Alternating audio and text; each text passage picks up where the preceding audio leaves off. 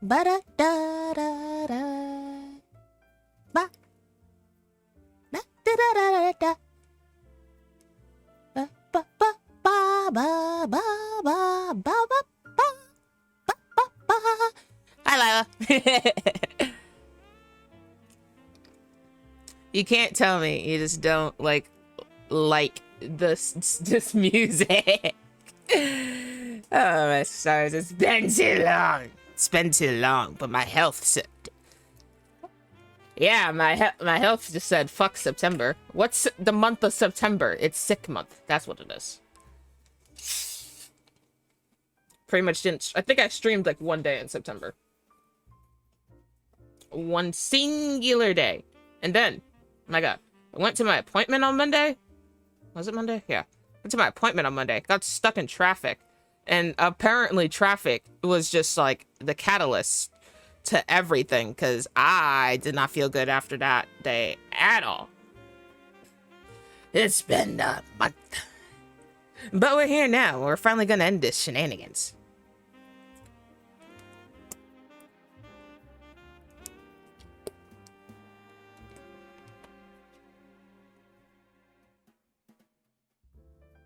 I think... Yes, I was taking a sip of my dew. You guys heard me drinking, I guess. I don't know if you guys can hear my fan, but if you can, I can, like, lower it. It doesn't look like you guys are able to hear it, so it shouldn't matter. It shouldn't matter. It shouldn't be the matters. The ancient city of Ladon. Yeah, we're about to start the trial.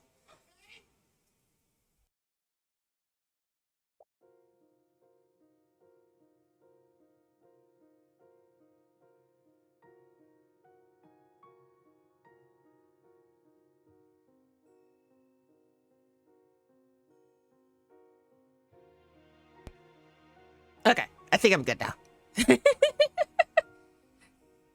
Hi, Firebale. Firedale, I'm sorry, your name is now Firebale. Tyrion, we're definitely lost. You followed Lord Steelwind's directions to the letter, but it appears you found yourself in the ruins of an old city rather than the estate of the Archduke. I don't understand. This should be the place. The map even has the giant tree north of here. I'm guessing that's the giant tree. This can't be the city of Ladon that Virgil mentioned. It doesn't look like anyone's lived here in centuries. No, but this would be a pretty nice relaxing spot at the very least. Excuse me. Well, to be fair, Bringo Burr, and I'm waiting until a bit later to go to bed. Meh. But Lord Steelwind's directions were pretty straightforward, so why are we... Wait a minute. Did he give us the wrong location on purpose? Please, what kind of dishonorable cretin do you take me for? Lord Steelwind, the only lord I currently do not have a problem with. Kinda. He is really fucking strict. But I don't know. I get the idea that, just from the emotions we got from the previous few things, that he's not showing his true emotions. That he honestly does care for his daughter. Lord Steelwind, what are you two standing around here for? The trial will be starting shortly. He's not alone either. He's flanked by a division of the Kingsguard and Arya. But it's difficult to tell if they're escorting her or keeping watch over her. You can see one of the knights channeling a spell over Arya. It must be an anti-magic field. Even now, she must still be wary about someone taking control of her mind.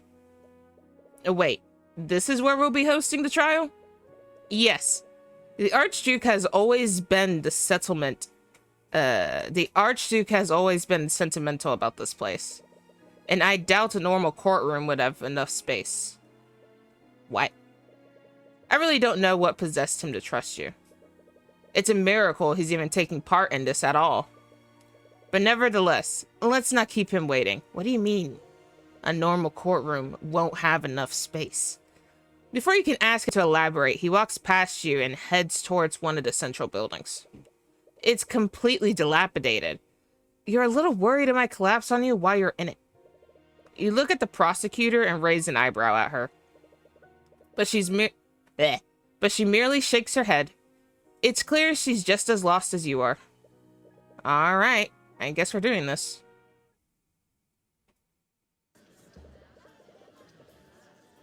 What do you mean a normal courtroom won't have enough space? There's a giant hole in the roof. Ow. The ruins are filled with everyone who was at the Grand Cathedral that day, and they all seem to be just as out of the loop as you are. The only person who seems to be unfazed by this entire situation is Lord Steelwind. He's taken his position at the opposite end of the room. It seems that he truly plans on prosecuting his daughter. Thank you all for coming here today. Man, it's weird we don't get our normal judge. I appreciate— Ow! There was a bump on my side and I just scratched it. I didn't know it was there. Ow! I'm a hot mess, man. I appreciate your cooperation with our investigation. Why have you brought us here? This place is filthy. It's crawling with insects and vermin. My apologies, but what happens here today must be kept under wraps for now. I had to choose a location that was away from modern civilization. But nevertheless, I welcome you all to my home. Wait, you live here? I do. Your Grace, I know you wouldn't bring us here unless you were completely certain. But I want to ask you one last time. Is this truly what you wish to do? There will be no going back after this. What? Man, what type of court case we about to do? I've made many mistakes in my lifetime. I gave Wyvern Guard the means to protect themselves, but all it did was warp them into something monstrous. I grew bitter seeing what I created, so I'd isolated myself from my people. I thought my best course of action would be to stay in seclusion and leave Wyvern Guard to fend for themselves. I see now what a fool I was. I abandoned my kin to survive in an unjust world. And now foreign powers have ingrained themselves in my kingdom. All because of my negligence. Foreign powers. Does he still suspect that you're an agent of the theocracy? Well, no more. It's time that the people of Wyvern Guard and their enemies remember who watches over them. As he raises his hand, magic begins to swirl around him. What's going on? The entire room is violently shaking. Whatever he's casting, it's unlike any magic you've ever seen before.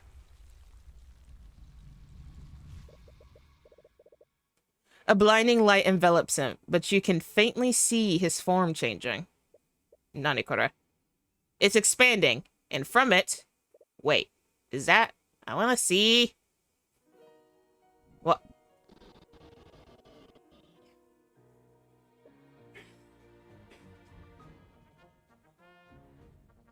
Dragon! Big dragon! What? It's a dragon! Dude! Look at it! As the Archduke assumes his true form, the gallery breaks out into hysteria. I didn't do it. No, look! There's a golden dragon! Some of them kneel in reverence to the ancient dragon, and some of them cower in absolute terror. You even see some of them attempt to flee before they're stopped by the Knights of the Kingsguard. Enough! This may not be a court, but I will have order. You're an ancient dragon. No, you're the last ancient dragon. That is correct, Heavensborn. I am the Lord of all lords. You all stand before Rathalion, the Scaled Lord. Holy shit, he lived. That's old Remy? I think that's old Rathy. Whoa. You can't even see the Scaled Lord title behind him. He's so huge.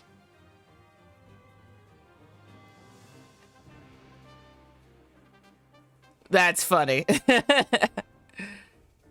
I want to pet him. Remus Virgili is an alias, I assume, when I walk amongst your kind. But make no mistake, even in my human form, I have always had the strength of an ancient dragon. Don't mind him, he has delusions of grandeur. Oh my stars. Until now, only the lords of House Steelwind and the kings of Wyverngard have known my true identity.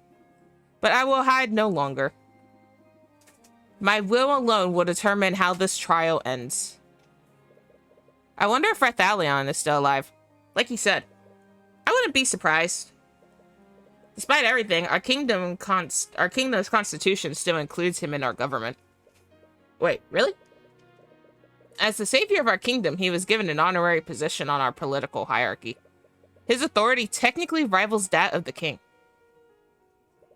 So that's why you're acting as the arbiter. You're the only person with the authority to convict any and all of the nobles here. Make no mistake, Mr. Cuthbert. I will remain impartial regardless of what transpires here. I will not interfere in this trial, nor will I try to manipulate its outcome. I will only mediate its proceedings and pass judgment when necessary. Well, that's certainly terrifying. Now then, with introductions out of the way, whoa. He's like that one uncle that always tells you those stories that sound so super fake and they end up being true, but the normal everyday ones are actually tall tales. Sounds about right. Now then, with introductions out of the way, shall we pursue? Whoa. Thank you for the raid, guys. Oh, my stars. Welcome, raiders. Luna Moth raid. Oh, my stars. Thank you for the raid, Luna Moth. Hello, guys. I am Althemia. I am a Hawaiian spirit VTuber. And today we are hopefully finishing this crazy case. How am I feeling today? A lot better than the previous month. I can tell you that much. I feel like I got some energy back. Finally. My God. September was sick month. We just don't count September.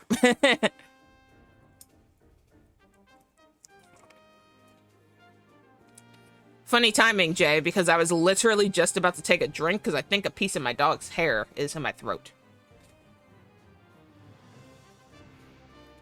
But thank you for the hydrate. Right? Dog hair ends up everywhere, so it's just a part of my now. It's a part of my being. Now then, with introductions out of the way, shall we proceed? Of course, Your Grace. The prosecution is ready. Oh, so that's where Arya gets it from. The defense is also ready. I'm sure we're all thoroughly aware of why we've gathered here. But for the sake of doing this properly, could you please list the charges, Lucio? I can only hear that in the ice creams. I can only hear that in the ice cream so good voice. Oh, my stars.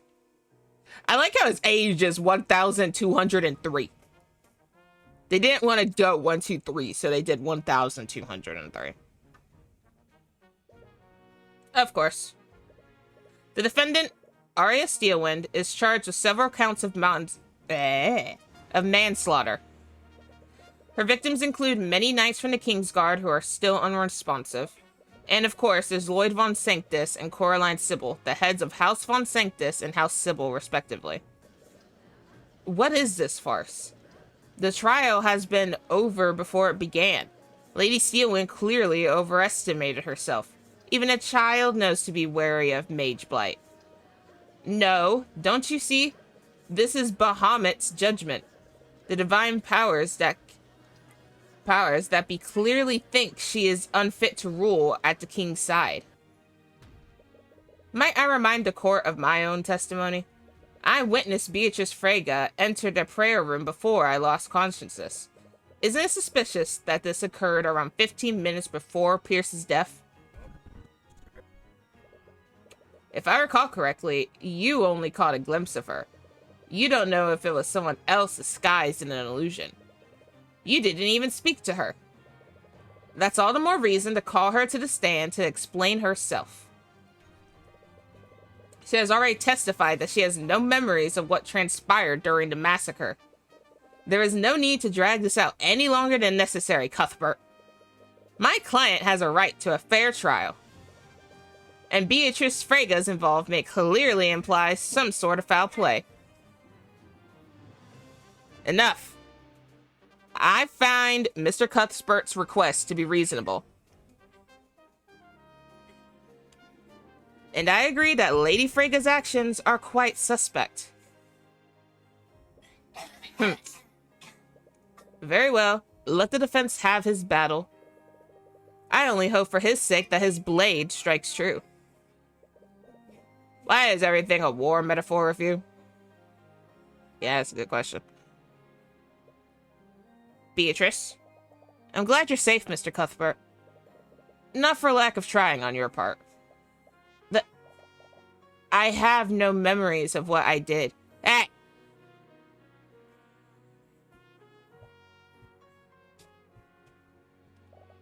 If I hurt you, I am truly sorry.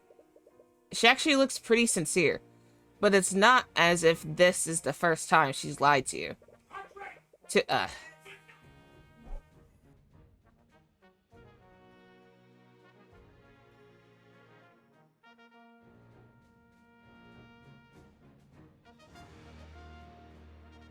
Sorry about that, had to cough.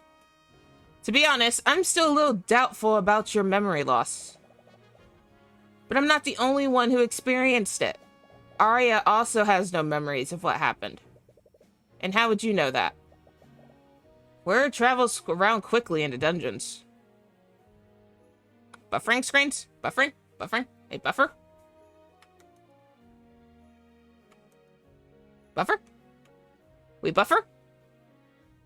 Buffer?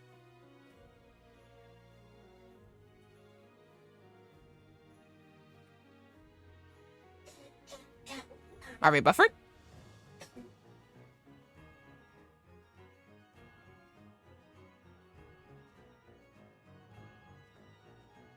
Mine. Oh, I thought we were buffering in general. I went to go check everything. I was like, buffer? Buffer lie?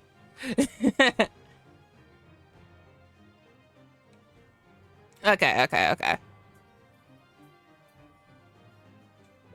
What? Regardless, if you truly have no memories of what happened, could you testify about what you do remember? Perhaps there's a clue there we haven't discovered yet. Very well. Witness testimony. I was with my sisters and my guide, Eris Ilmatter. I was speaking with them in the garden when I suddenly felt ill and lost consciousness.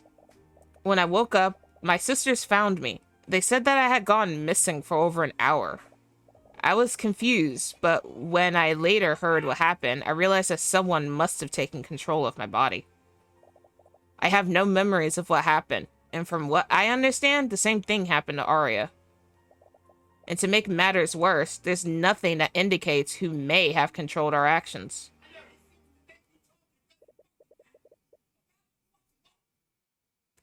So, she's also saying that someone else was controlling her. Well, her testimony does match up with Arya's statement. But there's something off about the way she's testifying. If she were trying to lie to you, she would have been a lot more vague. What is she doing?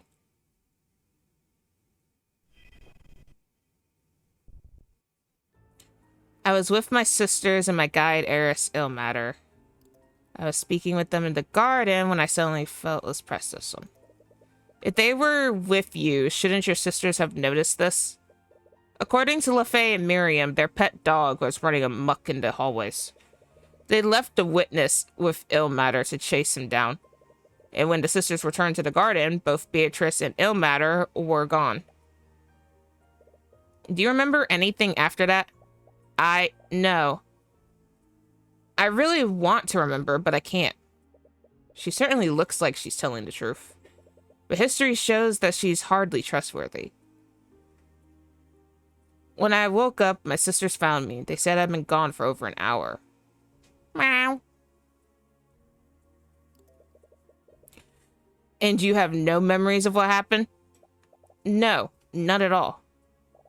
I can only imagine what I was forced to do while I was unconscious. Forced? What do you mean by that? Just press this one. So you're also saying that someone else controlled your body? Yes, it's the only explanation for why you saw me in the prayer room. Absolutely ridiculous. Arcane magic is not capable of mind control. You're spinning a fairy tale to absolve yourself. You're compelled to agree with him. So why do you feel like something's wrong? Think what you will, but please believe me when I say I have no memories of what happened, and for what I understand, the same thing happened to Arya. Your statement does match up with what happened to my client. But you clearly already knew what happened to her. You could just be using that knowledge to fabricate an alibi. I suppose I can't blame you for thinking that after what you saw. Mr. Cuthbert, I know it doesn't mean much coming from me, but I am telling the truth. That remains to be seen. And to make matters worse, there's nothing that indicates who may have controlled our well, there is, if I can find it. There it is. Oh, that was right. What up? Why would she say something like that? You found the contradiction, but it was almost like she gave it to you. Beatrice, you said there's no indication of who orchestrated this. But there is one piece of evidence that does just that, albeit loosely. And what would that be? This symbol. You pull out the parchment with the purple mark on it and show it to her. Well, you don't seem to be happy about that. Not Beatrice, Maroonif. I was about to call him Maurice. Maroonif, what are you doing? What's wrong? He's using his powers to suppress our connection. Magic? I can't actually see what you're trying to show me. Maroonif, can you stop being petty and just let her see it? I don't take orders from you, Heavensborn. I wonder, Mr. Cuthbert, what is on that parchment? You see, Beatrice, Arya has been investigating a string of murders throughout Wyverngard. These murders appear to be unrelated despite how gruesome they are. But they all share one thing in common. This symbol was found at each and every crime scene. Don't tell me my daughter has roped you into her little conspiracy theory. Your mind control defense would be laughable if it weren't downright insulting. Lord Steelwind, during the gap in Arya's memory, someone placed this mark in her pocket. It was clearly some sort of taunt from whoever orchestrated this. Nonsense! She clearly drew that symbol herself during her psychotic episode.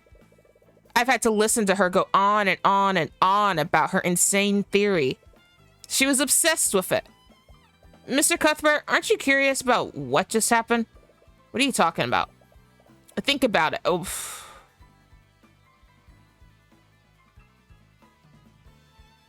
Darn glitches. My apologies. I don't know why I said that. Ugh. Is everything okay, Beatrice? Yes, I'm perfectly fine. Anyways, it looks like you'll have to figure the rest out on your own. Figure out the rest on my own. What do you mean by that? There's nothing to figure out. Your Grace, these two are making a mockery of us by spouting these insane theories. The defense clearly has no case. End this at once. Considering what I know, I'd like to indulge his theory. What? The judge is finally giving you a chance for once. That's a first. You shouldn't waste this opportunity. You've actually been noticing it for quite a while. Beatrice has been acting strangely since the trial began. It's yeah, because every time she tries to talk, damn glitch happens, and then bam, rewrites what she was going blah, blah, blah, blah, blah, blah, blah. Rewrites what she was going to say. But not in a way that seems to implicate her. It's almost like she's intentionally trying to make you realize something. Why don't you pull on this thread a little more? She just asked you if you're curious about what just happened. You're not sure why she stopped herself when you asked for elaboration.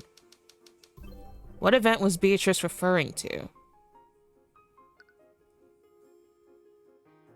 Marunif hid the purple mark from Beatrice. Marunif, he didn't allow Beatrice to see the purple mark. He'd only do that if Beatrice would recognize it normally. Why would Marunif interfere?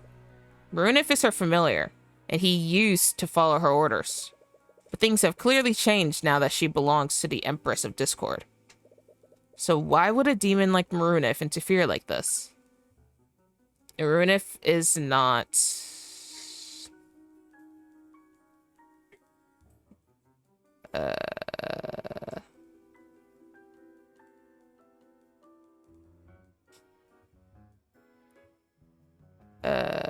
the purple mark is related to a demon. The purple mark must be related to a demon somehow. That's the only explanation as to why he would prevent her from seeing the mark. But Arya has been investigating murders throughout Wyverngard. Does this mean that her investigation also has something to do with a demon? Arya suspected that each of the murderers was acting against their will. And now both Arya and Beatrice are also claiming they were controlled. How could something demonic control Beatrice? You can't explain what happened to Arya and these other individuals, but you do know why Beatrice might not have been in full control of her actions. Beatrice lost control of their actions due to a blood contract. There we go. You recall what was written on Beatrice's contract during her trial. It said what would happen if she failed to claim House Freyga.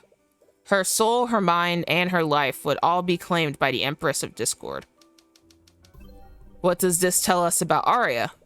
If this Empress of Discord owns Beatrice's mind, would that mean they could also control Beatrice against her will?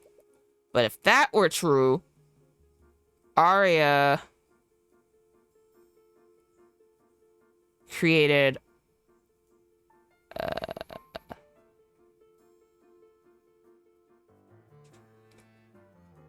lost control of their mind due to a blood contract? No, that can't be right, can it? Did Arya seriously sign a blood contract with a demon?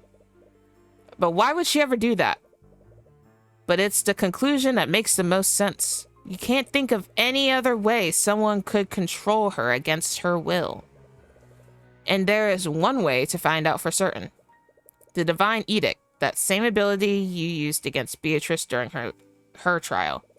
It was instinctual at the time, but you have some understanding of how it works. It creates a copy of a blood contract between a control holder and a demon who created it. Hey, Mandy!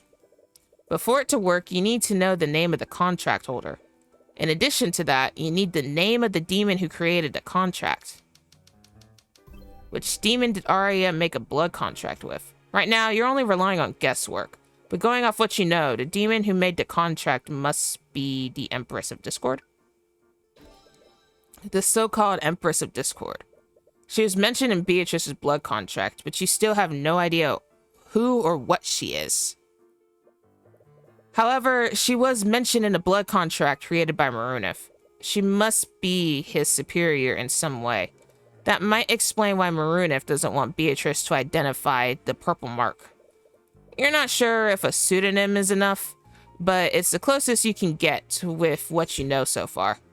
You've been awfully quiet for a while, Mr. Cuthbert.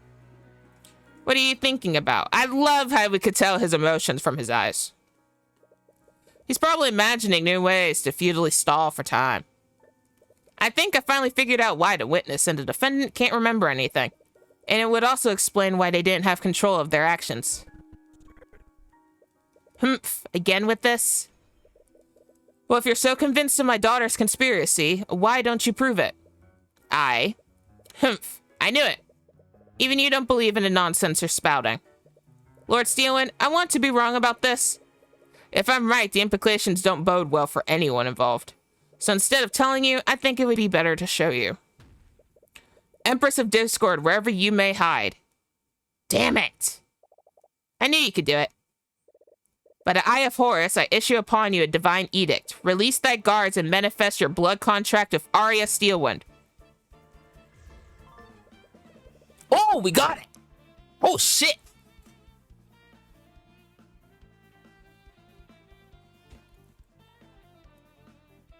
The blood contract seems strange. Unlike Beatrice's contract, it's only one page. Even stranger, there's a large empty space at the top half of the page. There are only a few sentences at the bottom. For the intentions of this contract, the person who hands the contract to Arya Steelwind will be referred to as the patron. By signing this contract, Arya Steelwind surrenders her mind, body, and soul to the patron. This contract will bind Arya Steelwind to the patron so long as they both live. It's signed with Arya's signature. No! This can't be true. This is...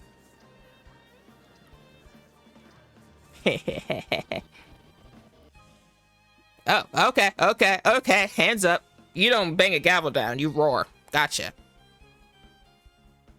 Enough. Stop prattling amongst yourselves. No, this is a sham.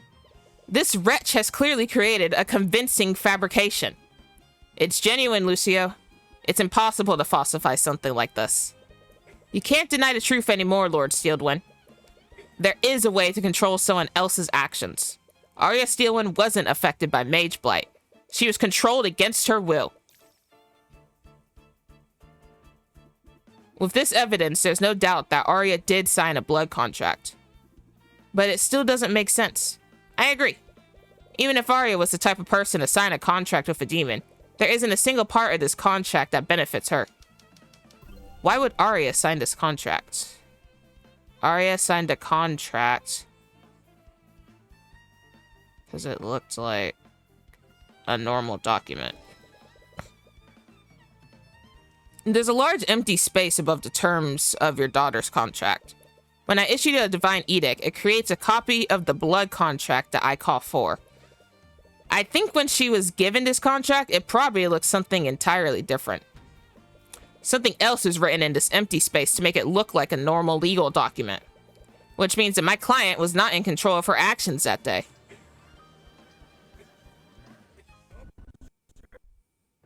What do you want, mister? Enough of this, all of you. Do you see now, Lord Steelwind? Arya was not responsible for what happened. That remains to be proven. What are you talking about? She has a blood contract that relinquishes control of her free will. Not having control and not being responsible are two very different things, Cuthbert. What? I'll admit, the defendant may not have had control of her actions when she murdered the victims. At least these tables are a bit more sturdy than those old wooden ones. Yeah. However, she did have full control of herself when she signed this contract. Are you serious? No one in their right mind would willingly sign a contract like this. And what of Beatrice Frege? Was she in her right mind when she made a contract with the demon Marunif? Aye. If we can't hold the defendant responsible, surely we should also acquit Lady Frege for the murder of her father. That's hardly the same thing. I, for one, fail to see the difference. A fool made a deal with a demon, and as a result, several esteemed members of the nobility were killed. She's your daughter, Lucio. And how does that change anything? Damn it, he seriously doesn't care if he convicts Arya. Honestly, this only places more responsibility on her for what happened. I could have accepted if she had been reckless and accidentally induced mage blight. But to sign a contract with a demon, that only further espoused the need to put her down. She was clearly tricked, Lucio. Is that so? As a fellow attorney, would you really sign a contract without carefully inspecting it? Aye.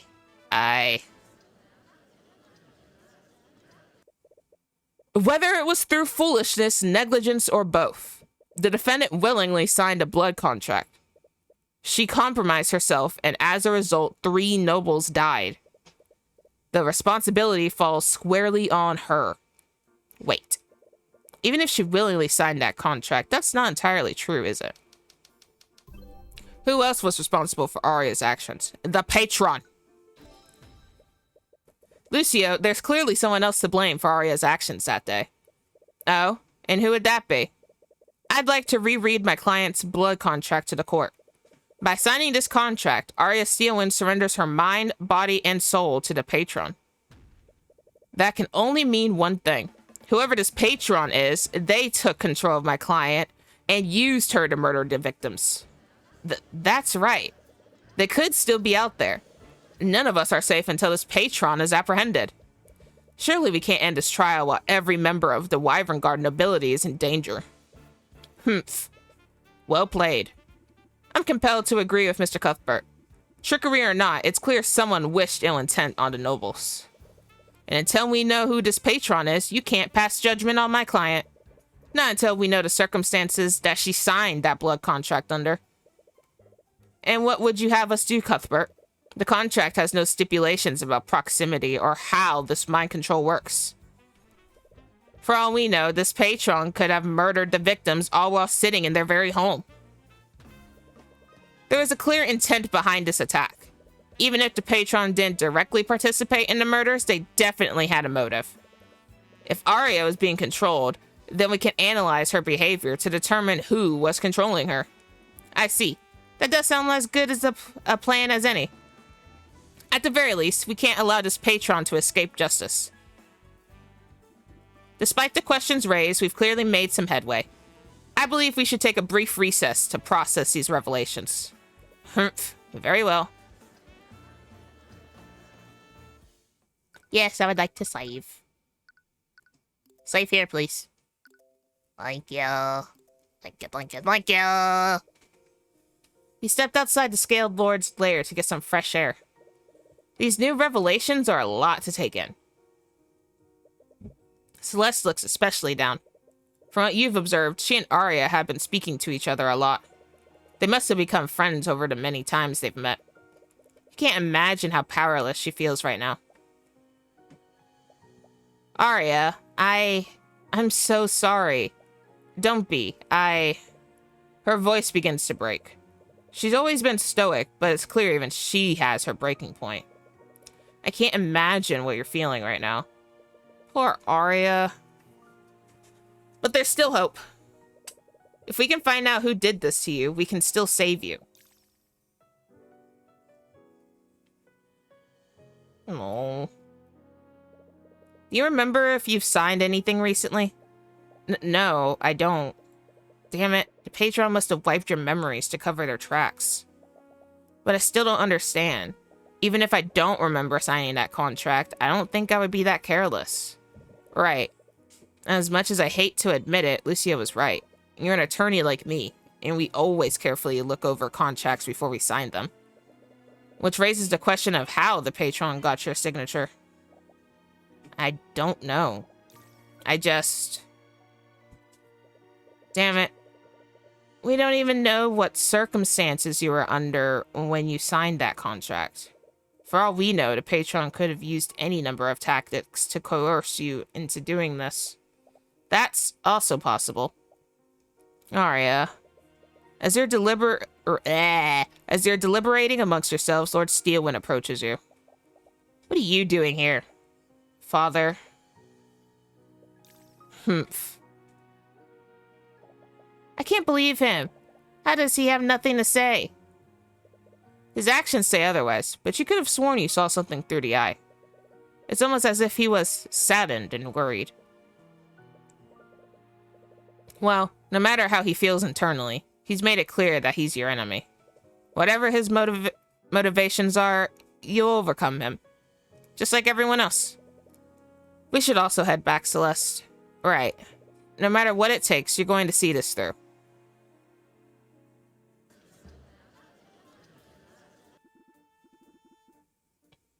Did she ever sign a marriage contract? The whole mind, body, and soul thing sounds like a weird marriage thing.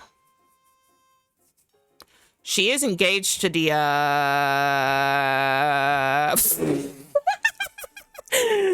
was crown prince, now king of Wyverngard. So,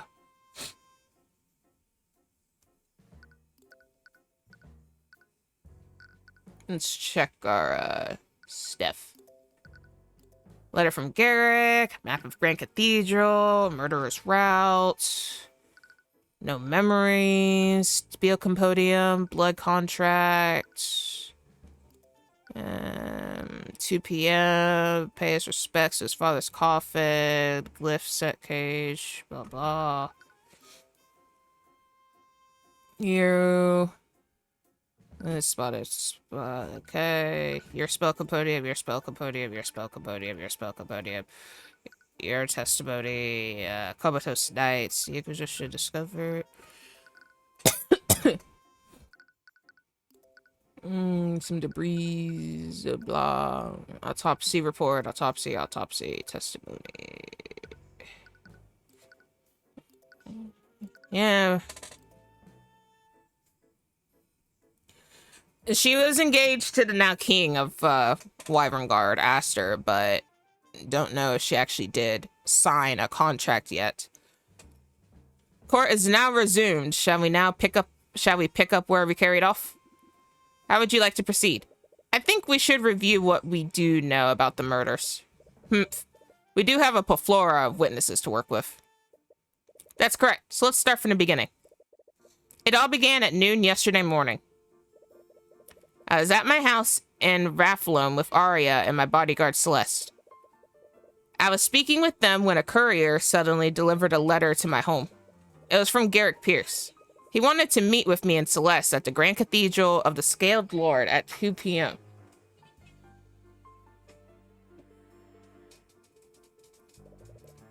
To make sure we were on time, we arrived at the Grand Cathedral at 1 p.m. At the time, we didn't know that the cathedral was closed to the public, but the knights guarding the cathedral allowed us through anyways.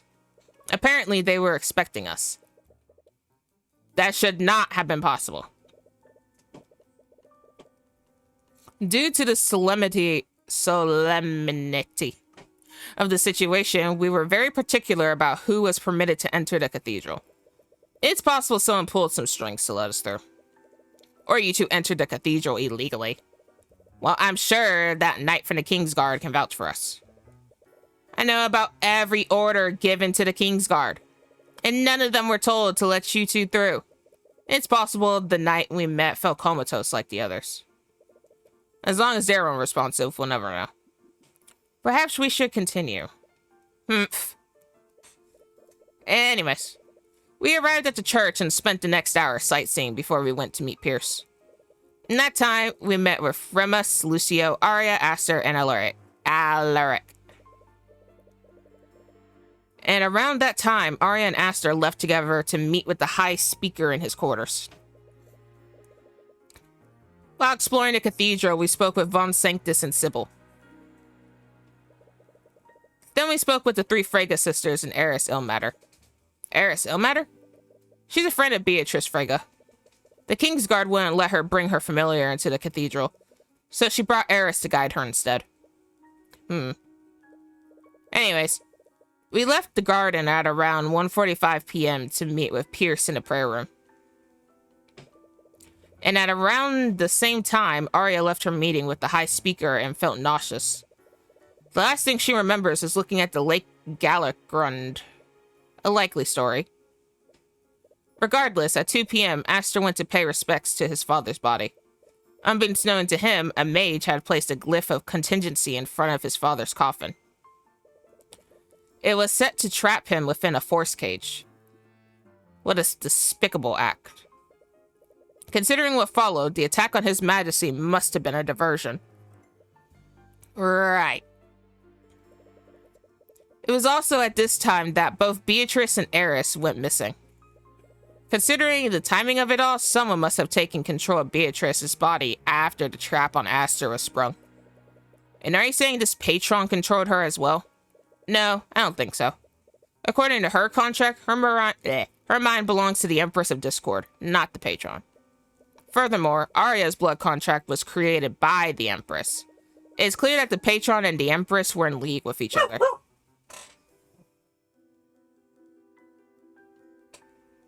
Apparently, Kalea didn't like that, guys. What you doing? What's your silly girl doing? What? Wonderful. Another demon we have to worry about. Anyways. Man, anyways counter. The patron and the Empress had all of the pieces they needed. That's when they began the massacre. The patron took control of Arya's body, and they used her to murder Von Sanctus at 2:05 p.m. Presumably, Arya started a fire in the common room around this time. Apparently. Might be treat time, lol. So you want a treat? You want a tweet? We could always pause the murder investigation to give the baby girl a tweet. What the tweet? Yeah?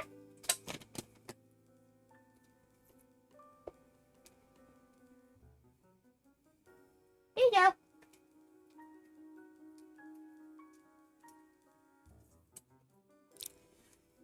Treats have been deployed. Now if I could get the screw cap back on. Presumably, oh yeah, I read this one. Yeah, yeah. Get it right, toddler. Yes, Kalea is a big toddler. And since Von Sanctus's body was found there, this must have been after she murdered him. Shortly after, Prince Alaric spotted smoke from the fire and asked Arya what was going on. Arya responded by using an unknown transmutation spell to incapacitate him. Man, I cannot speak today. To think they would use her to attack the prince as well. Luckily, the effects of that spell were only temporary, and Alaric came out unharmed. After this, the patron used Arya to murder Sybil at 2:15. She brought Sybil's body to the westward balcony, where she dumped it into Lake Galacron. High Speaker Archias witnessed this, but he wasn't aware of what she'd thrown off the balcony until much later. The High Speaker thought this encounter was strange, but he continued with his business. He headed to the prayer room, but was turned away by the knight standing guard there. Meanwhile, Celeste and I were talking to Lord Pierce. When he showed up for the meeting earlier, he was clearly expecting someone else to show up. We tried to get to the bottom of what was happening, but he refused to answer our questions.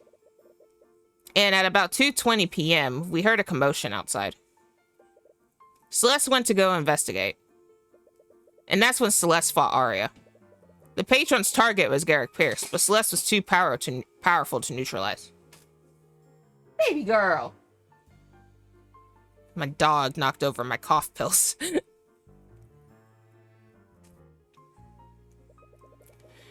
They fought each other for about 15 minutes before Arya was finally able to push past her. During their fight, the Empress sent Beatrice into the prayer room. She probably made Beatrice invisible to move undetected. She then used her to cast a sleep spell on Pierce and me to knock us out. I remember checking the time close to when this happened. This must have happened at 2:30 p.m. If your testimony is correct, Beatrice Frago is actively used in this plan. Yes, and considering how quickly the massacre unfolded, the Empress must have coordinated with the patron. They probably planned how they would use Beatrice and Arya to carry out the murders. Anyways, after Beatrice knocked us out, Arya finally pushed past Celeste and entered the prayer room. And before Celeste could chase after her, she had already murdered Pierce. Arya and I were already unconscious by the time Celeste entered the room. The patron had already achieved their goal of murdering the three nobles, so she probably fell unconscious after they released their control over her. Arya and I regained consciousness shortly after. That's when the Inquisition arrested her for the murders. Lord Pierce was one of the victims. Your meeting clearly had more significance than I'd realized. So tell us, Cuthbert, what was your discussion about? It's fine, you can tell them. Alright, as long as it's okay with you. For the past few months, Celeste and I have been investigating who her birth parents are. I recall receiving many complaints about her during the Lord's Ball. Supposedly, Garrick Pierce had the information we were seeking. That letter he sent us said that he wanted to trade this information for his freedom. I assumed that meant that he wanted me to be his attorney. Do you honestly expect us to believe that? Why would he ask for help from the attorney who indicted him in the first place? We thought the same thing. And when we arrived for the meeting, it was clear I wasn't the intended recipient. This means that Pierce sent that letter to someone else. You better not be lying to us, Cuthbert. Frankly, I don't much care if you believe me. Regardless, if we examine every action Arya took, we can build a psychological profile of the patron. I will give you that. To begin, the defense would like to call the Inquisition commander to the stand. His testimony might shed some light on how Von Sanctus and Sybil died. Despite all these witness accounts, we still only know how Pierce was murdered. Yes, he was impaled using a blade magically frozen from his own blood. Ugh, that's morbid. In a grim sort of way, it's almost poetic that he died the same way Flintheart did. But you doubt that will give Celeste any kind of closure. Anyways, we need to find out exactly how Arya murdered Von Sanctus and Sybil. The massacre was swift and efficient. It must have required a lot of forethought and coordination. If we figured out who might have had this knowledge, we might be able to find out who did this. I see. That sounds as good a plan as any. Kingsguard, escort Commander Orion White to the witness stand. Witness, please state your name and occupation. Right, Commander? I'm sorry, I just can't do this. How am I supposed to act like this is normal? A giant lizard is...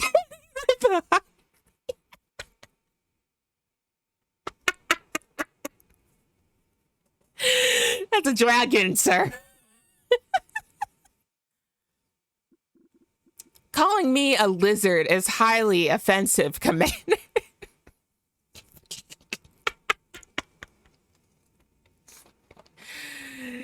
Oh, my stars. Sorry, your scaled lordship, sir. Dragons are not lizards. Look, tell that to Orion White. He said it, not me.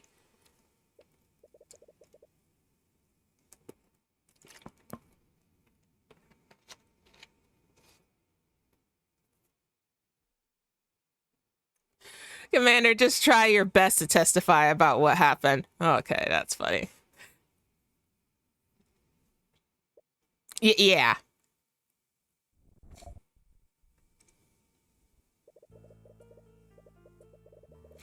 It all started when we received a report from the Kingsguard. The prosecutor attacked Prince Alaric and a fire had broken out in the common room. We weren't sure what the deal with Steelwind was, so we went to the common room to put out the fire. And when we got there, we noticed a bunch of unconscious knights in front of the prayer room. We went to the prayer room. That's when we found Steelwind and Cuthbert unconscious next to Pierce's dead body. We later found the bodies of Von Sanctus and Sybil too. That's when we realized that she offed all three of them.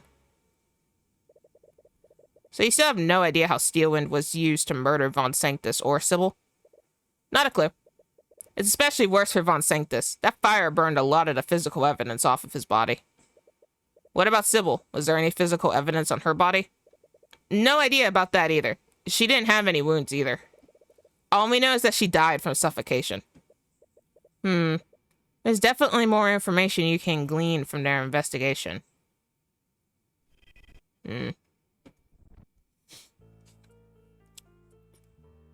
Okay, got that. We weren't sure what the deal with Steelwind was, so when we went to the common room, put out the fire, got clutch as knights. We went to the prayer room next to Prius's dead body. We later found that's when we realized that she offed all 3 of them. Does she even have the spells to off all 3 of them? Well, she does have Firebolt. She does have Shape Liquid. I don't remember what Shape Liquid does. Where I was on it. While concentrating on the spell, the caster can manipulate. Yeah, he can freeze it. Yeah, she can do all that. Shape Liquid, dispel magic, Steelwind, strike, detect magic, polymorph, and hold creature. Yeah, we've seen her use hold creature before. Okay.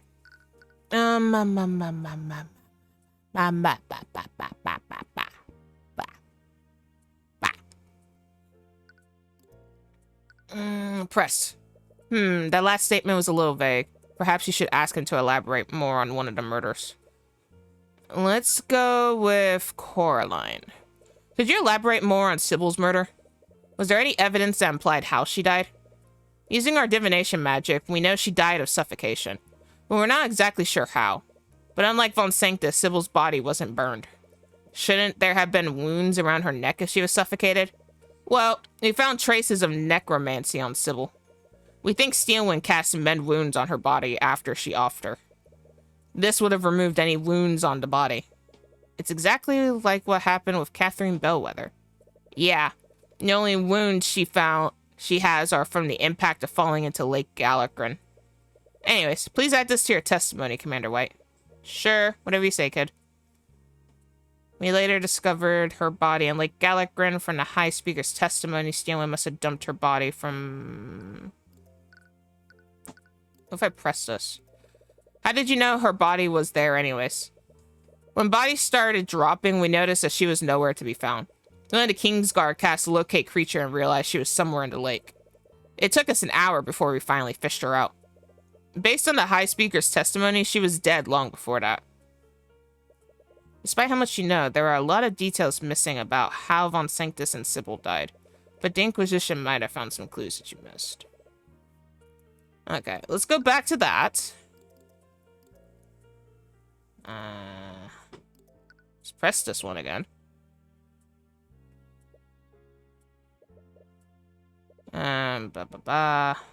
Sybil, the victim you want to focus on. Yeah, let's switch to, Von Sanctus. Von Poophead. Locate creature works on a dead creature. Wouldn't it be locate object at that point? Well, that's morbid. That's a little morbid, calling her an object. Could you elaborate more on Von Sanctus's murder? Was there any evidence that implied how he died? Like I said, it's trickier with Von Sanctus because the fire partially burned his body. And our divination magic could only tell that he died of suffocation. I see, so there's no other physical evidence. Well, there is one thing. From his burn marks, we do know that he was hit with a firebolt before he died. We're guessing she wanted to weaken him before she dealt the final blow. So he took a direct attack from her before he died. Anyways, please add this to your testimony, Commander White. Sure, whatever you say, kid. From the burns on his body, she must have hit him with a firebolt to keep him from getting away. Wait, but... there was a Forcey cage. There is a Forcey cage! I don't know what to prevent. Present.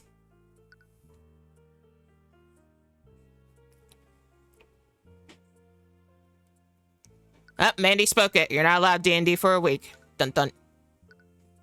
I don't know what to present. That at 2 of 5, the cause of death was suffocation. The fire in the common room burnt the body. Too much to discern any specific wounds he might have suffered. However, a small trace of evocation magic and a burn mark were found on the victim's left shoulder. This implies that he was hit with fire base. Traces of abjurations were found. Let's do this one. I don't think that was it. We did just finish our campaign. Now I get to work on getting ready to DM for us. LOL, Allie's in it. Yeah, in it. I in D&D game. Well, I gonna stream too. I'm gonna stream it. You guys can see me play Chaos. And that... I fail to see how that proves anything, Mr. Cuthbert. Oh, I was wrong. Okay. Okay, let's press this. Right, Firebolt is in her spell compendium, and Von Sanctus wasn't exactly a fighter after all. Yeah, the poor sap didn't have a chance. He must have been in immense pain from the attack. Oh. See, we don't want... He didn't have anything to defend himself with. Maybe I present his spell compendium? Where's the spell compendium? That's his autopsy. Where is it? Where's Von Poophead's spell compendium? There it is. Look, Force Cage. There we go. Got it. Noodle arms. Noodle arms. Noodle arm victory. That's strange. What is it now? Commander White, you said that Steelwind attacked Von Sanctus with a firebolt before she suffocated him. Yeah, she probably wanted to injure him so he'd be easier to subdue. But that's what I find strange. Von Sanctus knew he was under attack. So wouldn't he cast Force Cage to repel her? I guess that's true. Von Sanctus was hardly a warrior, Cuthbert. Force Cage is an extremely useful spell, but it has to be aimed. He was hit with a firebolt, and he must have been in immense pain. I doubt he'd be able to think clearly under those circumstances. I normally agree with you, but the crime scene tells another story. What do you mean, Mr. Cuthbert? What implies that Von Sanctus cast Force Cage? His autopsy. No, Steelwind. No.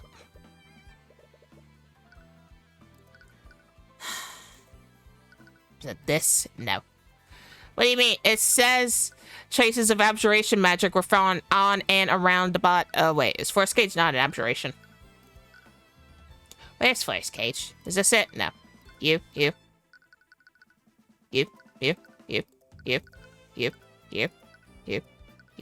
Where's Force Cage? Thank you. It is an abjuration.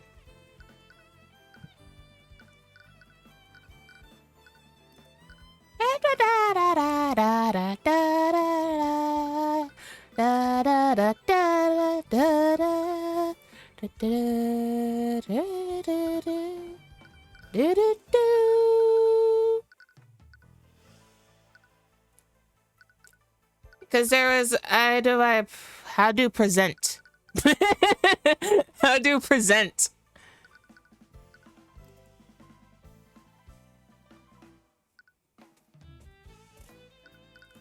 No, I swear, it's because of that. Because there's a cage. But if I can't present his autopsy... Oh, here we are. Whoa, I got it! When we investigated the crime scene, we found traces of abjuration magic that formed a perfect square around the body. I'm sure if we measured the dimension of that square, it would be 10 feet by 10 feet. Which is the same length and width as the cube created by Force Cage. Like you said, he was in no shape to aim it. So he cast Force Cage on himself to create a makeshift barrier. Nonsense. If Von Sanctus had cast Force Cage on himself, he should have been protected from further harm. The defendant wouldn't have been able to suffocate him after that. Perhaps there's some way to bypass Force Cage. And once again, your ignorance of the arcane art is made apparent. Force Cage is one of the most powerful abjuration spells in existence. I think I know how. If it's a cage, there's holes. And if there's holes, that means smoke could get in. Therefore, I think he suffocated to death from smoke inhalation. Smoky inhalation. Yeah. Well, hello there, Kalea. Hello. What you doing? Kalea is watching me stream, guys. Bye-bye. It can't be dispelled, and no one could teleport into or out of it. Right. Aster was also trapped in a Force Cage. And he had to wait for the hour duration to elapse. Hey, go me. So how did Steelwind suffocate him?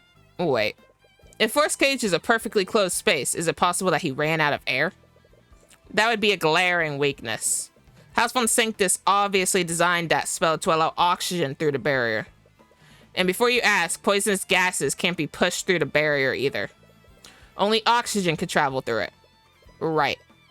And even if they had used poisonous gases, the autopsy report wouldn't have said he was suffocated. Smoke inhalation. The smoke killed the oxygen. Arya can... The fire consumed all the oxygen in the common room. Force Cage is specifically designed to allow oxygen through its barrier. But what if there was no oxygen left in the room? No oxygen. Ah, I see. Hey. It was the fire in the common room? Yes, sir. It was the fire in the common room.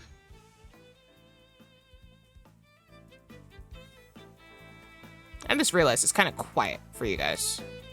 I turn up a little bit. Just a little bit. Okay. Let me know if that's too loud. Then I turn it back down. But it looked a little quiet.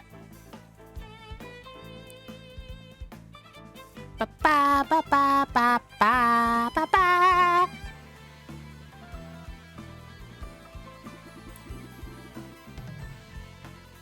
The patron knew Arya couldn't harm von Sanctus once he was in that force cage, so she started a fire to eat all of the oxygen within the room.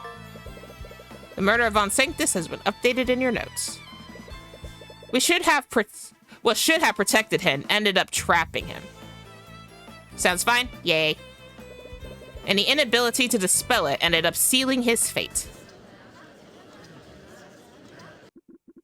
Well, I suppose that explains how the defendant murdered von Sanctus. But with that in mind, a lot of this plan sounds like it was improvised at the moment. Just like the murder of Pierce. And not only that, we assumed that the patron used the same method to kill both Lord von Sanctus and Lady Sybil. But I doubt Lady Sybil died under the same circumstances. Correct. There was only one fire. And if Sybil was in that force cage, the defendant wouldn't have been able to throw her body into Lake Galacrun. Which means Sybil must have died by asphyxiation elsewhere. Then it's clear our next course of action is to determine how Lady Sybil was murdered. But we still don't know where she was murdered. And the only witness who saw her around this time was the High Speaker, which was after the defendant disposed of Sybil's body. Well, the High Speaker's testimony is as good a start as any. For our next witness, the defense would like to call the High Speaker Theon Archius to the stand. What's wrong? It's nothing. Please carry on. Everything okay, Mr. Dragon? Kingsguard! Escort High Speaker Archius to the witness stand. What? Did you guys see his face? Witness, you will testify about... Oh, great and blessed scaled Lord. This man's terrified.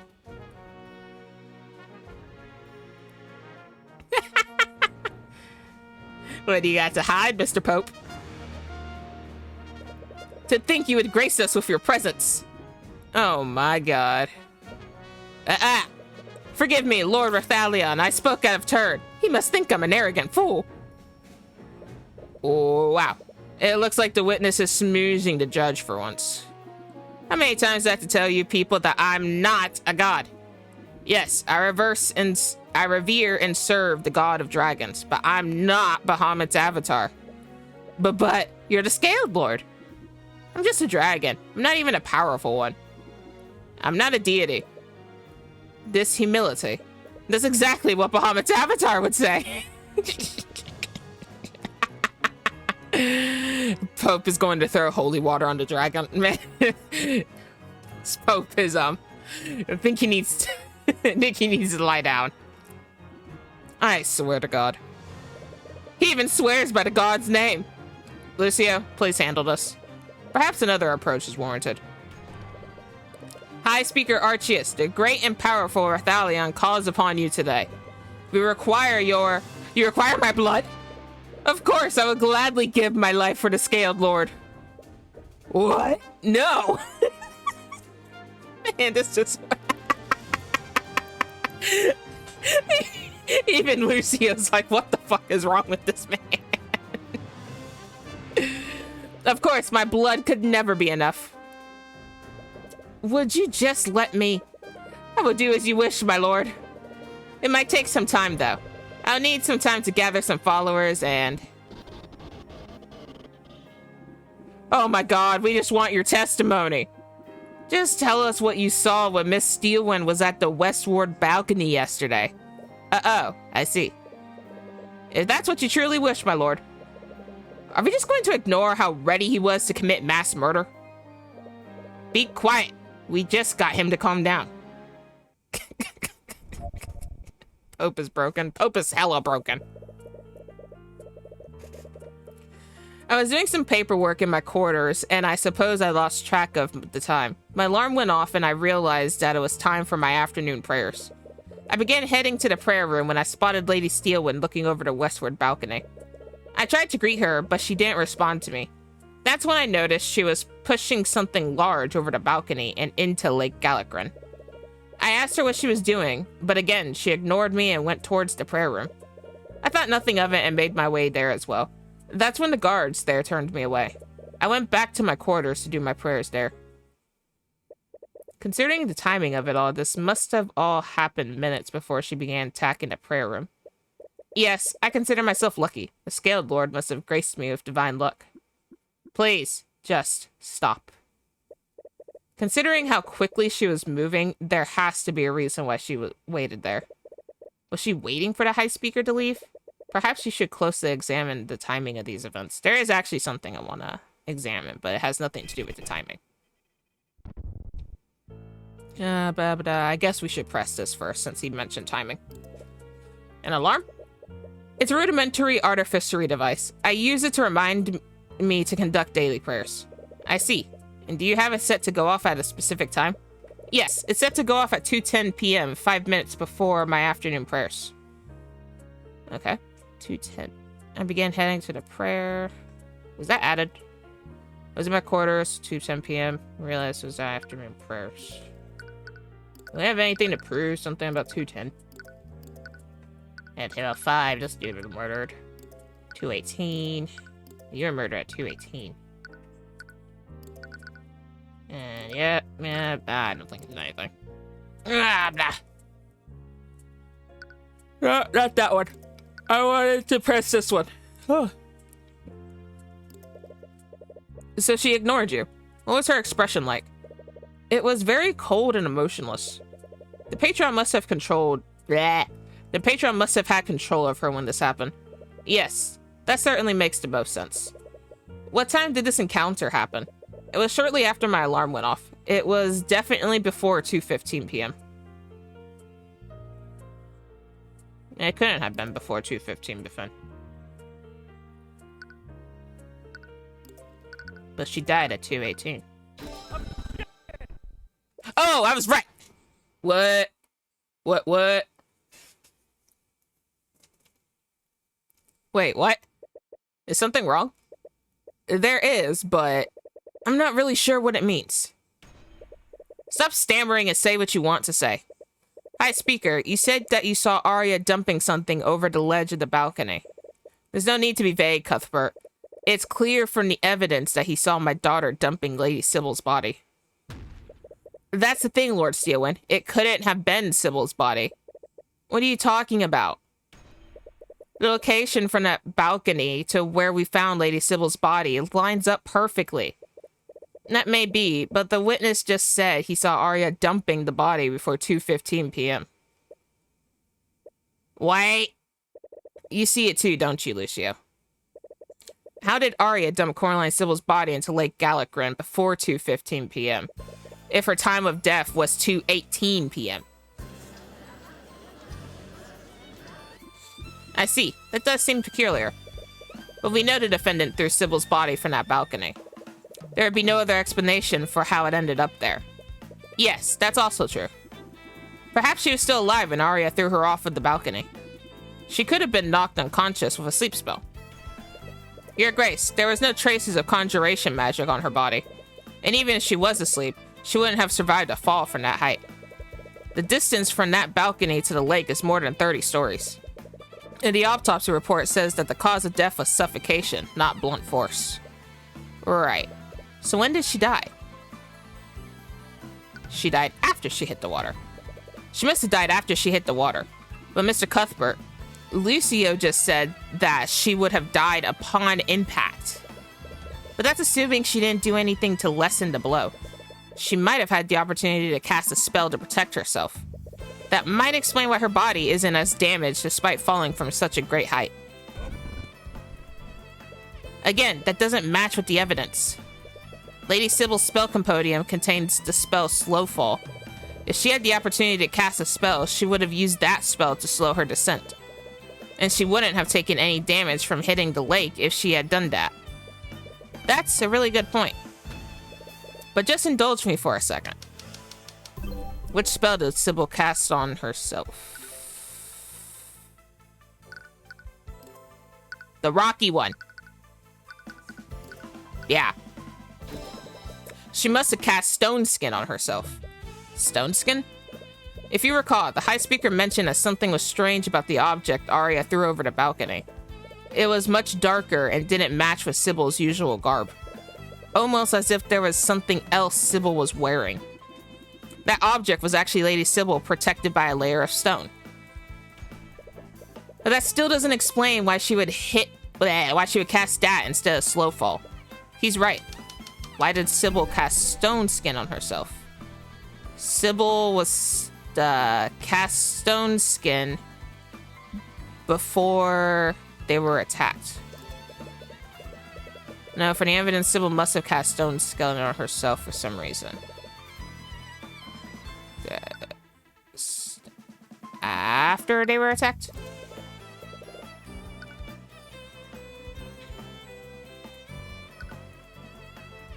Before.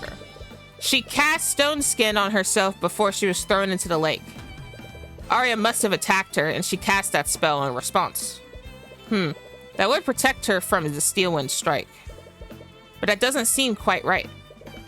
What do you mean? I may not have seen much, but I saw that the object Arya dumped was stiff and motionless. If it had been Lady Sybil, she would have been struggling against her, wouldn't she? That's a good point, too. The High Speaker saw Arya dumping a motionless Sybil. But if we assume my logic is correct, she would have also still been alive. Why was Sybil motionless despite being conscious? Sybil was knocked out by a spell. No. She would be immune to most blunt force impacts. Sybil was affected with an illusion? By a spell. She must have been affected by a spell. And considering it kept her from resisting Arya, the patron must have made Arya cast that spell on her. Which spell did Arya cast on Sybil? Alright, hang on. Let's make this easier. Firebolt shaped liquid, dispel magic, steal and strike, detect magic, hold creature. Hold creature.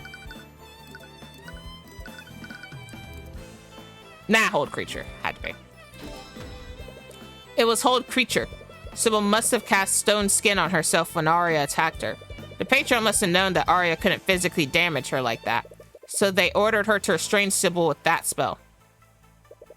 And Sybil died by suffocation. That's right, Lucio. How did Sybil suffocate? She drowned. Sybil drowned in Lake Galacron. Sybil suffocated when Arya threw her into Lake Galacron. Her stone skin lessened the impact of the fall, but it also made her drop like a literal rock. Arya's whole Screecher spell prevented her from moving or releasing her spell. She was helpless as she sank to the bottom of the lake. I believe that covers all three of the murders then. Yes. Lord Von Sanctus suffocated to death in his own force cage. Lady Sybil drowned after Arya cast Hold Creature spell on her.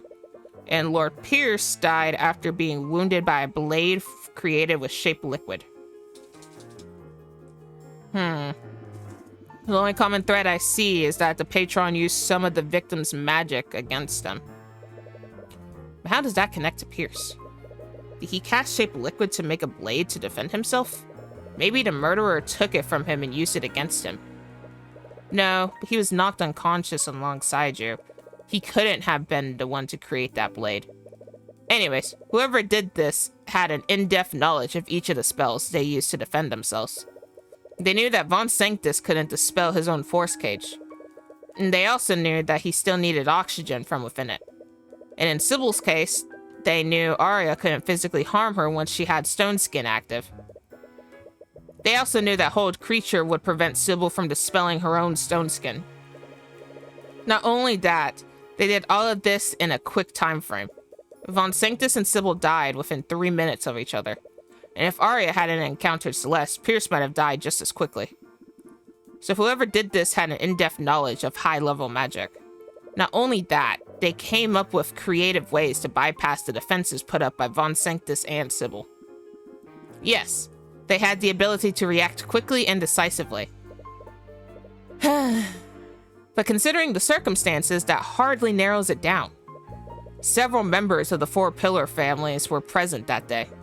Each and every one of them studied at the Imperial Academy. They would all be knowledgeable in magic and its applications. Something they're saying isn't sitting right by you for some reason.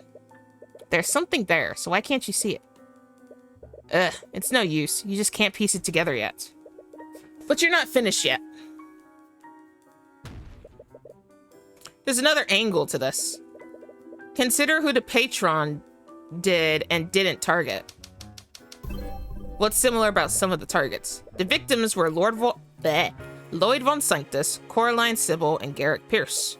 What's the similarity that we can draw between at least two of them?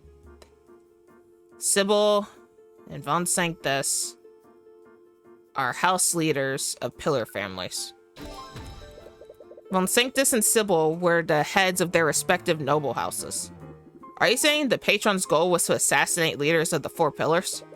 That's the motive that makes the most sense. But that does leave one question. Don't be coy. I'm not daft, Cuthbert.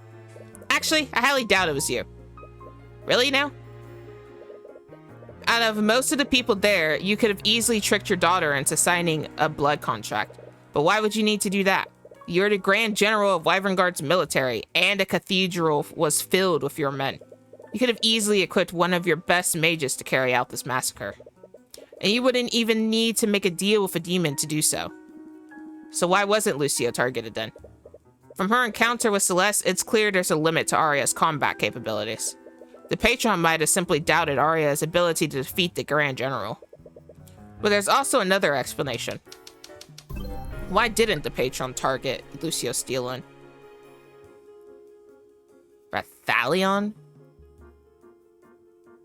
The patron wanted to frame House Steelwyn for the murders. The patron wanted people to suspect House Steelwyn for the murders. They used Lucio Steelwyn's daughter to commit the crime.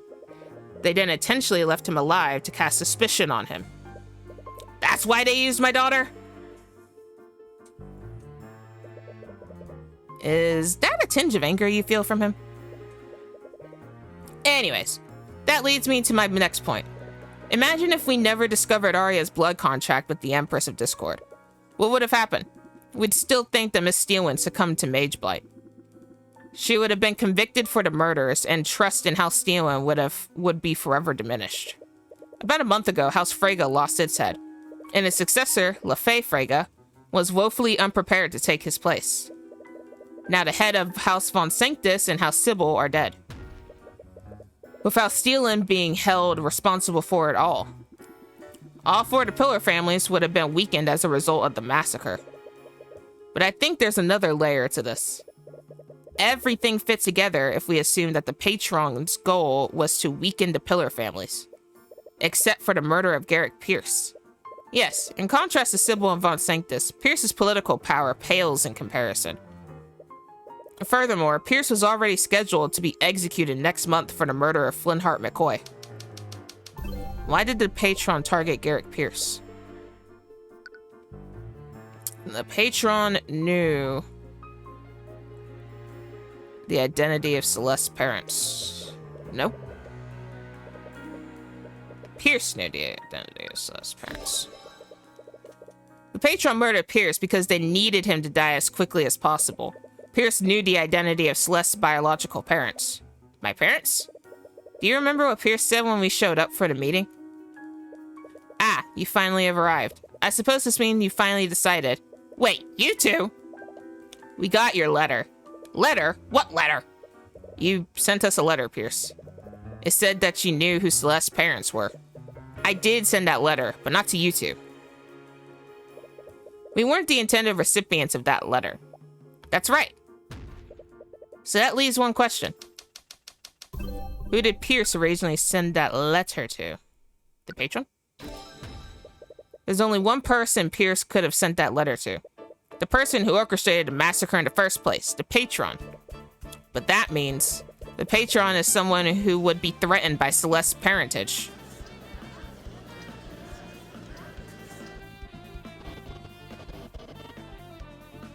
Order! Order in the court! But I don't understand. I'm sorry. I know this is a lot to take in, but I think they were targeting you for some reason.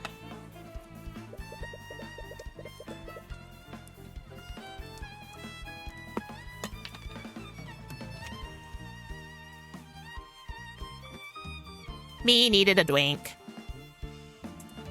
Pierce knew the identity of Celeste's parents and attempted to blackmail the patron with this. Instead of complying with Pierce's demands, the patron instead sent the letter to me. But why go to the trouble of luring you there? They could have just allowed Pierce to wait in a prayer room while the defendant made her way to murder him. Looking back on it, it's possible they wanted to kill Celeste too. What? They knew I wouldn't meet with Pierce alone, and the information he had was about her. The patron correctly guessed that I'd bring her with me. By killing both Pierce and Celeste, they'd eliminate any threat Celeste would pose to them. But who would be threatened by such information? The mere existence of McCoy posed a threat to them. It must have something to do with her birthright. Right. So who would that leave? The Eye Taker! No, it can't be him. He's dead. We know he's dead. You. King Dave Wyverngard just recently died. I just guessed, honestly. It didn't make sense for the other houses. What if Celeste was a member of the royal family? You think I'm a princess? I don't want to suspect Aster, but we need to consider every possibility. And when it comes to conflicts of inheritance, a royal line of succession is the first thing that comes to mind. Not only that, the king would have the authority to pardon Pierce for his crimes. But that wouldn't entirely make sense. What do you mean? If McCoy was abandoned at a tavern in Cornhaven, we must assume she's a bastard child. Okay, I don't know why you have to bring that up. My point is that King Oliver wouldn't abandon a child of pure royal blood. The kingdom requires heirs to continue the royal bloodline. He would have leveraged her in a diplomatic marriage. That's disgusting. That's diplomacy, Cuthbert. Anyways, even if McCoy was of royal blood, Aster is the king's eldest child. And he's of pure royal blood. McCoy would have no claim to the throne under these circumstances. Right, I see what you mean. I suppose that eliminates Aster for now. Anyways, we should consider the other suspects first. So who would that leave? Could it be Steelwind then? I don't see how it could be Frigga.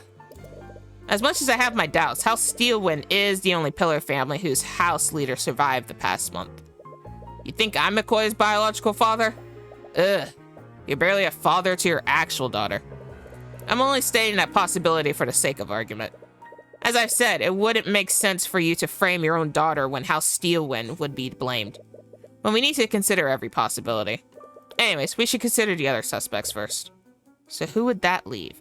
I can't see it being House Freyga, though. I'm gonna say the Eye Taker. Let the Eye Taker orchestrate this whole thing. The Eye Taker? That common criminal? What reasons would he have to do this? I've heard firsthand that he was planning to expand his influence throughout Wyverngard. He was actually plotting with Beatrice to use House Freyga to do so. Since I ruined his original plan, setting up the massacre might have been his backup plan. Perhaps we're looking at this all wrong. What if Celeste was a part of the royal family and they were planning to use her to take the throne? But if he wanted to do so, why would he put McCoy in danger by having my daughter attack her? Not only that, he also had the perfect opportunity to murder His Majesty. Imagine if he had placed a more lethal contingent spell in that glyph of contingency. His Majesty might have very well died alongside Von Sanctus, Sybil, and Pierce. Yeah, I suppose you're right. But we need to consider every possibility. Anyways, oh my stars. Surprisingly, cough meds is also gross. My cough meds are pills, so I don't have to deal with the nasty taste of liquid cough meds. Why didn't the eye check... Why didn't the eye taker get a check mark? I recall during Beatrice Freyga's trial, we heard William Freyga's last will and testament. It mentioned that House Freyga's assets would be divided evenly between all of his children. If McCoy were to be revealed as a Freyga, his daughters would be legally obligated to share the estate with her. Could I seriously be a Freyga? I don't want to suspect LaFay or Miriam, but we need to consider every possibility. And as we've seen, the Freygas are no strangers to making deals with demons. But it still doesn't quite fit. I doubt LaFay or Miriam would do something like this. What are you basing that on? I tend to be a good judge of character. Hang on, guys.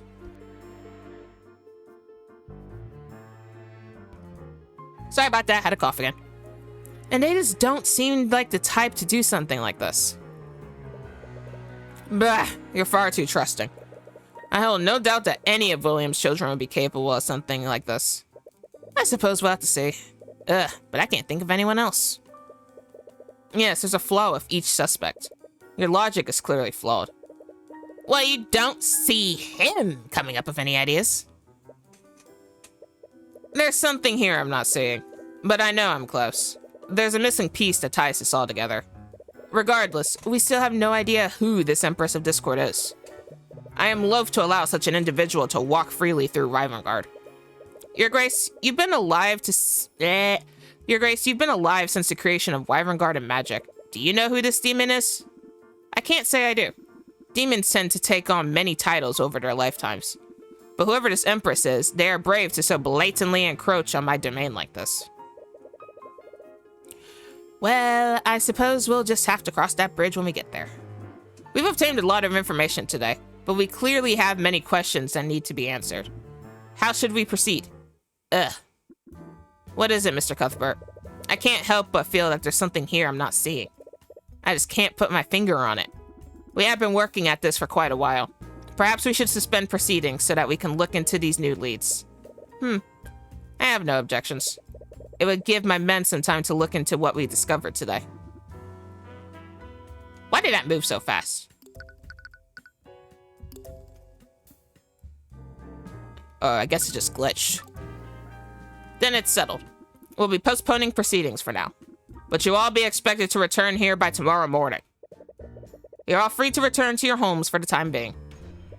But make no mistake, the Kingsguard will be keeping careful watch over all of you.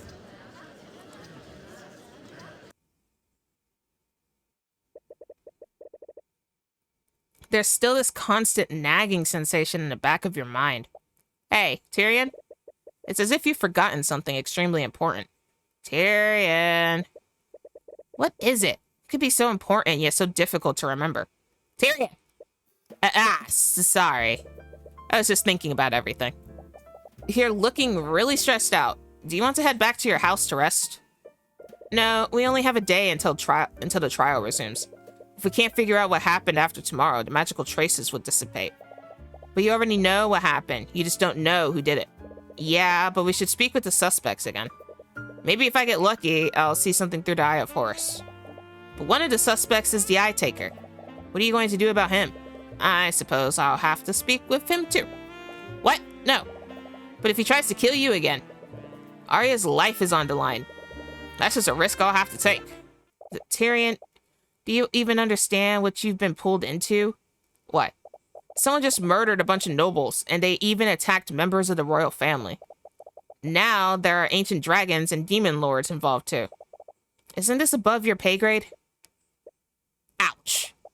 You know that's not what I meant. It's just this whole thing is crazy, isn't it? It's fine. It's just like any other of our investigations. It's not, though. What if the Empress of Discord attacks you? What if the patron decides that you're getting too close to the truth? What if I can't? Her voice begins to break. Celeste? Are you still worried about what happened during the massacre? I'm fine. I already told you that you didn't do anything wrong. You almost died, Tyrion. I know.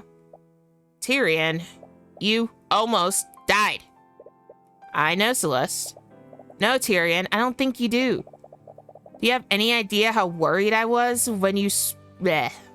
How worried I was when she broke past me? When I saw you all lying on the floor, so many things were going through my mind. I don't know what I would have done if you were... She can't even complete that sentence. Celeste, you were so focused on everything else, you've been ignoring her. She was attacked by Arya and almost died. You never even thought about how traumatic that must have been for her. I'm sorry, I didn't think... Don't apologize, just please. Please just leave this to Lucio and the Scaled Lord. You've done enough already. They can figure the rest of it out. And what if it's not enough? I'm not so arrogant that I think they can't do it without me. But what if they can't figure out who the patron is? Arya will spend the rest of her life in prison. What if I could have done something to prevent that? I don't care if that happens. Celeste, I don't care, Tyrion. I'll apologize to her all you want after this. But all I want is to keep you safe. And I don't know if I'm able to do that anymore. Even she seems surprised by what she said. I'm sorry. I didn't mean to. I'm really happy you're a part of my life. What? I know what you're saying is coming from a place of care. And I'm really sorry about how much I've been worrying you lately. But you're not going to stop, are you? It's like I've always said. Man, king, or god, nothing will stop you from getting justice for your clients. I'm going to talk to Lucio. What? If we're going to meet the Eye Taker again, we're bringing some knights with us. Celeste, that's hardly... Nope, you don't get a say in this. And if you're not here when I get back, I will find you. Judging from her expression, it's not an empty threat. But fine, just go. She might have a point, though. Before everything happened, you weren't even sure if you wanted to continue being an attorney. Maybe you should consider a safer, quieter life after all this is done. Perhaps a life with her. Wait, what? Yeah, I don't even think he realized what he said. Oh. Well, hello there. Well, hello. I turned around and Kalea's just looking at me. Hello. What you doing? Come here. You want love? Hello. Hello, cutie. Oh. You see peace? You see peace? You cutie. You cutie. You cutie. I'm telling you guys, one day, when I, like, have more money to, like, do stuff, I'm going to get, like, a little Kalea camera so you guys can see her in the background. I don't know where I'm going to put it on the screen, but we'll figure it out when we get there. Let's have a little Kalea cam. Wait, what? Alright, Lucio's cleared it. It was surprisingly easy to convince him. Are you okay? I'm fine. Let's not waste any more time. Before she has a chance to respond, you hastily walk past her. Hey, don't walk so far ahead. You need to stay focused on the trial, for Arya's sake. But when this is all over, you'll... Well, you suppose you don't have to think about that until then. Yes, I'd like to save my progress. I'd like to save it here, please. One more time, please. Thank you. Using the Kingsguard's teleportation network, you arrive back in Raphalum. Due to Celeste's insistence, you've been escorted by a division of the Kingsguard. They definitely make you look out of place. As you walk through the city, you draw strange looks from nearly everyone who sees you. Sir, where will we be heading first? It's a little strange giving orders to knights. It's definitely going to take some getting used to. What's wrong? There's definitely something I'm fundamentally missing, but what? Just don't push yourself too hard, okay? Yeah, I'll try to pace myself. Anyways, we should speak with each other of the suspects and confirm their alibis. That might help me finally put things together. Each of the nobles has returned to their respective homes, but our teleportation network should help you travel around Wyverngard. Okay. Shh.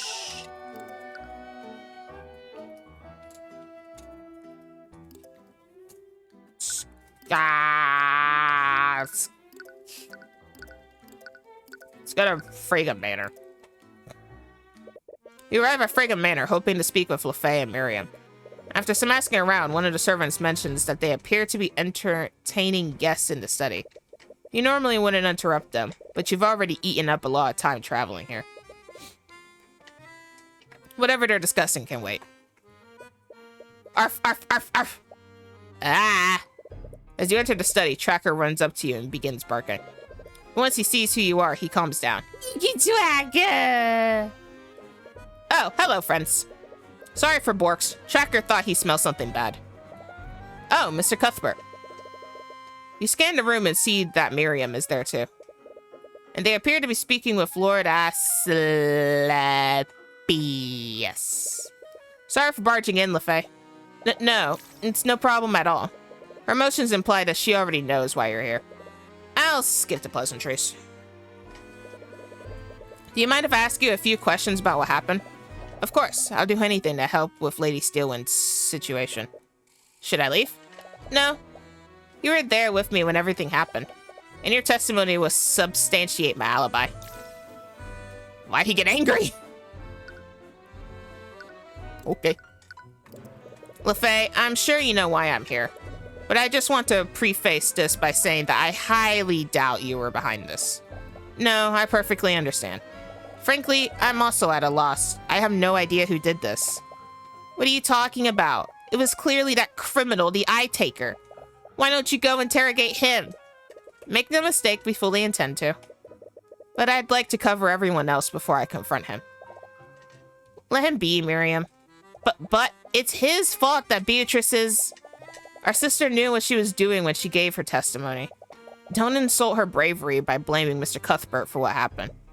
What? Anyways, Mr. Cuthbert has shown many times that he's acting in good faith. And he's capable of convicting the criminals that even we can't see.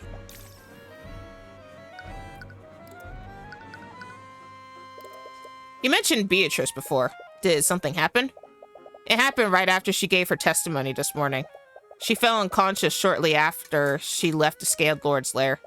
She hasn't woken up since then, and Marunif has gone missing. What? It must have been the Empress of Discord. After you manifested Lady Steelwind's blood contract, we all realized why she was acting so strangely. Right. Clea wants more water. 1 second, guys.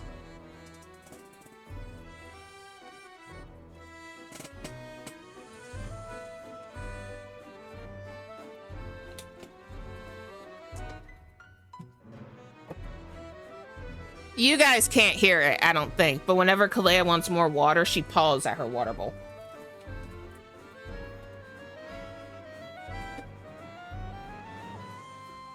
I don't think you guys can hear it, at least. Right, if it weren't for her, I would have never considered trying to issue a divine edict. She sacrificed herself to save Lady Steelwind. It seems our esteemed sister put her trust in you, Commoner. So we will do the same. If there's anything we can do to help you, please ask. I appreciate your trust, all of you. Hydrate, hydrate.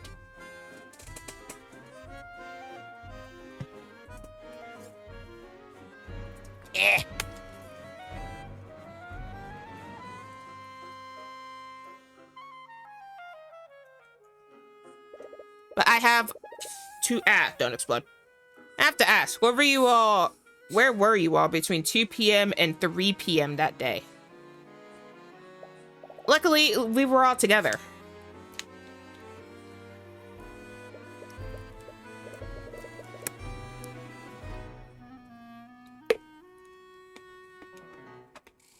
Thank you for the hydrate, Mandy.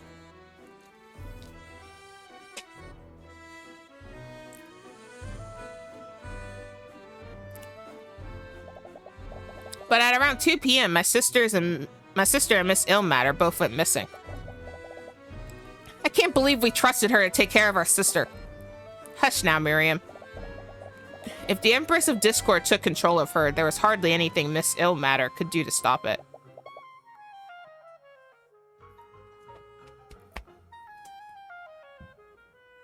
I had a burp stuck in my chest. Excuse me. I really do hope she's okay. She's been missing since the massacre. You mentioned that you all went to search for her. Did you see anything? No, we were originally planning to search the cathedral grounds. But when we arrived at the nave, we found Aster trapped in the force cage. Did any of you lose track of each other during that time? No, we stayed together for the entire time. But we did consider splitting up to cover more ground. But the Kingsguard found us and asked us to stay where we were. Right, I suppose that makes sense. And did you see Eris at all when this happened? No, we never saw her. She went missing at the same time that Beatrice did. That's really suspicious. You don't think? It's definitely possible she was involved in this somehow. Not to mention, the Eye Taker is one of our suspects, and she's his daughter. She's his what? You didn't know? I'd have thought that Beatrice would have told you. No, she didn't mention that at all. Looks like Eris has a lot to answer for. If you can even find her, that is. I suppose I'll stop beating around the bush. Have any of you made a blood contract with a demon lately? How dare you! This arrogant little peasant. No, I understand where he's coming from. I want to understand, but the very idea is infuriating. Of everyone present, our sister was the only person with known ties to a demon. If she were to share that secret with anyone, it would have been with us. You didn't catch any incriminating thoughts from them through the eye, but you've been misled by it before. Nevertheless, we still have no idea who the patron is. I was actually meaning to ask you during the trial. Can't you just use the divine edict of yours to figure out who the patron is? No. To manifest a blood contract, I need the title of the demon and the name of the human they made the contract with. I understand that, but why not just brute force it? What? Due to the king's funeral, the Kingsguard has a detailed list of everyone who was present during the massacre. Whoever this patron is, they were working together at the Empress of Discord. That must mean they made a blood contract with her, yes? That's right. I could just keep issuing divine edicts until a blood contract appears. Wait, is that safe? There's only one way to find out. You take out your notes and begin looking at your list of suspects.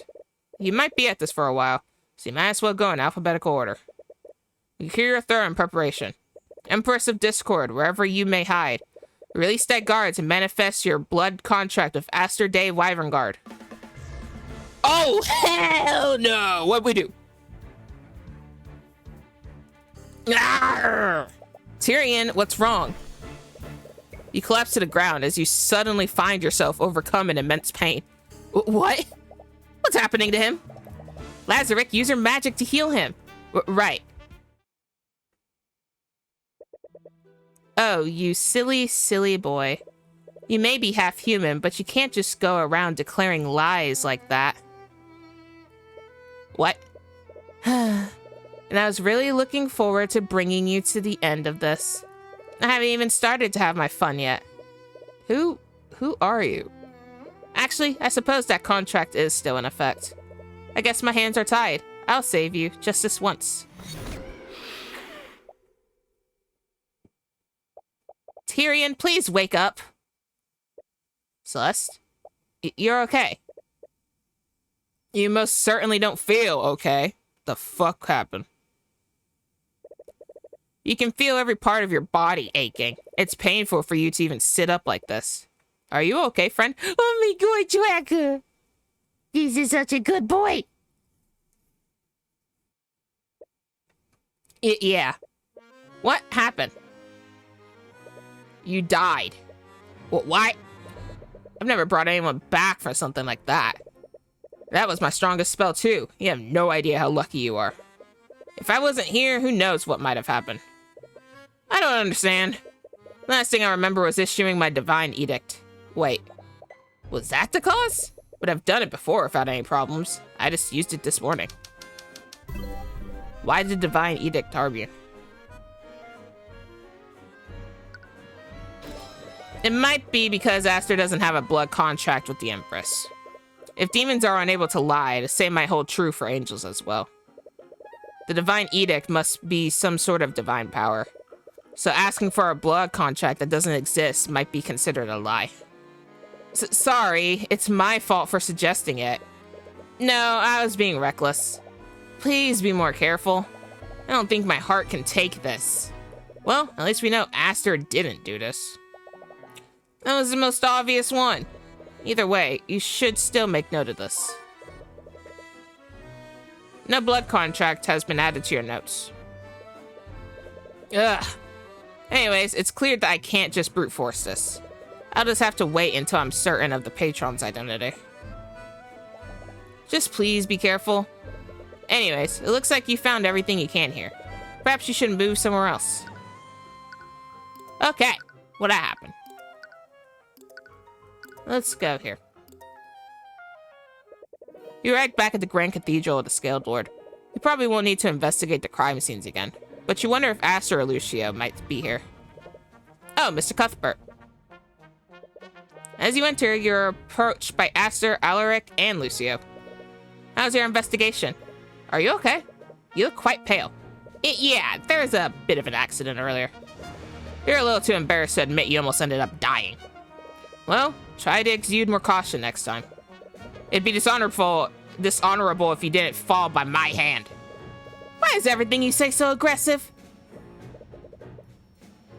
Anyways, you finally have your next suspect here. But judging from the evidence you gathered, it's very unlikely that Aster is the patron. You do wonder if he saw something, though. Lucio Steelman. Why are you looking at me like that, Cuthbert? Oh, sorry. After he attacked you in Frega Manor, you've always been a little wary of him. If it weren't for Celeste's reflexes, he might have very well killed you that day. I'm not going to attack you again. I hope you can understand my uneasiness. You did almost kill me the first time we met. What? That's not... It's because you're a Heavensborn. What?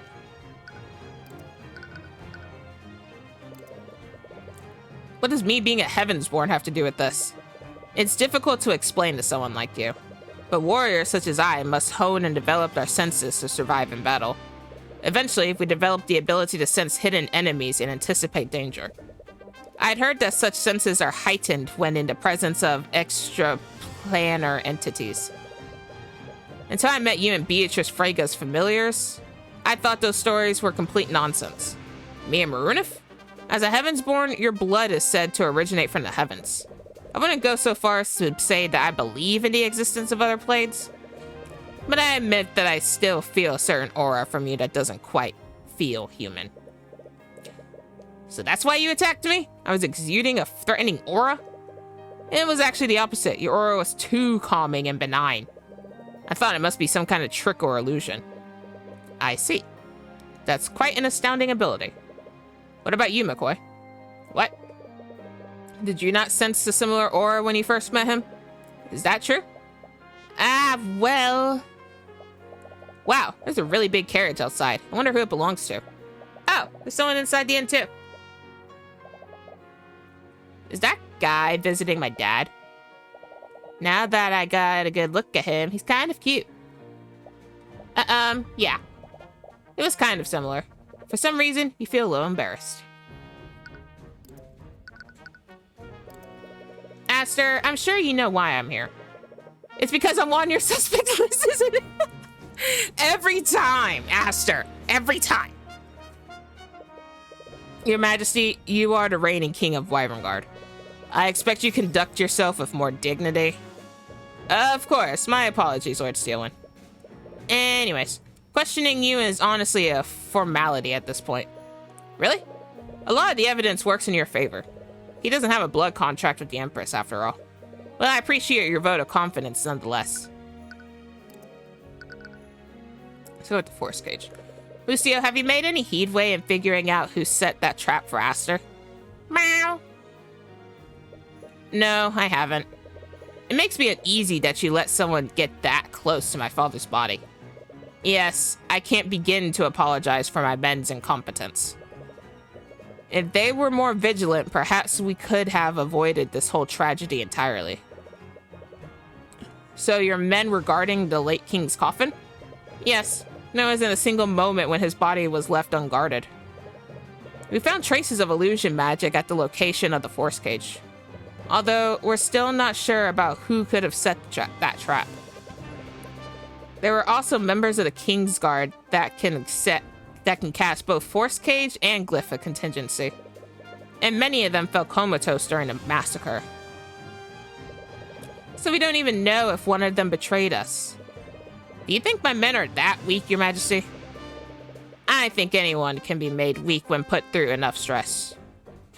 Regardless, we have no way of telling who may have been guarding the coffin when the trap was set. This means that we have no way of telling when that glyph of contingency was set. I was actually meaning to ask about that. Couldn't we wait for the 48 hours to elapse? If we make note of the exact time the traces of evocation disappear, we can work backwards to discern the exact time the trap was set. Well, normally we could. When the spell activated, I unfortunately panicked and cast a firebolt to try to destroy it. Of course, it didn't even put a dent in the force cage. Because of that, he left traces of evocation at the exact location of the glyph of contingency. We can't discern which traces were left by the patron's glyph of contingency or His Majesty's firebolt. I'm terribly sorry about that. You can't blame him for reacting like that. But it's going to make figuring out who did this much more difficult. Have either of you spoken to Arya since the trial? We have. I think she's doing the best she can, all things considered. Humph, no thanks to you. What? She's only in this situation because of you. Lucio, that's not me. You're the one who's heartlessly prosecuting her. She's far too weak for this. If that's what you truly think of her, you're grossly misunderstanding the kind of person that she is. She defied the role you tried to force onto her, and she instead dedicated herself to fixing our broken kingdom. Ever since this started, all you've done is insult her. But you know nothing about her, and she's far stronger than you realize. Despite her lineage, she's always carved her own path and pursued her own justice. Her own path? She's only become a prosecutor because of His Majesty. What are you talking about? She became a prosecutor to fix our corrupt justice system from the inside. And who do you think put those ideas into her mind? If she wanted to fix our justice system, she could have easily have done so by slowly weakening House Sybil's influence. But she knew about your strange idolization of Ruby Tamora, and she knew how closely you followed each and every one of her cases. Nighty-night, Lila. Get some sleepies. I know why she became a prosecutor. She thought that if she became like your idol and defeated her, you might finally notice her. You're wrong, Lucio. Arya Steelwood would never care about me that much.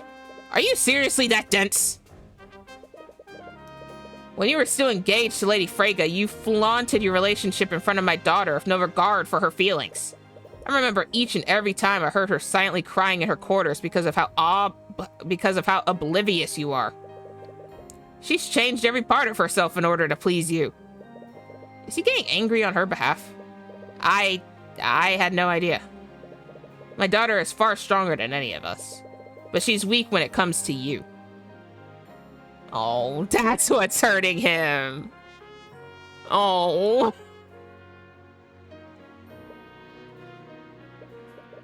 Lucio, there's no point in fighting amongst ourselves. Please stay focused on the investigation. It seems that he cares for Arya a lot more than you realized. And the Eye of Horus shows that his feelings are genuine. But then why is he doing everything he can to convict her? Why was I on the list? The mood is a little tense. I must ask you, Cuthbert, why are you going to such lengths for my daughter? What do you mean? Surely you understand the gravity of the situation. By taking part of this trial, you risk drawing the ire of both the nobility and whoever this Empress of Discord is. What are you planning? Lucio, I'm not planning anything. Please, do you honestly expect me to believe that you're doing this out of the goodness of your heart? Well, Scaled Lord, you actually are doing it for that reason. Is this what all Heavensborn are like? I don't like thinking about it that way. I just can't stand by while I see injustice taking place. Even if you're standing in my way, I'll do whatever it takes to save Arya. Humph. I wouldn't throw around such promises so loosely. I'm not. I will save her, Lucia. Anyways, it appears that you still have no idea who set that trap for Aster. Judging from the spell compendiums you have, neither Arya nor Beatrice could have set that trap. But the patron could also be a mage. That means they could have set the trap too. Either way, it looks like you won't be getting any new information here. And you highly doubt the person who orchestrated this is any of the people you've met thus far. There's one last person you need to talk to. Lego. You make your way back to the alleyway that Tamora brought you to a month ago. It would be too conspicuous to bring the Kingsguard with you, so they've hidden themselves in a building nearby. They gave Celeste an enchanted runestone to hold. If she ever stops channeling her magic into it, the Kingsguard will be notified and they'll storm the building. Are you ready? Yeah, let's do this. Die Taker is your prime suspect. Everyone else has an alibi and lacks motive. Not to mention, Eris was with Beatrice when she went missing. You don't want to suspect her, but her father is a criminal. And she still hasn't turned up. Alright, on 3. 1, 2, 3. What? There's no one here. Damn it. Of course he's not here. You betrayed him and you knew where his hideout was. You take a close look at the desk he was sitting at during a previous visit. There's a thick layer of dust on it. It doesn't look like anyone's been here for a while. He must have moved his operations elsewhere the day you convicted Beatrice. I guess there's no point in staying hidden anymore. You see Celeste toss the Kingsguard runestone onto the ground. A few seconds later, you hear the footfalls of soldiers rushing towards your location. Freeze in the name of the Wyvern Guard. You see him freeze as he scans the room and sees no one else there. Be careful, sir. They appear to have turned themselves invisible. They're not here, you idiot. Oh. You let out a frustrated sigh as you take a seat on a chair nearby. A cloud of dust is launched into the air as you do so. He had the last piece we needed. None of the other suspects had the means nor the motive to do this. But he's probably long gone by now. It's over. I'm sorry. But you did everything you could, didn't you? But it wasn't good enough. A part of you knew that it was a long shot. If he were involved in this, he'd definitely keep his head down. What do we do now? There has to be someone who knows where he is. Wait a minute. Actually, there is one person who might know where he is. What do you? Wait, you don't mean... At this point, it's the only option we have. Are you sure? You two aren't exactly... I know, but I can't let my personal feelings get in the way of saving Arya. You're not looking forward to seeing her again. At least, that's what you keep telling yourself. You still have to process these feelings later. You have a job to do. Are we gonna go see her tomorrow? Oh, we never been to her law office before. Pretty! I like the vibes here. You arrive at the office of Tamora's law firm. According to Arya, Tamora is still practicing, so it looks like she hasn't gone into hiding like the Eye Taker apparently did. And if anyone knows where he currently is, she will. You bring your hand up to knock on the door, but you stop for a moment. Sir? After everything that's happened, you still don't feel ready to face her. For the past month, all those things you said to her keep replaying in your mind. You feel the familiar warmth of Celeste's hand again. You take a deep breath and steel your resolve. You knock on the door. Every moment of silence thereafter fills you with anxiety and dread. I'm sorry for the inconvenience, but I'm not currently accepting clients at... Cuthbert? She looks completely frozen for a while, but her gaze narrows as she notices the legion of knights escorting you. Are you here to arrest me? No, of course not. Can we come in? Yes, of course. You take a seat inside the office, but you can't really think of anything to say. And the knights aren't really helping to alleviate the tension. Hey, Celeste, could you take the knights outside and do a perimeter of the building? What? But, are you sure? I am. But what if something happens? Celeste, we're in a populated building in the capital city of Wyverngard. I think I'll be fine. No, but... Sorry, you're right. I'll just... With a motion of her hand, the knights follow her out of the office. Right before she leaves, she waits at the door and looks at you for a while. But after a while, she realizes how long she's been staring and quickly closes the door. Oh, puppy love. Now then, let's get this over with. Small talk. Is Celeste okay? She seems a bit on edge right now. Yeah, I think she's been overprotective lately. I don't really blame her. I did almost die a few times in the last few days. What? It's a long story. And I don't think I'm even allowed to talk about it. Especially not with you. The last part came out a little more disdain than you intended.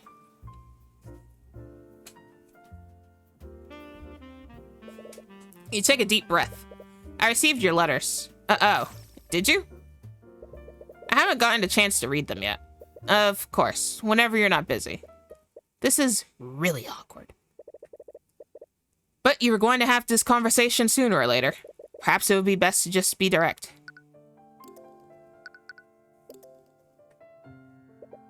Miss Tamora, I trusted you. I know. I trusted you. I told you everything about myself. I put all of my hopes into you, and you lied to me. You told a criminal about the Eye of Horus. It took me years before I was comfortable enough to tell you about it, and you knew that. Why did you even adopt me? You could have just left me in a Runix and moved on with your life. Why would you pull me into this? It sounds like she's trying to look for an answer, but nothing comes to her. I've started thinking about what my life could have been like. I could have done so many things. I might have been able to move on from losing my mother. But you adopted me. You made my entire life focused around that one moment.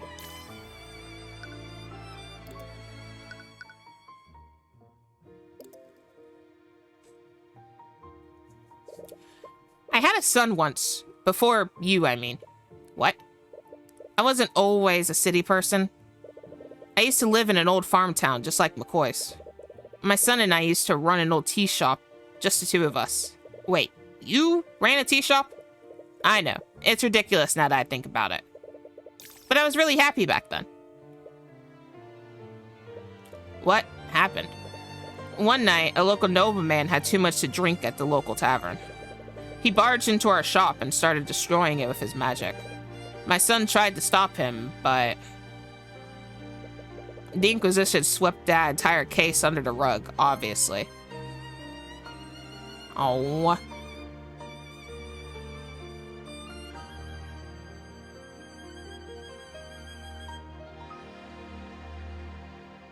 Poor Tamora. They said that the nobleman felt threatened and acted in self-defense. She never told you about this before. What was his name? It was Ryan. Oh.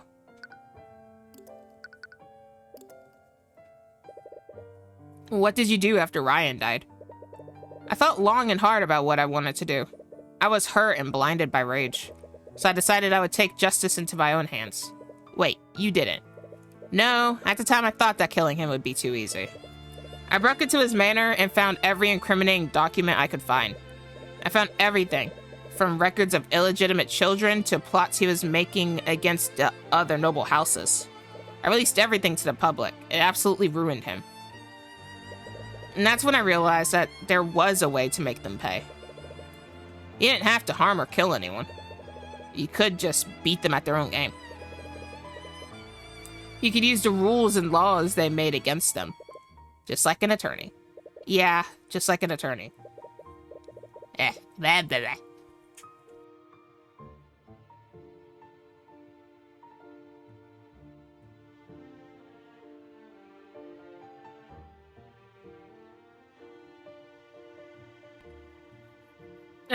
Darn nose.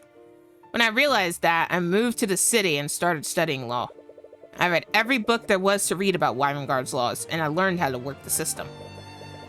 I started representing clients who were clearly being framed by the nobility, but I really didn't care about saving them.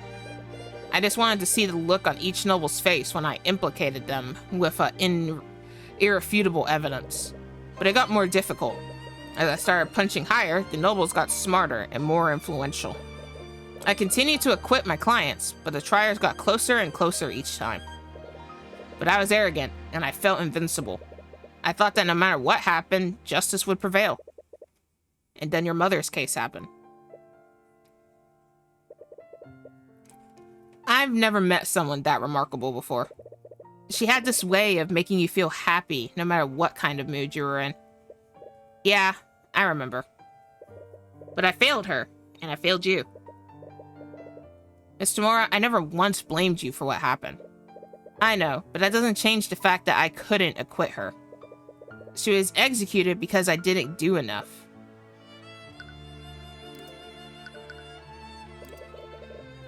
When you asked me to train you to be an attorney, I was blinded by my desperation. I felt so alone and helpless. I wanted someone, anyone, to carry this burden with me. So how pathetic must I have been that I'd look for that in a grieving 10-year-old child?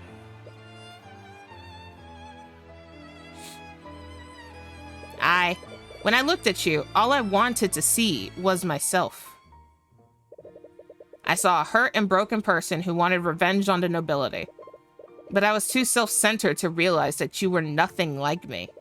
You care about people, and you cared more about saving your clients than harming the nobility. I think I knew it all along, but I just refused to see it. Maybe you were right about me. What? Maybe I was just using you to make myself feel better.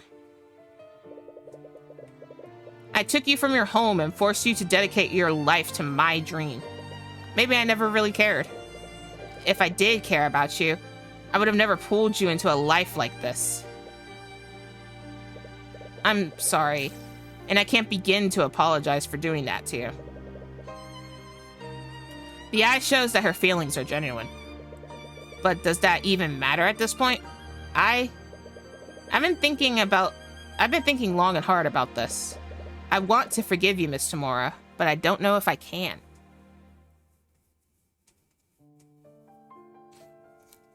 My nose is itchy. I don't blame you, but I want to try. She looks away from you for a moment as she wipes a single tear. Miss Tamora, no, don't call me that. What? If you can truly find it in your heart to forgive me, I want things to be different this time. I'm not your supervisor, nor your mentor anymore. We're equals now. So call me by my first name. Okay, Ruby. Saying it feels really strange after all these years. But you hope you can get used to it. I hope my nose can stop itching. Right, I almost forgot the entire reason why I came here. What is it? I didn't just come here to reconcile. I actually need your help with something. Okay. I need you to help me speak to the Eye Taker. Tyrion? I know, considering the circumstances, it would probably strain your partnership with him even more. Tyrion, but if you just tell me where he is, I'll do my best to make sure it doesn't get traced back to you. Tyrion, the Eye Taker is dead. What? He died right after you convicted Beatrice. He was lynched by a mob of civilians. What? Everyone's saying that it was some sort of retaliation from House Frege. Didn't you notice that he didn't send anyone after you? But Eris said... Wait a minute. By the way, is your father still... Oh, if you're worried about him, we've already had a conversation about you. I don't think he'll be accosting you anytime soon. Oh, thank you. Then why would Eris say that then? Who's Eris? What? You've met her before. She has long black hair and she wears a black dress. I guess she really likes black. But anyway, she's the Eye Taker's daughter. Tyrion, the Eye Taker's daughter, has red hair. What? She was there when we spoke to him during Beatrice's trial. That's right. Where are you? What are you talking about? She was never at that meeting. What? What is going on? She was clearly there. If it weren't for her intervention, the Eye Taker would have attacked at the very moment. Why are you remembering things differently? I'm sorry, Lucia, but whoever this patron is, they have full ownership of her mind. They could have easily commanded her to forget signing the contract in the first place. That's probably why she can't remember what happened during the massacre. The fuck, Richard? No. Tyrion, what's wrong? Why are you looking at me like that? A part of you really hopes that you're wrong about this. No.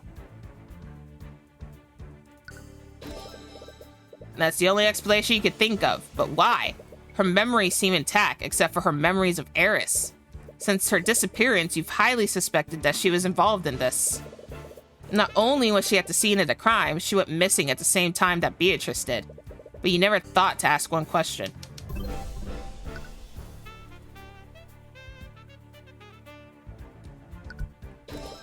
A flood of memories come back to you.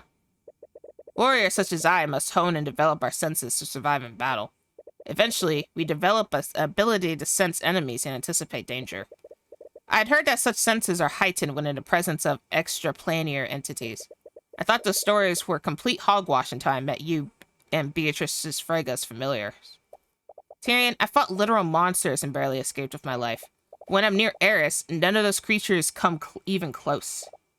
I get this feeling like I'm in front of a predator that I couldn't ever hope to beat. Every instinct I have tells me to run whenever she's close by. I'm terribly sorry. He's not usually like this. It's to be expected. I'm not sure why, but animals have always disliked me. There's still very little you know about demons. So what's to say that one can't take the appearance of a human? But it's still a long shot. But there is one way to find out for sure. Tyrion, talk to me. What's wrong? Ruby, I'm about to do something stupid. If I fall unconscious, I need you to call Celeste and tell her to contact Lord Asclepius or the Archduke. What? If you're wrong about this, there's no way either of them will get here in time. But it's already too late, and the trial resumes tomorrow. You can't waste any more time traveling to either of their locations. Eris Ilmater, wherever and whatever you are, by the Eye of Horus, I issue upon you a divine edict. Release that guards and manifest your blood contract with Ruby Tamora. Oh, shit. Oh, shit. So, you finally figured it out, my dearest Tyrion. Oh, shit. This entire time, I've been chasing you. You have. It's been so entertaining watching you scramble around. You've been making contracts with people across Wyverngard. You took control of Arya and Beatrice. But why? Why would you want to do any of this? Oh, I can't possibly reveal all my secrets. This isn't the proper stage to have our final battle. You? But I suppose that you've come this far.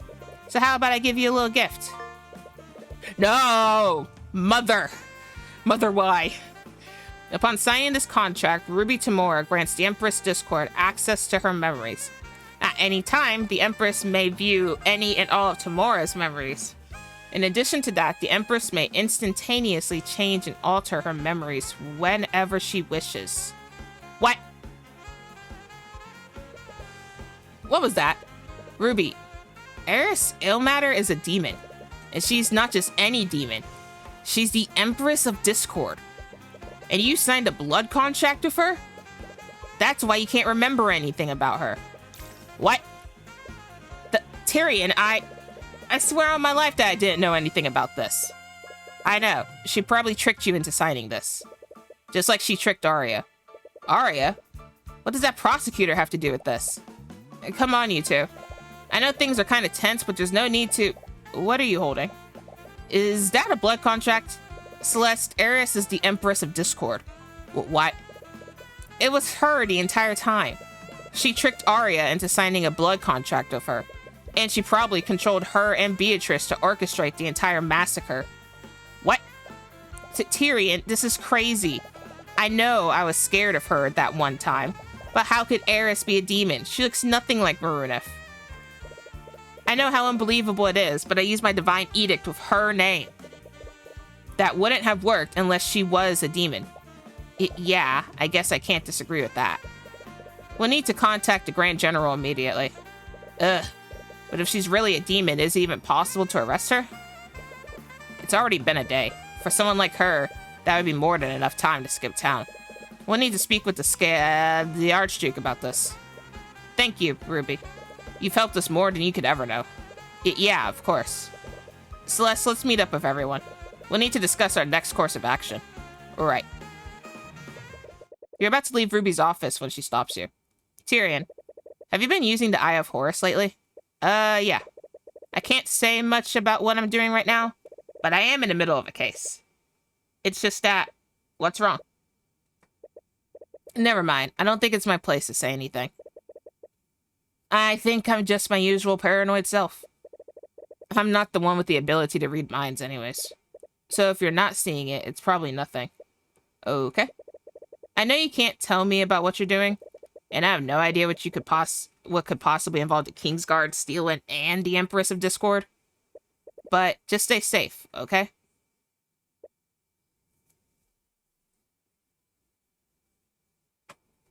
I thought I saw something, but I guess I didn't see a thing.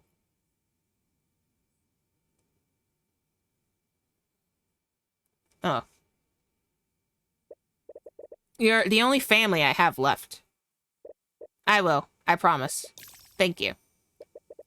You finally found the lead you've been looking for, but you're not sure where this will take you. Knowing that what you know now, you're almost a little afraid of what might happen. Who is Aerys? Death. That's what she is. Death incarnate. Why would she go to the trouble of orchestrating any of this? Because death. She's not only impersonated the Eye Taker's daughter, she also pretended to be your friend. What's her goal in all of this? Hopefully, tomorrow will finally bring you the answer you're looking for.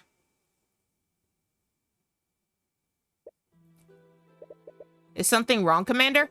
Don't play dumb with me. They told me what you really are. What's your game, demon?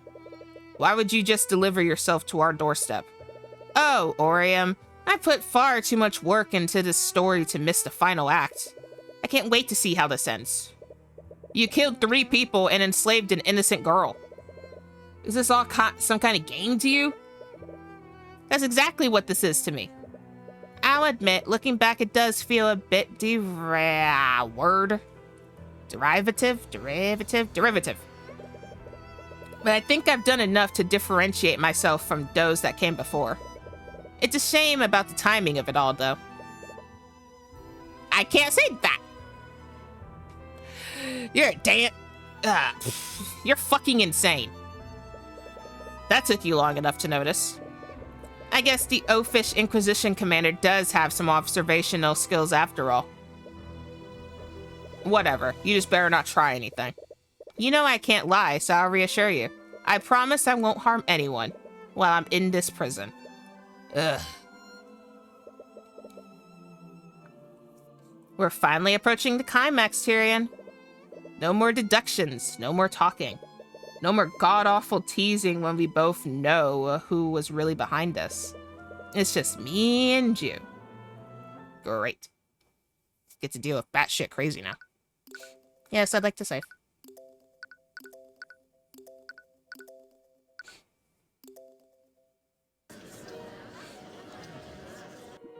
Man, they wasted no damn time. He is not happy. Hello, your lordship. I think this is the first time we've met. You're a lot smaller than I expected.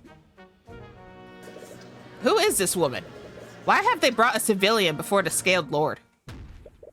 People of the court, thank you for your patience.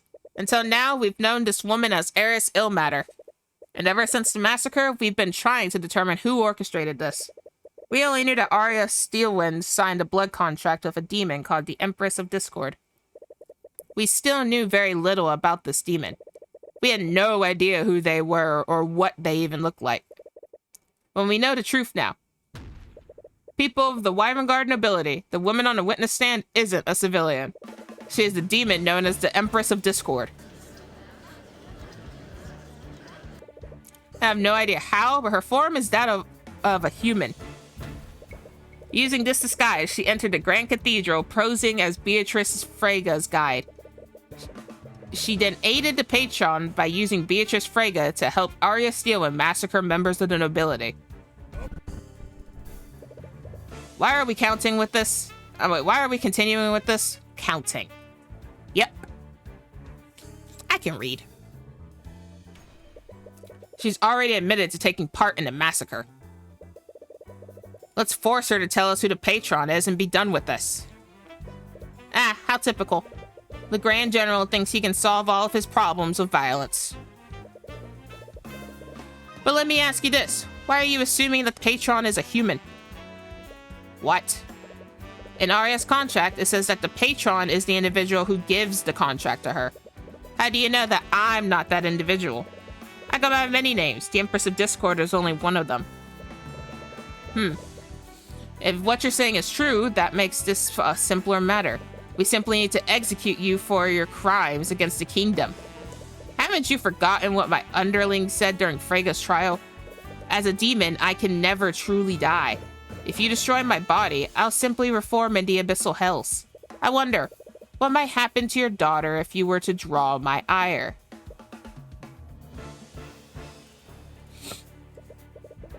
You're prosecuting her and playing the villain. But I know the truth. You secretly care about her, don't you? What nonsense are you spouting? When you thought she had mage blight, you had to prosecute her. You held on to the low hopes that you could convict her and convince her to take a plea deal. As the king's wife, her position might have been salvageable. And you did this all so she could be with her beloved Aster. What? Aye. But then it was revealed she signed a blood contract with me. That changed everything. Mage blight is one thing, but a demon owning her soul? She can't very well be a queen like this, now can she? You had to find out who the patron was before her trial ended, didn't you, Lucio? Otherwise, your beloved daughter would never be free. And you did all of this because you feel bad for what you did to her. Everything I've done is for the good of House Steelwind. Ah, is that what you were doing? Because the way I see it, you abandoned her for her entire childhood. You felt so guilty about killing her mother that you couldn't bear to face her. No, Eris, stop this. And you know what that did to her. You didn't just take away her mother, you took away her father too. You starved her of any affection. She couldn't help but latch onto the first person to show her any kind of superficial kindness. Eris! She didn't fall in love with Aster, she became obsessed with him. She stopped being her own person, and she clings to him like a parasite. She changed everything about herself to suit his likes and desires. And you know deep down in your heart, you know that if he is ever taken away from her, she will fall apart. Since I pity you so much, I'll let you in on a little secret. Killing me won't save your daughter, and you don't have the means to confine me.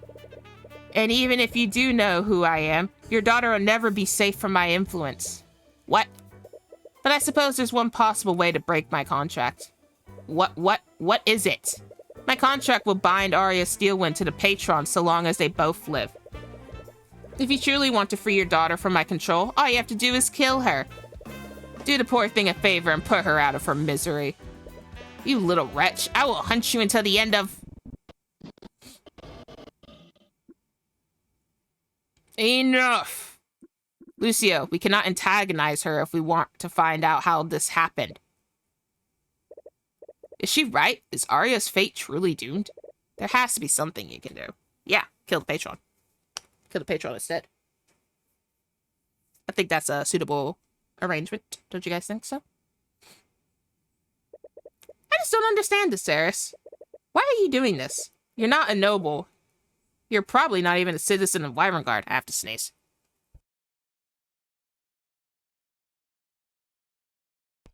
Aha! I'm muted in time. For the first time in my life. But I also want my phone, but it seems my dog has fallen asleep on it. Why would you go through the trouble of doing any of this?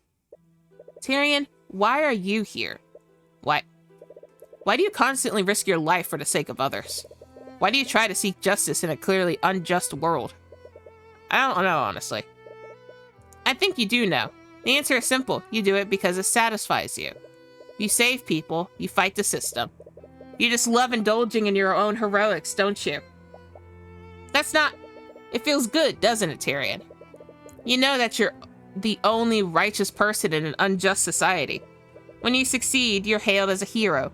And if you fail, it's society's fault, not yours. No matter what happens, you can take solace in the knowledge that you're so much better than everyone else. That superiority you feel over them must be intoxicating. Your divine blood makes it so. You just can't resist giving into it. But just as your divine blood compels you to do good, my hellish blood compels me to do the opposite. I just can't help but take every opportunity to make you all suffer. My entire purpose is to see each and every one of their faces contorted in agony and despair. Humanity is a stain on the world. They're worthless parasites who steal, maim, and kill to get what they want. That's what they all are, and I despise those who try to pretend that they're anything different. You're wrong, Eris. Humanity is so much more than you realize. And I truly pity you if that's all you see in us. Oh, so now it's us. That actually just reminded me. There's something I hate even more than humanity. I despise the Celestials of the upper planes who go against the natural order. They condemn and admonish beings like me, all while watching humanity suffer from their secluded little heaven. They realized that humanity would never willingly choose good over evil, so they created Heavensborn to tip the balance in their favor. It's so self-indulgent that it makes me want to puke. That's what the Heavensborn are? It is, and I've made quite a hobby out of breaking them and sending them back to their creators. I throw them into the deepest pit of despair before extinguishing their lives. There's been no greater joy in my eternal life, and it took a lot of work to get you right where I need you, Tyrion. Wait, are you saying? You asked me why I did this, didn't you? My actions that day were all for you, my dearest Tyrion. All so I could see the despair on your face when you realized the truth. Tyrion. No.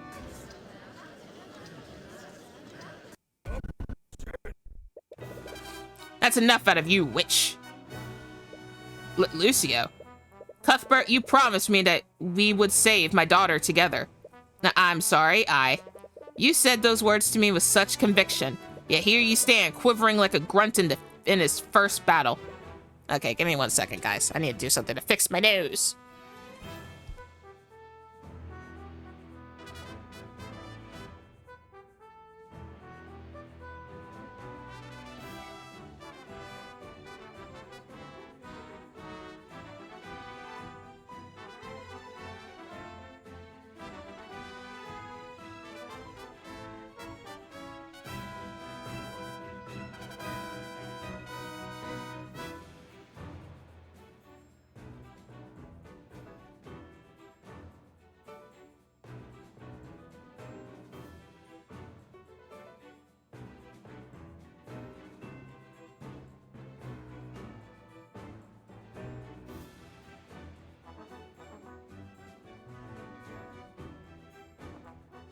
I forgot to... I don't know why I was thinking the unmute button was on my computer when it's on my mic itself. Are a few meager doubts enough to force a retreat from you? Is that all it takes to defeat the infamous Tyrion Cuthbert? He's probably desperate at this point. If Eris is the patron, there's very little hope for Arya. That's if she's the patron. I don't think she would be.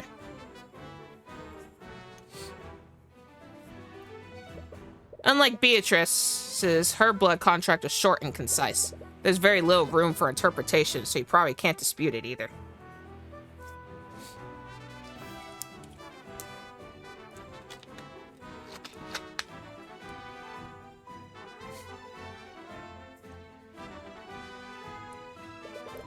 What kind of attorney would you be? No, what kind of friend would you be if you didn't see through this? Didn't see this through, man. What is this thing called reading? Because I lack the ability to do so.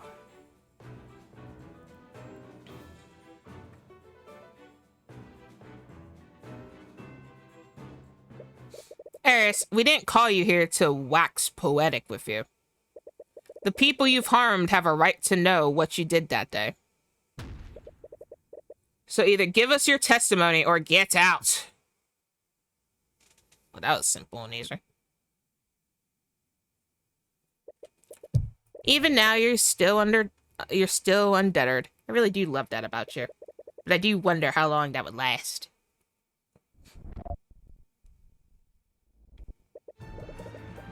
It's true. I was the one who masterminded this. I knew about the king's funeral at the Grand Cathedral, so I forced Beatrice Freyga to allow me to accompany her. When I was there, I used my contracts with Beatrice Freyga and Arya Steelwind to compel them to act against their will. And through the actions of Beatrice Freyga and Arya Steelwind, I facilitated the deaths of Lloyd von Sanctus, Coraline Sybil, and Garrick Pierce. The only motivation for my actions that day was to harm Tyrion, Cuthbert's friend, and make him suffer. And before you ask, aside from my thralls, I was acting alone that day. I didn't follow direct or indirect orders from anyone. Your testimony is pretty thorough. Of course, I am a demon after all. Since I'm unable to lie, I thought it would be best to be as detailed as possible. That way, there's no room for doubt. Isn't that wonderful, Tyrion? Ugh, she's definitely playing with you. She may not have technically lied, but she's definitely not acting in good faith. You should look at her testimony more closely. It's true. Okay, well, when I was... this one. Why are you using their full names? You know I can't lie, so I thought I'd give you something. For example, I could have easily referred to another Steelwind or another Freyga that I enthralled. That list is very long, you know.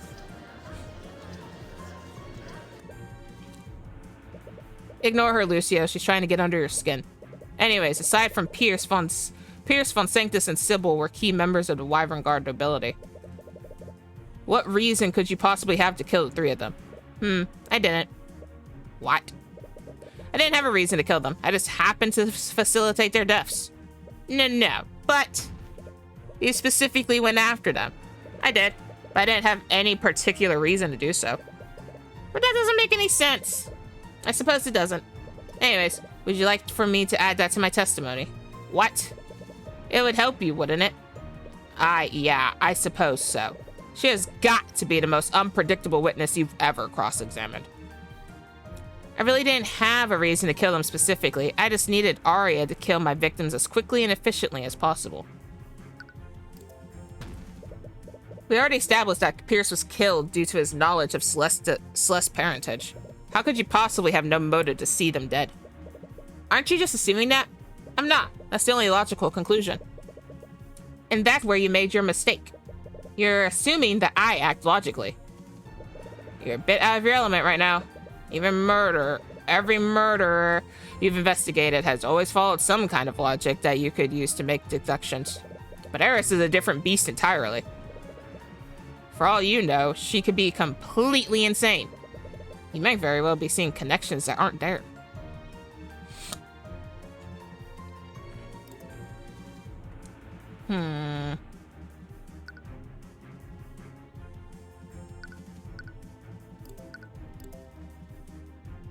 But... nah, it's not gonna do anything. Did she just notice the music didn't stop? She just broke the fourth wall. Okay, let's continue. My only motivation, and before you ask, aside from my thralls, I was acting alone that day. I didn't follow direct or indirect. Press. Why did you find a need to specify that? To leave less room for doubt. Beatrice used an indirect order to feign innocence in your previous trial, didn't she? But did you work together, if anyone, to facilitate the massacre? Of course I did. I worked together with Beatrice Frege and Arya Steelwind. Ugh, you know what I meant, Eris. My apologies. I just can't help myself sometimes. I'll say it clearly so you can be certain. I did not have a contract with anyone that wanted to facilitate any of those murders. I was acting of my own free will. Even when she says it directly, you can't help but doubt everything she says. You just need to examine her testimony carefully. She technically can't lie, but she's clearly hidden something in her testimony. Instead of examining the wording of her statements, focus on what she's clearly trying to imply with each statement. You might be able to find a contradiction there. It's true, I was the one who masterminded this. I knew about the king's funeral at the Grand Cathedral, so I forced Beatrice Frege to accompany her. When I was there, I used my contracts with Beatrice Frege. She's not mentioning the, patron at all. The actions of Beatrice Frege and Arya Stead facilitated the deaths of Lloyd von Segdus, Coraline, Sybil, and Garrick Pierce. What the fuck? Dudes, I'm telling you, dog fur ends up everywhere. I just felt a stabbing in my leg and I looked down. What is it? Piece of dog fur. I didn't really have a reason to kill them specifically. I just needed Arya to kill my victims as quickly and efficiently as possible. We already established that Pierce was killed due to his... Oh yeah, I already did that. Blah, blah, blah, blah, blah, blah. Blah, blah, blah. Blah, blah. And before you ask, aside from my thralls, I was acting alone that day.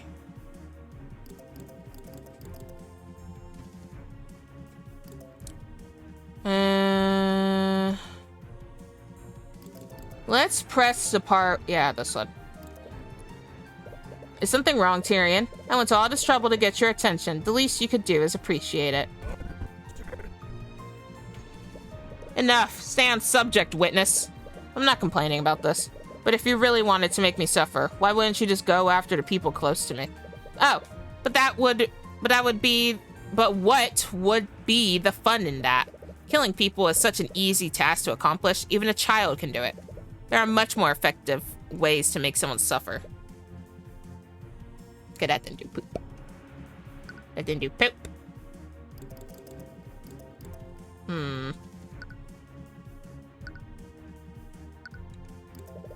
So you completely carried this plan yourself. Well, I clearly had the help of Beatrice Frege and Arya Steelwind, so I wasn't truly acting alone. You know what I meant. Yes, I just can't help myself sometimes. To state things plainly, no human willingly helped me with my plan that day. You notice she can't lie. She's probably had a lot of practice deceiving people. You should keep your wits about you. If she said no human willingly. No human willingly did it. How did you find out about it? It was supposed to be a closely guarded secret. Oh, Tyrion, I can't tell you all of my secrets now, can I? I just wanna...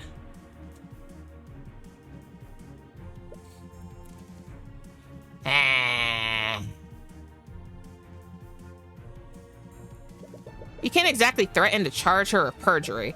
It's a surprise that she's even testifying in the first place. It really is, though. Until you can extract all of the information she has, you'll just have to play along with her games. Unfortunately. When I was there, I used my contract. She's really, like, avoiding mentioning the patron. Like, she's avoiding saying it hardcore, man.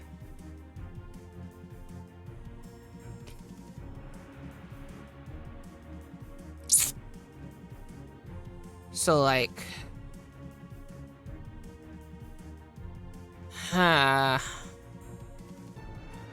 Something about the patron. I don't think... Yeah,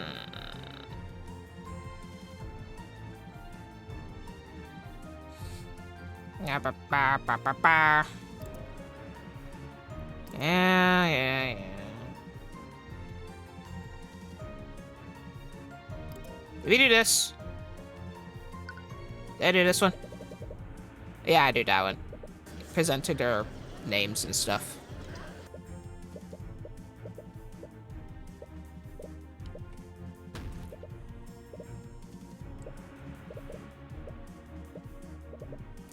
Presented their names.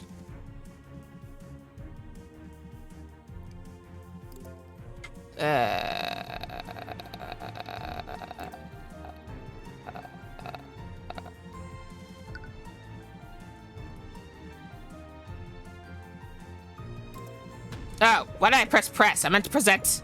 Wrong one. Wrong one.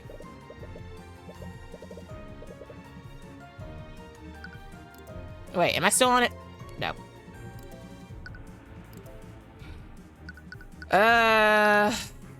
I could only think about Garrick Pierce because he was kind of like not. I just needed Arya to kill my victims as quickly and efficiently as possible, but he wasn't killed quickly. Yep, here we go. Hey, yo. Took me a minute, but I got it. Took me forever, but I got it. Eris, you said that you needed Arya to kill them quickly and efficiently as possible, but that's not exactly what happened, is it? Nope. Yes, it appears I underestimated your little bodyguard. Things lasted a lot longer than I anticipated. That's not what I was referring to. Oh? You said that you needed to... You said that you needed Arya to kill them as efficiently as possible. But that doesn't really match with what happened to Garrick Pierce, does it? Is that so? That look on her face. Why does she look so happy? Eris, unlike the murders of Von Sanctus and Sybil, Pierce was murdered with a blade frozen with magic. It's such an extremely convoluted way to kill someone, it would only make sense if you were trying to hide the evidence. But that clearly wasn't your intent. I agree, so why would I do that? For the love of God, woman, can you stop speaking in riddles? I have no love for any god aside from myself. She's behaving differently than she was during her testimony. She's being vague. Is she still hiding something? Okay. Stop getting baited by her words and take a moment to think about this logically. She's very good at misdirecting you and playing with everyone's emotions. So stick to the facts that you know for certain. In her testimony, she said the following. I didn't really have a reason to kill them specifically. I just needed Arya to kill my victims as quickly and efficiently as possible. She could have been trying to mislead you. Which phrase, the kill my victims? No, considering who she is, she was definitely trying to mislead you. She said to her victims instead of the victims. It's a small distinction, but a distinction nonetheless. And you recall Maroon using a similar trick during Beatrice's trial, which can only mean the victims of this case aren't the same as her victims. Eris, which of the people in this case were your victims? Well, considering what happened, you could say that everyone at the cathedral that day was my victim. Yes, but who was killed directly by Beatrice Frege or Arya Steelwind? I knew it. You're hiding something, aren't you? If that's what you think, it's definitely possible. Again with the vague answers. Why would she even agree to testify in a purse face? There's nothing any of you can threaten her with, and nothing you can do can permanently harm her. She could have easily gone into hiding. She never had to come here, which means she wanted to come here. But why? Just tell me, Eris, who killed Lloyd Von Sanctus? Arya Steelwind. And who killed Coraline Silbo? Arya Steelwind. And who killed Garrick Pierce? Why are you staying silent? Out with it, demon. Who killed Garrick Pierce? I refuse to answer. She's doing this on purpose. In her own obnoxious way, she's trying to guide you to the truth. But for what purpose? If she's refusing to answer the question, that must mean the answer is different from her previous answers. An unknown person killed Garrick Pierce. That must mean... Eris, you're not the patron described in Arya's contract, are you? Who knows? I never confirmed or denied that. Are you serious? I grow sick of your games, demon. You knew it. The murders were too politically motivated to have been completely random. You can unequivocally prove the patron's identity by issuing a divine edict. But because of the risk of getting it wrong, that just leaves you right where you started. Who is the patron, Eris? Who is responsible for all of this? You want me to find out the truth? So why are you staying silent? Because it will be so much better when you discover it yourself. Okay.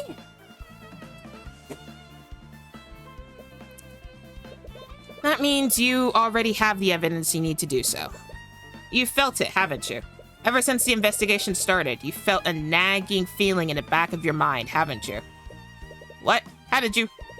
It's right in front of you, Tyrion. You're just refusing to see it. You're refusing to see who I made a contract with that day. You made your contract with the patron on that day? Even with the eye of a god, you're still blinded by your human sentimentality. So think through it carefully.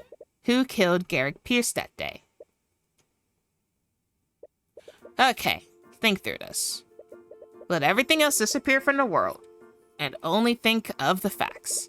If Eris wasn't a patron, that means someone else was controlling Arya's actions. But they still coordinated with Eris, who had control of Beatrice. In an extremely roundabout way, Eris admitted that Arya was used to kill Von Sanctus and Sybil. When the patron killed those two, they were able to effectively counter every magical defense they brought up. What do we already know about the patron through the first two murderers? My glasses.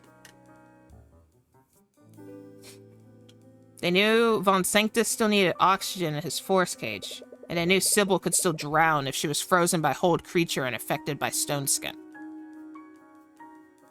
The patron's experience in using lethal. It was already set up.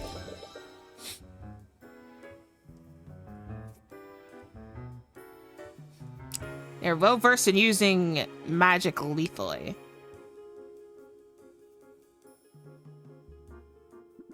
So whoever did this had an in-depth knowledge of high-level magic. Not only that, they came up with creative ways to bypass the defenses put up by Von Sanctus and Sybil. Yes, they had the ability to react quickly and decisively. But things changed when they murdered Pierce. Eris implied that neither Arya nor Beatrice killed Pierce. So did the patron kill him personally? But why? They had already had control of Arya. I would imagine the entire point of enthralling her would be to hide their own involvement. Did they become impatient because Celeste was holding her ground against Arya? No, Beatrice was already able to slip past them. That's how she was able to knock you and Pierce out with a sleep spell at 2:30 p.m. Why didn't Eris use Beatrice to kill Pierce? If the patron was coordinating with Eris, she could have easily had Beatrice kill Pierce. Beatrice...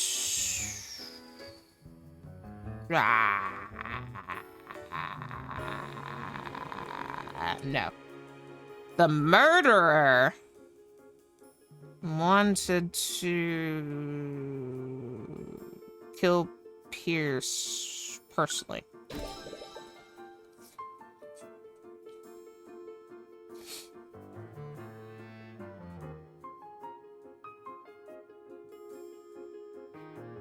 They wanted to kill Pierce personally. Does that mean Pierce's murder was more emotionally driven than the other two? That might explain why the method used to murder him was so contrived. I feel like I got sneeze. Apparently it's right there. So what aren't you seeing? Whoever did this, they murdered Von Sanctus and Sybil, and those two were house leaders of the Four Pillars. In a way, they both represented corrupt parts of our kingdom's government. Von Sanctus essentially got away with murdering Justin Way, and Sybil clearly had an apathetic approach to remedying the corruption with the justice system. But the biggest clue you have is the one that Eris indirectly gave you. My actions that day were all for you, my dearest Tyrion. Also, I could see the despair on your face when you realized the truth. The truth. She wants you to discover it. At first, you thought she was trying to make you feel guilty for what happened. But if that were true, she wouldn't still be here. There's something else that she wants you to realize, because it will throw you into despair somehow. Let's review everything you've deduced about whoever she made a contract with. Through the way they controlled Arya, they were creative and skilled at using magic. They must have been constantly exposed to creative uses of magic. Not to mention, they somehow personally handed a blood contract to Arya and had her sign it.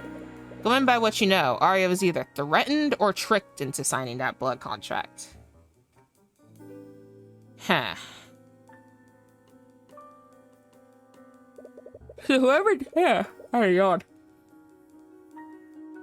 did this must have had the strength to threaten her, or they were deeply trusted by her. In addition to that, they must have been close to the prayer room when the attack happened. And lastly, they must have had an emotional grudge against Garrick Pierce. Oh, shit.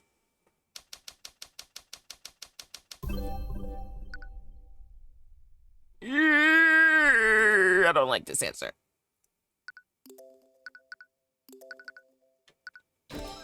What? No, that's not... It's the most logical conclusion with what you know thus far. No. It's gonna ask me again. I'll click it again. No. It can't be. That's not... Eris wanted to make you suffer, but you can't run away from this. You owe it to Arya. No, you owe it to everyone within Wyverngard to see this through. You need to follow through, no matter how painful it is. Ah, it's asking me again.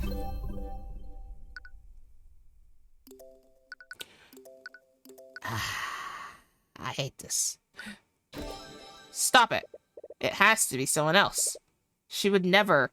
Can you think of anyone else? Who else could Eris have chosen? Who else could she have chosen that would make you feel like this? If it asks me one more time... We already know Ruby has a blood contract. Damn it.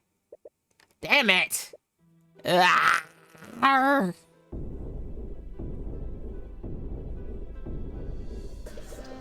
Your scream of anguish echoes throughout the ruins. Everyone's caught off guard and stares at you in confusion. What is it? Is everything okay, Mr. Cuthbert? Tyrion? Are you? You can feel your eyes well up as you look at her. One look at your expression tells her everything she needs to know. There it is. You've realized it, haven't you? You've been waiting for this moment for so long.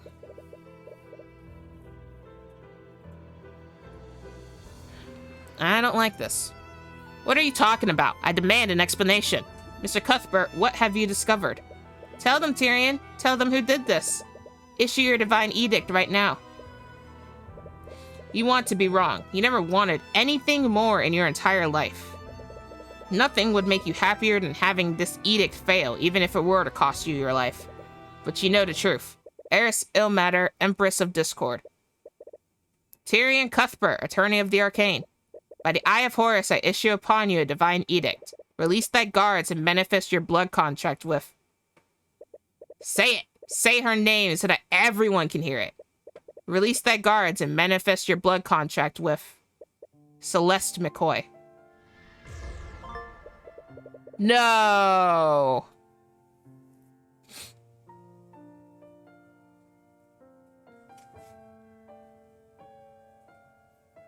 I don't like this. With the apparent death of Tyrion Cuthbert, the Empress of Discord shall revive him, contingent upon the eternal servitude of Celeste McCoy. Henceforth, Celeste McCoy's soul shall be eternally bound to the abyssal hells.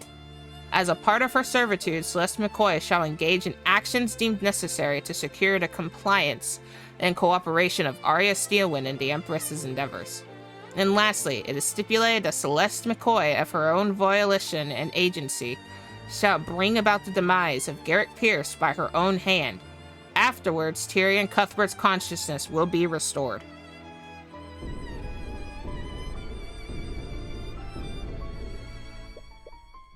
I died?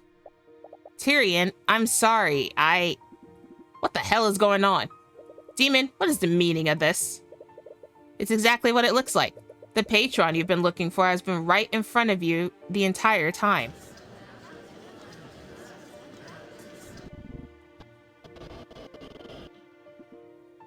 Miss McCoy, did you sign a blood contract with the Empress of Discord? I did. It was the only thing that would save Tyrion. What? I never fought Arya. I fought Beatrice and Eris. They broke past me and ran into the prayer room. But the person they killed wasn't Pierce. It was you. Tyrion, she can't even bring herself to say it. Do you realize now, Tyrion? Stop it. Celeste McCoy is the most important person in your life. She is the last person you had that hadn't betrayed you. And she signed away her soul to me, also that she could save you.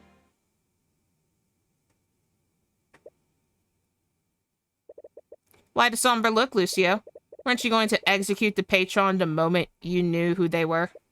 McCoy, does this mean what I think it means? Yes. I'm the one who tricked Arya into signing that blood contract. What? How could you? I was so stupid when I made that deal with her. I didn't expect her to. She used a contract to make you act against your will. So it wasn't just Miss Steele and Miss Freyga who were controlled that day.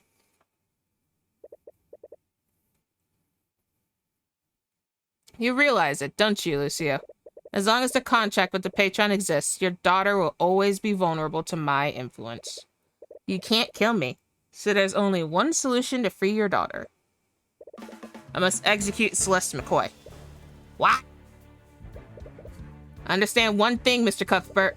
After what you've done for my daughter, I have nothing but the utmost respect for you. But I would do whatever it is necessary to protect her. Hold up, wait, pause, wait a minute. Hold up.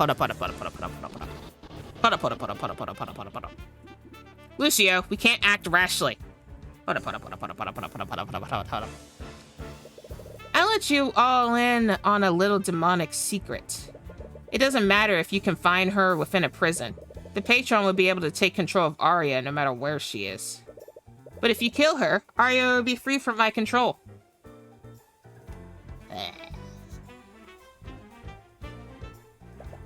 Do it. What? What are you saying?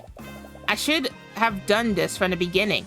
When I realized what happened, I should have just come forward and admitted to what I did. But I kept holding on to the hope that it was all some kind of trick. I prayed and prayed for the patron to be someone else.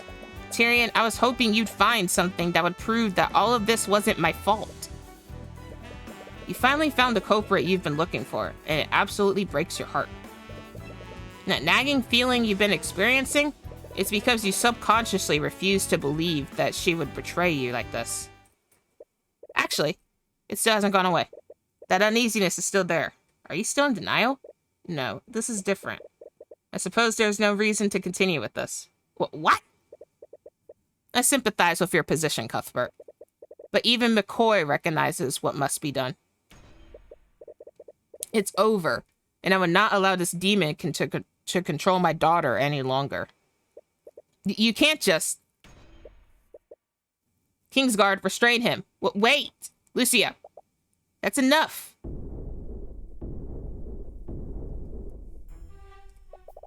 What kind of court is this? To everyone's surprise, Arya leaped from the platforms above and landed right on the witness stand. She forcibly pushed Eris out of the way, something that catches even her off guard. Arya? I'm so sorry. Celeste, you are innocent until you are proven guilty. I won't let anyone pass judgment on you until that is unequivocally proven.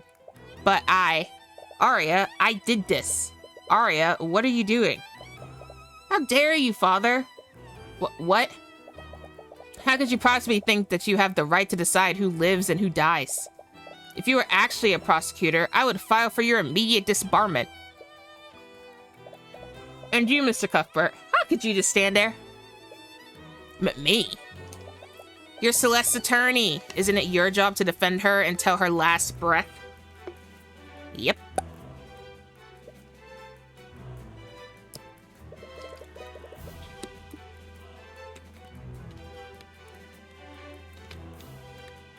I didn't say the truth because I didn't want to believe it.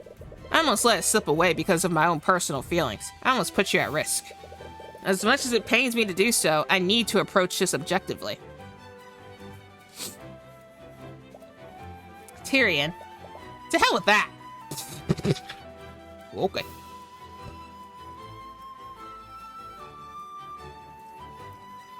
Pause, me nosy itchy. I'm not having much fun with my nose.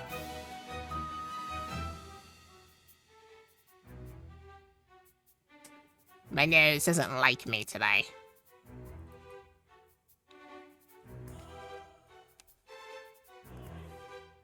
What?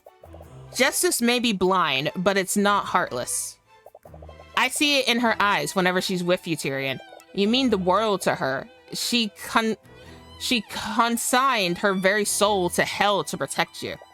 If you abandon her when she needs you most, I will never forgive you. Tyrion, Celeste, can you testify about what happened? What? But Arya's right. We need to do this properly. I agree, and I will not pass judgment until we have determined exactly what happened. It's obvious he wants to be done with this as soon as possible. But even if he controls the Kingsguard, the rest of the room is clearly against him. Fine, do as you wish.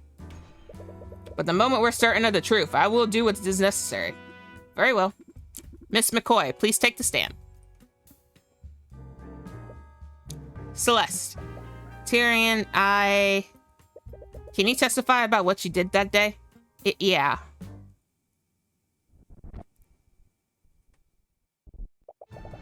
I don't like that. She didn't even start talking yet when that glitch happened. The truth is that Eris rewrote your memories, Tyrion. You were actually knocked out at 1:45 p.m.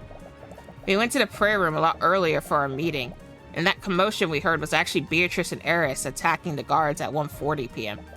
And they tricked me and slipped into the prayer room, and Beatrice, she killed you. I didn't know what to do, and that's when Eris told me she would resurrect you in exchange for killing Pierce. I know I shouldn't have done it, but I just wanted you back. I didn't care about what happened to me. I didn't realize that she'd use my eternal servitude to take control of my body. She'd use me to trick Arya into signing another blood contract. After that, I followed through with my end of the deal. I cured Pierce so that she would bring Tyrion back. Wait, no, incorrect. Hold up, my head. That whole testimony was a bogus lie. This time was wrong. There's something off about her testimony. Well, on with it then. Begin your cross-examination, Cuthbert. Gladly. Because the time on the second one was wrong from Miriam's. Where's Miriam's testimony? It did, yeah, see, 2 p.m. Okay, I was right. Celeste, according to you, my mousey. We heard a commotion at 1:40 p.m., and you went out to investigate. That's when you saw Eris and Beatrice. Yeah, I lied all about my fight against Arya. I never even fought her. If that's true, how do you explain that discrepancy? You can't trust your own memories, but LaFay shouldn't have been affected. The thing is, Celeste, something about your timeline doesn't match the evidence. Really? But I was pretty sure of the time. We were supposed to be at the meeting at 1:45 p.m. Wait, what did you just say? Our meeting with Pierce was scheduled for 1:45 p.m., right? And what's wrong, Mr. Cuthbert? Celeste, there's something fundamentally off about your testimony. What? But I swear I'm not lying. Your timeline of what happened is completely off. A lot of your testimony doesn't match with what we've learned thus far.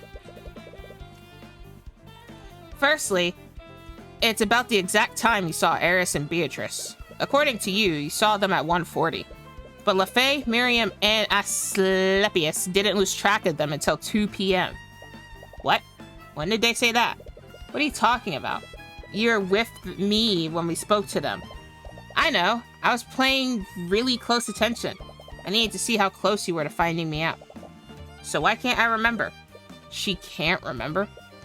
Cuthbert, judging by what happened to you, Eris Illmatter clearly doesn't need a contract to affect people's memories. It's possible she changed the memories of Lefay Frege and her entourage. It's not just that, Lucio. There's something else that Celeste is clearly remembering different that contradicts a physical piece of evidence. My notes. My little notes. 2 p.m. Celeste, this letter from Garrick Pierce told us to meet him in the prayer room at 2 p.m. What? Eris Illmatter changed my memories, but changing a physical piece of evidence is a different thing entirely. But we don't know the full extent of her capabilities. Can we really rule that out? You were unconscious. Illmatter had plenty of time to access your body and your belongings. At this point, anything is possible, and Eris is far too unpredictable to say for sure. But if Lucio's right, Eris could have gone around doing whatever she wanted. She could have wiped the memories of every witness who saw the crimes, and she could have manipulated the crime scenes however she wished.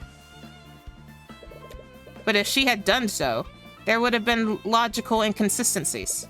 Until Celeste was revealed as the patron, every piece of evidence you found or deduced has been logically consistent. My nose.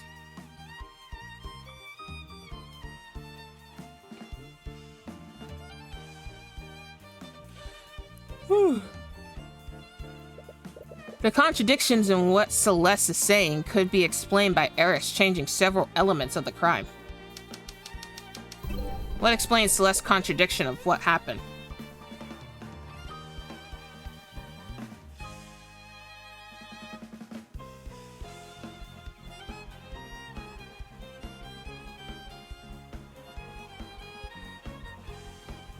And there's a far simpler explanation.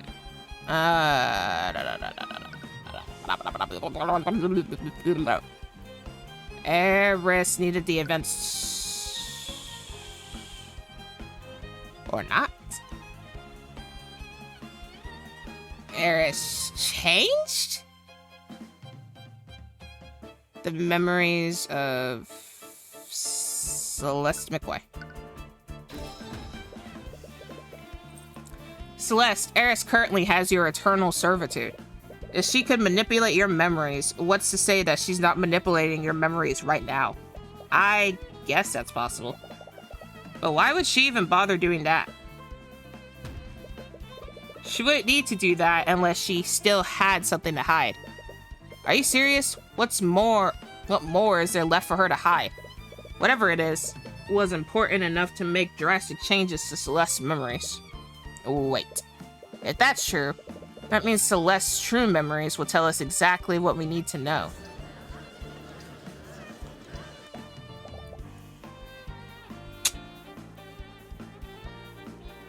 But even if you're right, I can't remember what really happened. She has full control of my mind.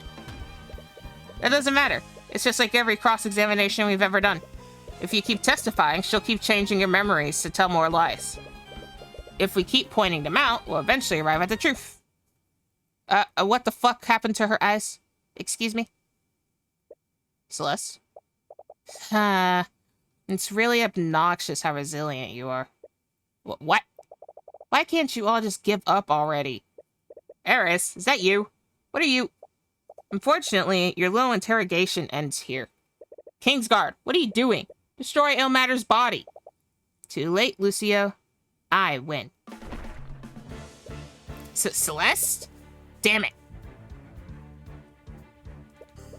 Eris, what did you do to her? I put her to sleep, just as I did with Beatrice. You? Why would you do such a thing, Illmatter? What do you mean? I did it for the same reason I do anything. What would make Tyrion suffer more than putting his love in an eternal sleep? If you wanted that, you would have just done that from the beginning. You're hiding something, I know it. Damn it, we can't extract any information from her like this. The only person who can tell us what we need to know is Celeste. Well, good luck getting anything out of her like this. Great. Ever since you discovered the truth about what she did, one possibility has been floating around your mind. But is it even possible? No, it doesn't matter if it's possible. Eris Illmatter? What is it? What would happen if I nullified Celeste's blood contract? Assuming there's anything to even dispute, everything granted by the contract would be reversed. And I don't think you fully understand what that means. Lucio, what is it? Your men know where Ruby Tamura's law office is, right? They do. Where are you going with this? You'll need an attorney to cross-examine Celeste's testimony. She owes me, and she'll be able to finish this on my behalf. Wait. And tell her I'm sorry I couldn't keep my promise. You're not serious, are you? Ooh. I'm one of the eldest evils that ever lived. I would never create a faulty contract. Eris Illmatter, Empress of Discord? Wait. You know I can't speak lies, correct? By the Eye of Horus, I demand the opportunity to dispute Celeste McCoy's blood contract. I'll state it plainly then. There will be no room for doubt. Watch me. Celeste McCoy's contract was written without flaw. I don't care. What? Celeste sacrificed her life to save mine. How could I ever face her again if I didn't do the same for her? You're insane. You're just risking death for nothing. Why are you so nervous? Maybe this is pointless, but I will never stop fighting for her. Stop this. Ooh, I can't help myself. I'm only human after all. Ooh. Once you pass this point, you would not be able to save your game. It is recommended that you make a save file now. Excuse me. What is going on? Oh, I don't like that. Me no likey that. No. That's a big no. You save 1,000 times. Ooh, I don't like this. Ooh. Ooh. Ooh. Ooh. Nah, we ain't ending this here. We're finishing this case tonight. Fuck it. I've killed people. They were usually criminals or bandits, but it still frightened me how unaffected I was by their deaths. It always came so easily to me. I was good at it. A little too good. People told me that taking the lives of others would be hard, but I never felt that uneasiness. Not even once. It made me think that I was some kind of unfeeling monster. And maybe I am. But the time I spent with you, it filled me with more happiness than I could have ever dreamed of. Instead of taking lives, I could save them alongside you. It felt good to protect you. I felt needed when I knew you were relying on me. It made me feel like I was actually worth something to someone. And whenever I saw the light in your eyes, it filled my heart with a warm feeling that I've never felt before. But it was too good to be true, wasn't it? In the end, I failed you. I couldn't protect you, just like I couldn't protect my father. I don't understand. What did you ever see in someone like me? I really don't understand. Why would you go this far for me? It's good to see you too. Ow! What was that for? You know what it's for, you jerk. I literally had to sign my soul away to hell to keep you alive, and you just threw your life away? What else was I supposed to do? Should I just have let Lucio kill you? Yes, that's exactly what you should have done. It's a lot better than gambling away your life. Oh.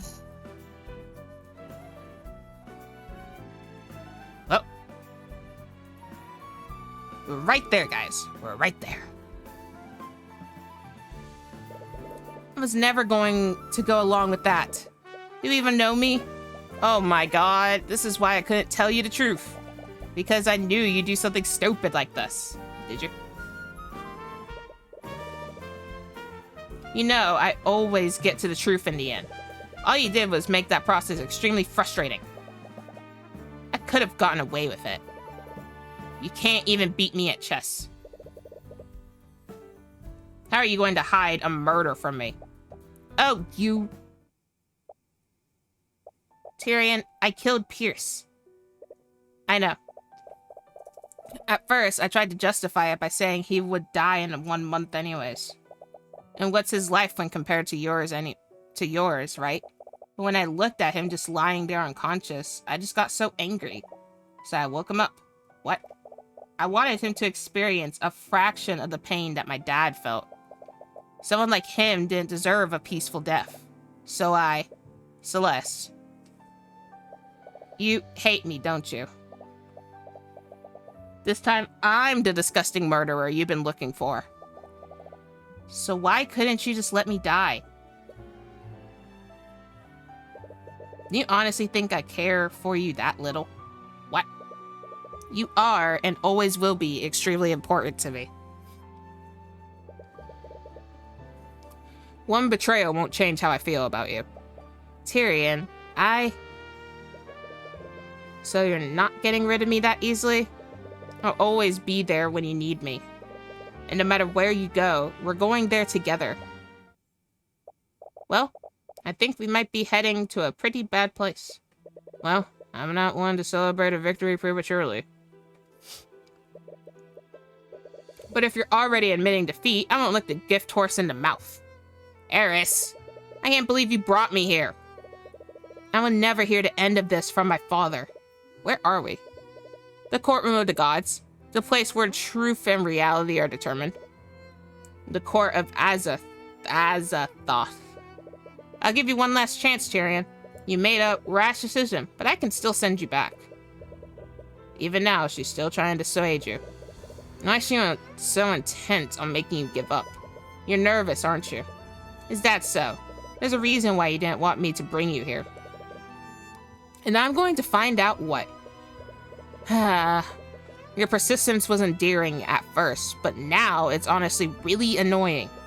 I suppose we'll have to do this the hard way then. Don't say I didn't warn you. Okay, we started off with this. Cool. I don't know what the fuck I'm doing. You should have taken my offer when you had the chance. The only way to nullify my contract is to unequivocally prove that its conditions weren't fulfilled. My contract was written without flaw. So say the words of Asmodeus. Asmodeus. By his word, demons are incapable of speaking lies. You're out of your element, Tyrion. This is my domain. If disputing a blood contract was truly impossible, there would be no need for this court to exist. Demons are powerful, but they aren't omniscient. This one. If disputing a blood contract was truly impossible, there would be no need for this court to exist. Demons are powerful, but they are omniscient. They can't possibly be aware of contradicting circumstances that may be created when they make a contract. You're hiding something that you desperately need to keep hidden. We even went as far as to knock out Celeste before we could get that information from her. Oh, really now? You tried to confound the investigation by manipulating Celeste's memories. But the contradiction in her testimony proves one thing. She didn't see you and Beatrice enter the prayer room until 2 p.m. at the earliest. Your so-called contradiction is based on the testimony of Lefay Frega. How are you so sure that her testimony is reliable? It's supported by the testimonies of Miriam and Lord Asclepius. They were all together at the time. Their testimony is sound. Oh, really? It looks like you've made a contradiction. What? Lefay Frega, Miriam Frega, and Lazaric Asclepius encountered an illusion. And that illusion makes their testimonies unreliable. So says the words of Asmodeus. What? An illusion? What kind of illusion? Who knows? My statement still stands. You can't just expect us to accept your claims without any evidence. I can't speak lies, Tyrion. Every statement that comes out of my mouth has to be true. I don't need any proof. In this court, the only thing that matters is what is truth and what is false. And the word of Asmodeus says that Lefay's testimony is unreliable. Damn it. She can just say whatever she wants without having to provide any context. When she only said that Lefay was tricked, she didn't specify an exact time.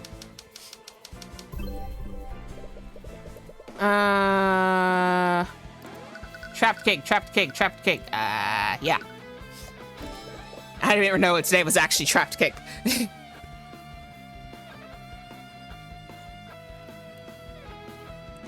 Regardless of when it happened, Lefay and her party went to search for Beatrice after you two went missing. Do you confirm or deny that? I won't deny it. Perfect.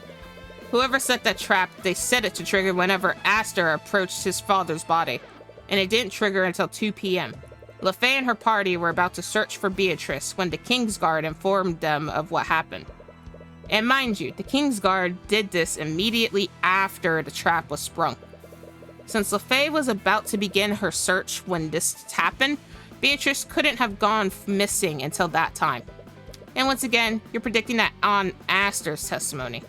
Not just him, Eris, several members of the Kingsguard witnessed this. True, and that is why I'll respond with this. That went by so fast. An activated force cage did not trap Aster de Wyverngard during or after 1:50 p.m. So says the words of Asmodeus. But how? The testimony came from multiple people. Are you saying that the trap was sprung earlier than that? Don't you remember, Tyrion? I can manipulate the memories of people who have a blood contract with me. But I'll give you a little clue. The Empress of Discord made contracts with multiple knights of the Kingsguard. So says the words of Asmodeus. What? I tampered with their memories. You can't trust their accounts of what happened. How many people did you make contracts with? Little Lady Steelwind has been investigating my work for the last few months. When I've had my talons in Wyverngard for far longer than that. I've been preparing for this for quite some time. But even the Kingsguard. No one is safe from temptation. Everyone has a price. Your little girlfriend should know that better than anyone. Still, there has to be something. I still have more evidence. Oh, really? Whose testimony will you be relying on this time? You can present all the evidence you want. Most of what you have is based on eyewitness accounts. Even so, you can't have possibly made a contract with everyone there. Let's check that again, shall we? It's possible that I have made a blood contract with everyone present during the massacre. So says the words of Asmodeus. Are you kidding me? But you only said it's possible. You never said that it actually happened. You're the one disputing my contract, Tyrion. The burden of the proof is on you. That's completely ridiculous. How could I possibly verify a statement like that? It's simple. Issue a divine edict to each person who was at the cathedral. You know he can't do that. If he gets it wrong even once, he'll die. That sounds more like your problem than mine. Damn it. Nothing to say, Tyrion? Isn't this the part where you present some groundbreaking piece of evidence? Aye. As long as her statement stands, you have to doubt every piece of testimony you've gathered. Everyone at the cathedral could have been compromised, except Aster. I know he doesn't have a blood contract with you. I suppose you're right. So are you going to use his testimony? He couldn't observe much from within that force cage. Do you understand now? You were never meant to win this game. But I've got to give you points for entertaining me this long. This is the most fun I've ever had, and I truly mean that. Tyrion, come on, there has to be something you can use. But all the clues you've gathered could potentially be lies created by her. They're useless against her. To Tyrion, you have to say something. You can feel your strength fading. It feels as if you're being pulled into an eternal sleep. This has always been a contest of willpower, and I think he's finally run out. No. You recall what happened during Beatrice's trial. Your mother gave you the knowledge you needed to win. She did it before. Can she save you again? Mom, please, I need your help. Please, just tell me what to do. You hear nothing back. No. It appears you're truly alone now. You knew this was a long shot, but you still held out hope. You just wanted to protect Celeste, and you really thought you could do this. But Eris is a being who wraps herself in layers upon layers of lies. She has the power to make you doubt everything. And the witness testimonies, even your hard evidence could be a fabrication. How could you possibly argue against someone like that? It's not fair. It's not fair, Mr. Mora. They're not even bothering to investigate the crime properly. Well, of course they're not. If they did, they'd be forced to admit my client is innocent. How are you so calm right now? Is this what it's always like? How are you supposed to win like this? They can just keep changing the narrative however they want. They can, and that's exactly how I'll beat them. What? Look, Cuthbert, almost every part of the system is against us. But there's one advantage we have over the prosecution, and that's pure and objective logic. Logic? Tyrion, the prosecution does all sorts of things to validate their case. They present evidence, they call witnesses, and they use those things to create conclusions. They create a box and throw a bunch of facts into it. They tell the court that everything within that box is the truth. And conversely, that makes everything outside of it a lie. But how does that help us? You point out contradictions in their case. That makes them throw more and more facts into that box to keep their case consistent. But if even one fact in the box is false, the entire thing falls apart. But surely they'll realize what you're doing. What if they play dumb and refuse to add anything to this box? Well, you can force them to. What? You can present your own truths. And you force the prosecution to accept or deny them. By doing that, you can control what goes into the box. This all sounds so complicated. I don't know if I'll ever get the hang of it.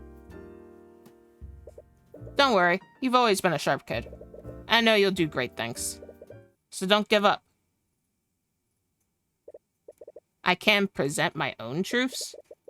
Eris's case hinges on when Beatrice disappeared, and she changed Celeste's memories to make her think everything happened earlier, which can only mean Beatrice Frege did not go missing before 2 p.m.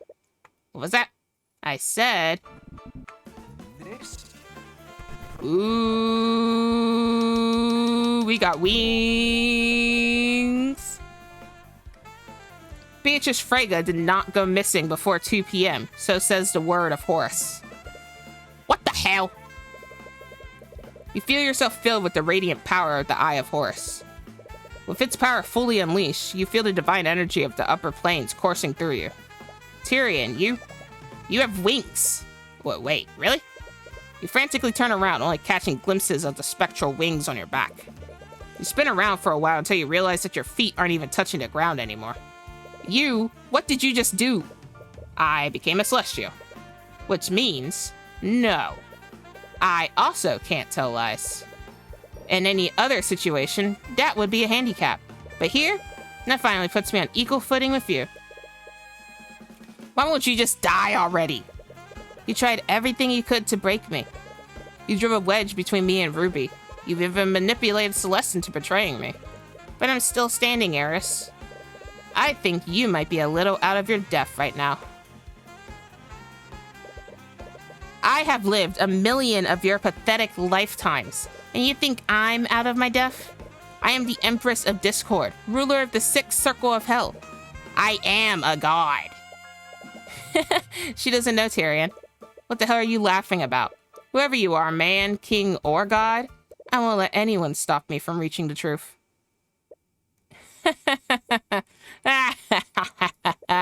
Since you've so graciously bared your soul to me, I guess I should do the same.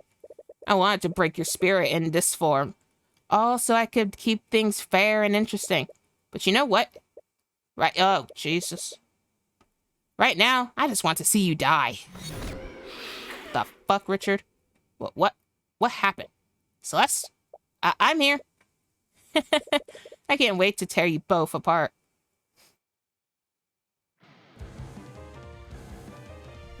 What am I looking at? Ew! Ew! It's hideous. What? What is that thing? Did you honestly think my true form was that of a teenage girl?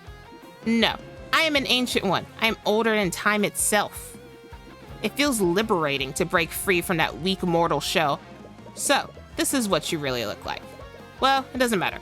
Whatever you are, I am taking Celeste's soul back. Kick her ass, Tyrion. I'm going to carve out your souls and mount them into fields of Malbolge. Fate challenge? Ooh. You need to be careful. You're bound by the same rules as her now. You can't tell lies in this form, even accidentally.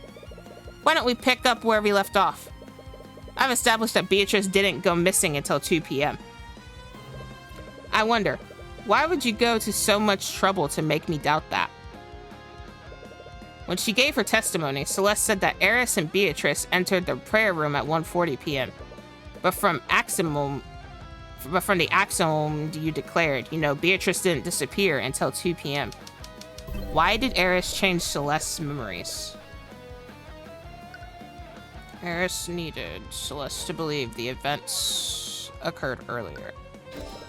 I believe he needed Celeste to think that the events happened much earlier.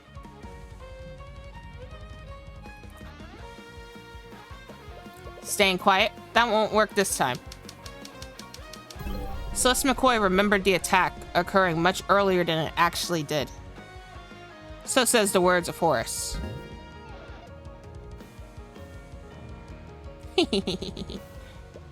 Nothing to say? You can't stay quiet forever. I didn't need her to think that specifically. I simply wanted to confound your ability to deduce what actually happened. And is that not what happened? That may be, but I think you had a specific reason to move her timeline back. An event occurred that required Eris to change Celeste's memories. So says the word of Horace. Oh, Arya dropped that thing before. But how do I... On Sanctus?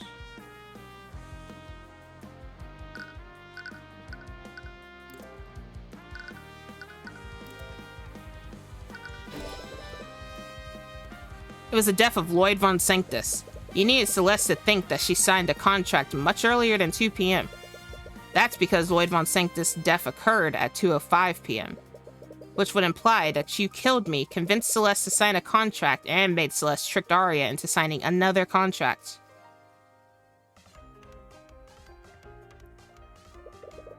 All in the span of 5 minutes.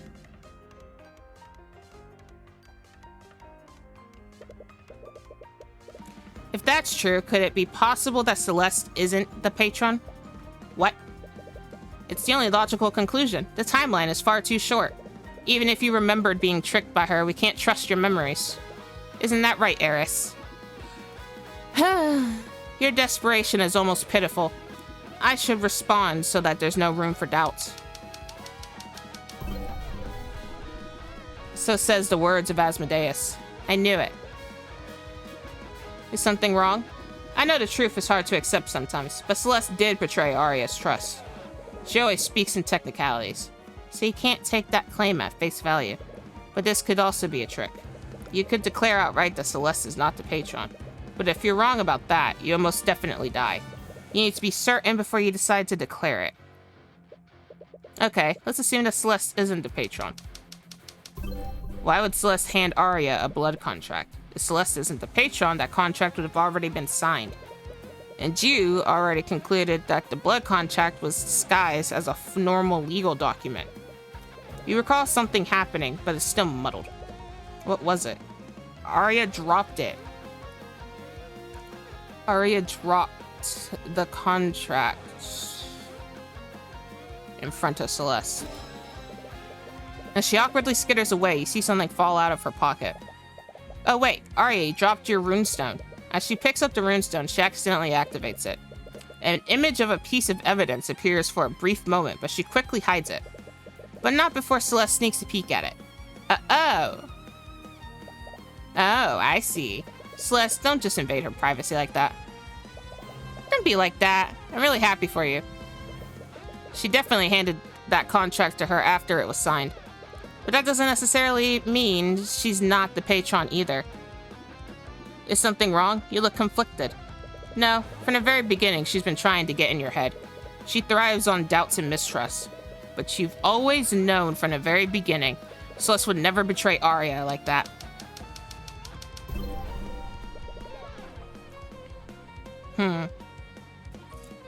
Celeste McCoy is not the patron described in Arya Steelwind's blood contract, so says the word of Horace.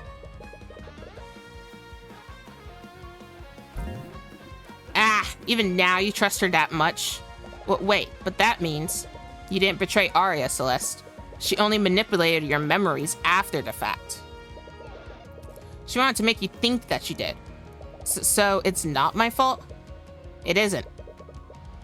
But that has a far more unsettling implication. Someone else is the patron, but who? No, that's not important right now. You need to focus on saving Celeste for now. Celeste wasn't the one who secured Arya's compliance and cooperation. Doesn't that mean your contract flawed? Doesn't that make your contract flawed?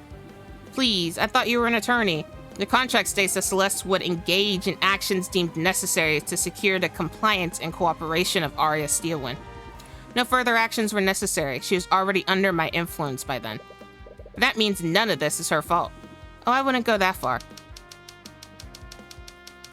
Man, those words move fast. Neither Arya Steelwind nor Beatrice Freyga was directly responsible for the death of Garrett Pierce. So says the word of Asmodeus. Right, there's still the death of Pierce. It doesn't matter who's responsible for the massacre as a whole. All that matters is the validity of my contract. You act like you're in control of the situation, but you've become nervous ever since I began disputing your contract. You're hiding something, aren't you? Who can say for sure? The second paragraph is vague, but what about the first and third paragraphs? Something is off here. Wait, is it possible that I didn't die? Are you still in denial? I thought you were ready to die to save your beloved Celeste. Answer the question, Eris. We can't trust Celeste's memories. That memory where she confirmed my death could all be a fabrication. If you're still holding on to the hope that she'll survive this, let me state it plainly for you. Celeste McCoy did in fact observe that Tyrion Cuthbert was dead. I did not alter that memory. So says the words of Asmodeus. I'm sorry, Tyrion. How did you revive me, Eris? Do you even have the power to resurrect people from the dead? Who do you think you're talking to? Of course I do. But if you doubt me, why don't you declare that Tyrion Cuthbert never died? Knowing her, she could be baiting you into telling a lie. But it's equally like that she's bluffing. If you still doubt that I resurrected you, I'll state this. Beings of my power are able to resurrect people from the dead. So says the words of Asmodeus. I want to interpret. Why would you need to specify that beings of your power can do that? Is it possible that it's not a simple or easy feat to accomplish? For example, would Marunith be able to resurrect a person from the dead using a contract? Aye. Let me save you some trouble. I'll say it for you. The Empress of Discord can't resurrect people easily. So says the words of Horus. That's not the same as saying that it was impossible for me to do it. But it would require a large amount of effort on your part. Perhaps. But recall my previous declaration. Celeste was there. And by all accounts, she concluded you were dead. How thoroughly did you check me? I have experience in first aid, and it was pretty bad. You weren't breathing and your heart was stopped. She tried to resuscitate you for several minutes, but to no avail. Right. There's no way your body could survive that long without oxygen and blood flow. And Eris just confirmed that Celeste spent several minutes trying to resuscitate you. But there has to be more to this than you're seeing. Isn't there a spell? Ah, yeah. Remembering what all these do. Is you. No, you. No, you. No. You. You. You. You. You. You. You. You. Man. You. You. You. You. You. You. You. You.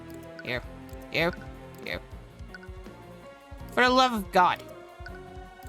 You. You. Aha!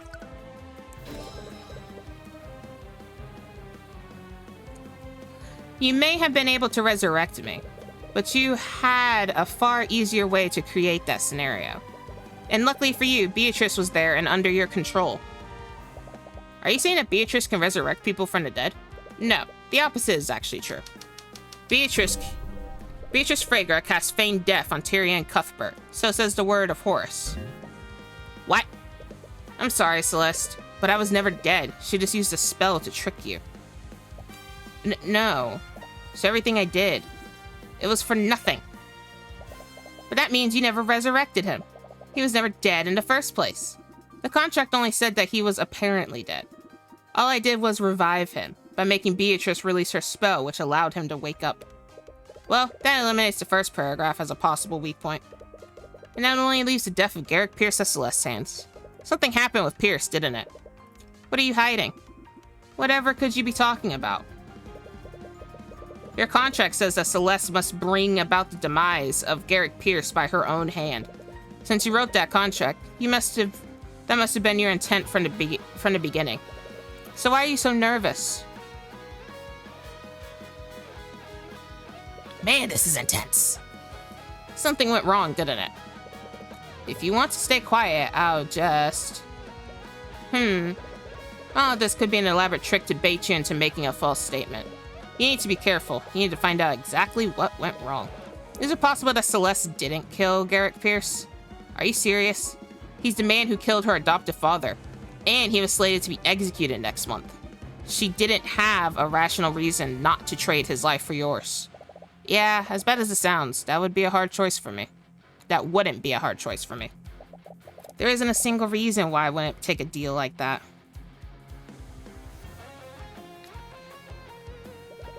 She may have wanted to, but something else might have happened. Perhaps Beatrice or Arya misinterpreted one of your commands and killed him against your wishes. You're making this so tedious. Neither the Empress of Discord, Arya Steelwind, nor Beatrice Freyga killed Garrick Pierce. So says the words of Asmodeus. Well, what if you forced Celeste to kill him? She signed a contract already, so you had control of her. The contract states that she needed to kill Pierce of her own volition and agency. Do you honestly think I would make a foolish mistake like that? Celeste McCoy had complete control of her actions when Pierce died. So says the word of Asmodeus. But what if someone else killed Garrick Pierce on accident? Maybe a member of the Kingsguard who survived and entered the prayer room. Try again, Tyrion. Garrick Pierce's death was not an accident. It was intentional and committed with malice. And while I'm at it... Jeez. The Empress of Discord, Celeste McCoy, Tyrion Cuthbert, Beatrice Freyga, and Arya Steelwind were the only people in the prayer room with Garrick Pierce when he died. No. Do you understand now? I can refute any possible explanation you may have for Pierce's death. But the truth is, Tyrion, Garrick Pierce's death occurred because of Celeste McCoy's actions. So says the words of Asmodeus. No. Have you given up? Have I finally extinguished the light of hope within you? I can't believe it. I can't believe you fell for that. What?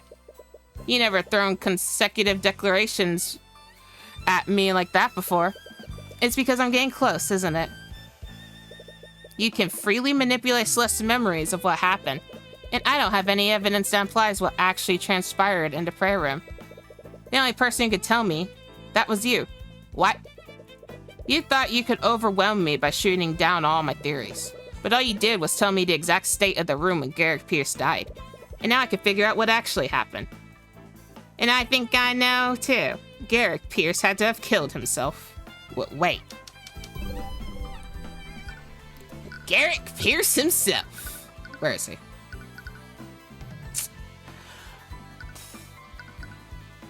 Where's the pompous? There he is. Eris Elmatter, Empress of Discord. No, so stop this. I'm not sure what would possibly drive him to do something like that, but when he was in the prayer room, Garrick Pierce chose to take his own life. What? You know what that means, don't you, Eris? But for the sake of it, I'll say it in a way that makes you abundantly clear. Stop this. Stop this right now. Celeste McCoy did not bring about the demise of Garrick Pierce by her own hands. So, says the word of Horus. The conditions of your contract were impossible for Celeste to fulfill. That renders it legally and logically invalid. That's checkmate, Eris. You filthy little... Bye.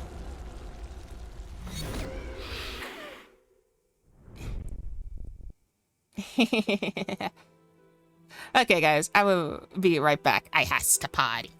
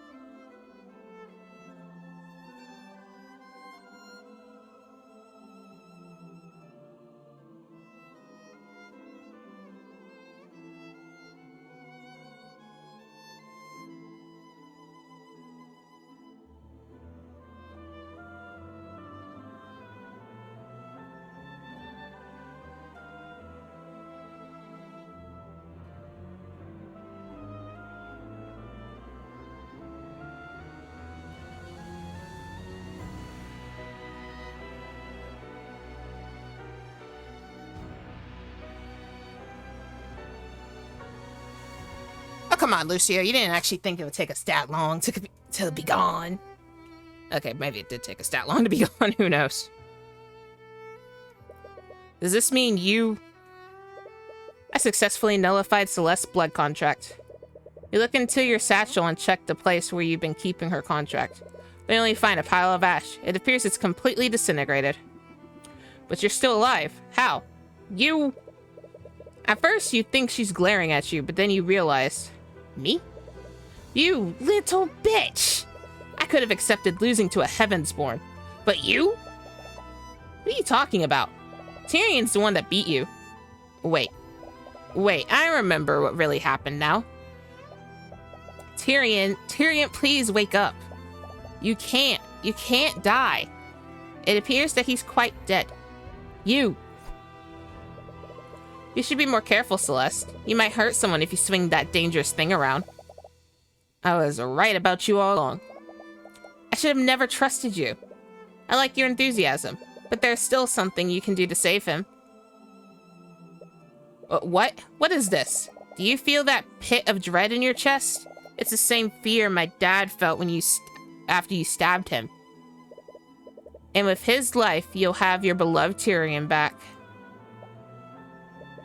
What are you waiting for? End him, Celeste. I can't. What? What are you talking about? Tyrion, he wouldn't want this. He never has to know, Celeste. I can protect you from his Eye of Horus. That doesn't matter. I can't do it. It's just... This man literally killed your adoptive father. Not to mention, he's a dead man walking. You've lived a lifetime of killing people. What's one more person? I won't suffer your self-righteous pity, bastard. Don't misunderstand me.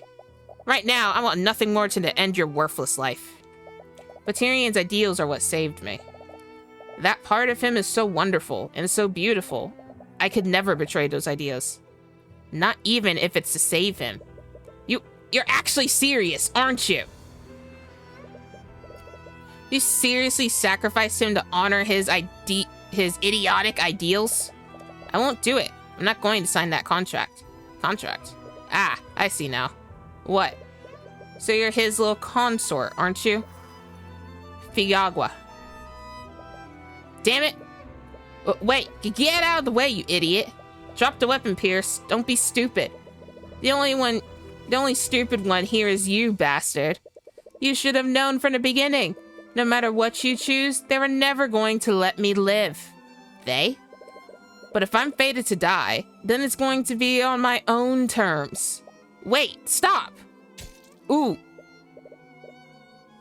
I'll see you all in hell. Ooh. Ah. Damn it. Menace. Are you trying to heal him? It's too late. He aimed straight for his heart. No. Come on, you waste of human flesh. Wake up. I still need you alive. What the hell did you just do? Pierce is dead and I signed your stupid contract. Now bring Tyrion back. No. No, no, no, no, no, no, no. Pierce was dead anyways, so I thought I could catch her on a technicality. But I never realized what I actually did.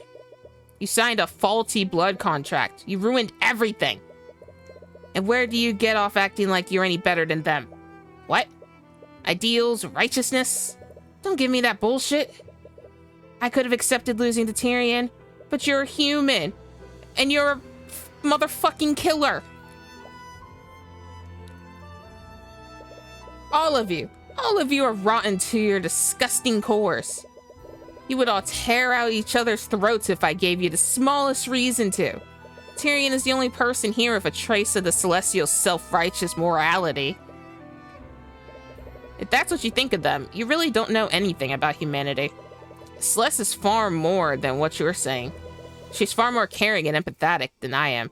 I could never even come close. Tyrion, it has nothing to do with whether I'm a Heavensborn or if she's human. But I think you understand. I understand you a little more, Eris. Is that so? Let me ask you a question, Eris. Did you feel any amount of satisfaction when you killed my mother? What? So, you figured that out, did you? When you went on that little tirade about killing Heavensborn, I had a feeling. And how does it feel, Tyrion? The person who killed your mother and ruined your life is standing right in front of you. What do you have to say? Nothing to say?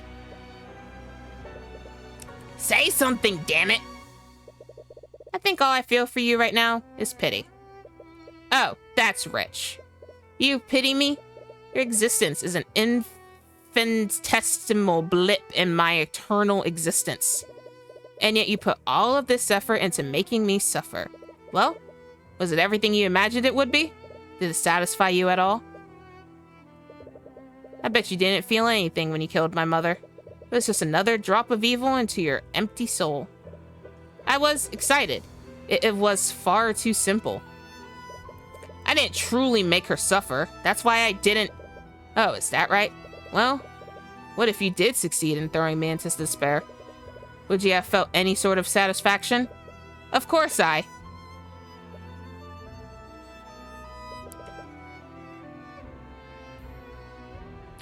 Demons can't tell lies, Eris. You can't lie to us, and you can't lie to yourself. No, that can't... And that's why I pity you. You were fated to be evil from the moment of your creation, weren't you? That's why you hate humanity so much. You envy us. What did you just say? You're envious of humanity. You don't grow, you don't change. You can't become a better version of yourself. You're right, your existence probably will be eternal. You'll be eternally evil. And you'll be eternally unsatisfied. That's why you envy us, because you'll never be free from that fate. That is completely... You can't say it, can you? You can't refute my claim, because it would be a lie. You know what? Maybe you're right. Maybe I'll never be satisfied. Maybe I won't feel any satisfaction from killing you. But I'm still going to try.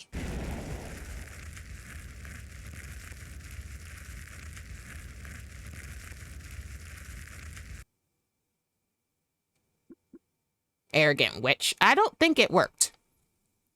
I think he kind of just cooked her to a crisp. Well, I suppose that solves that. Although, she'll definitely be back one day. And when she does, I'll be ready. For now, let's be satisfied that we finally discovered what happened. Alright, about that. Are you serious? After all that, we still don't know who the patron is? At this point, I'm just glad Miss McCoy wasn't the true mastermind behind us. Speaking of which, now that I've nullified her contract, Celeste should finally have her true memories back. Ugh, I do remember what happened, but it's still really fuzzy. I've really been trying to remember what was on Arya's contract when I caught a glimpse of it. But I think that's the memory Eris manipulated the most. It's possible that she would need some time to fully recover from the Empress's demonic influence. But we don't have that kind of time. That damn demon led us around for the entire morning. And we lost nearly an hour due to Cuthbert disputing that contract. It's just past noon. Right, we have less than 3 hours before every magical trace at the crime scene disappears. Could you try testifying? Maybe reviewing everything will help jog your memory. Okay, I'll do my best. Miss McCoy, could you try to remember what happened during your business with the Empress of Discord? I'll try my best. Let's see. I think I remember now. We went to meet with Pierce at 1:50 p.m. and we heard that commotion outside at 2:20 p.m.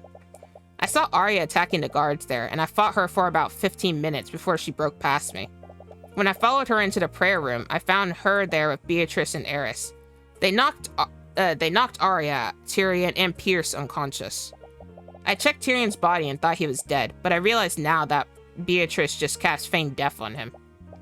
Anyways, Eris offered her deal to me, but I couldn't go through with killing Pierce. I think you know the rest.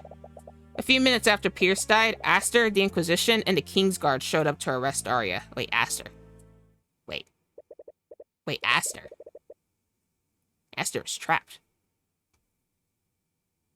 But Aster was trapped. What? Aside from your conversation with Ilmater, that seems to match up with what we already knew. But Aster was trapped. What? Are we forgetting something, guys? It appears we'll simply need to wait for Celeste's memories to return. He's clearly not okay with leaving his daughter vulnerable until then. Even if nothing's apparently significant, I'd still like to cross-examine her. Go ahead, then. But Aster was trapped. Hey, I can lie now and bullshit and not die, so, you know. Oh shit, I was right. Wait, what? What is it, Cuthbert? Celeste, are you sure Aster showed up a few minutes after Pierce died? Yeah, I remember that part pretty well. Eris seemed really worried about being seen by them. Have you figured something out, Mr. Cuthbert? It's just that... May I remind you that we are extremely pressed for time? Stop wasting our time and just say what you want to say. Celeste Garrick Pierce died at 2:45 p.m. and Aster showed up in a prayer room only a few minutes after. Yeah? Where are you? Wait. That raises a big question. How did Aster enter the prayer room around 2:45 p.m. when he should have been trapped in a force cage until 3 p.m.? Wait, you're not serious, are you? McCoy's memories are clearly unreliable. My men all reported that His Majesty led them to the prayer room after he exited the force cage. Ooh. Normally, that would be more concrete when compared to Celeste's testimony, but we can't trust their testimony. What are you talking about? While I was disputing Celeste's contract, Eris declared that she made contract with multiple members of the Kingsguard. What? They were working together with her, and if these contracts were structured similarly to Celeste, she must have had the ability to manipulate their memories. This means they could have intentionally or unintentionally lied during questioning. To think, even a Kingsguard had been compromised. How could I have let this happen? And even if we assumed that he somehow escaped an inescapable forest cage, how did Aster know to head to the prayer room? I understand your point, but do you understand what you're implying? I'm not trying to imply anything. I'm just stating the facts that we know. We know that a human, whether willingly or otherwise, worked with the Empress of Discord to orchestrate this massacre. He was deeply trusted by Arya Steelwind. So much so that she didn't even think twice about signing a contract that he gave her. There's only one person who meets those criteria. Aster Dave Wyverngard, the reigning king of our kingdom.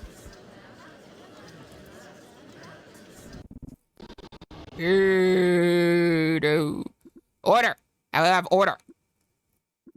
Mr. Cuthbert, do you understand the weight of this accusation? To claim that the king collaborated with a demon in any capacity is no small thing. I do, but I'm hoping this is all a misunderstanding. After all, Eris's goals seem to be nothing beyond sowing as much discord as possible. She made us believe that Celeste and Arya were both murderers. I want to save Arya, but I also want to believe in the people who believed in me. If Aster has information that can save Arya, we have to find it. Very well then.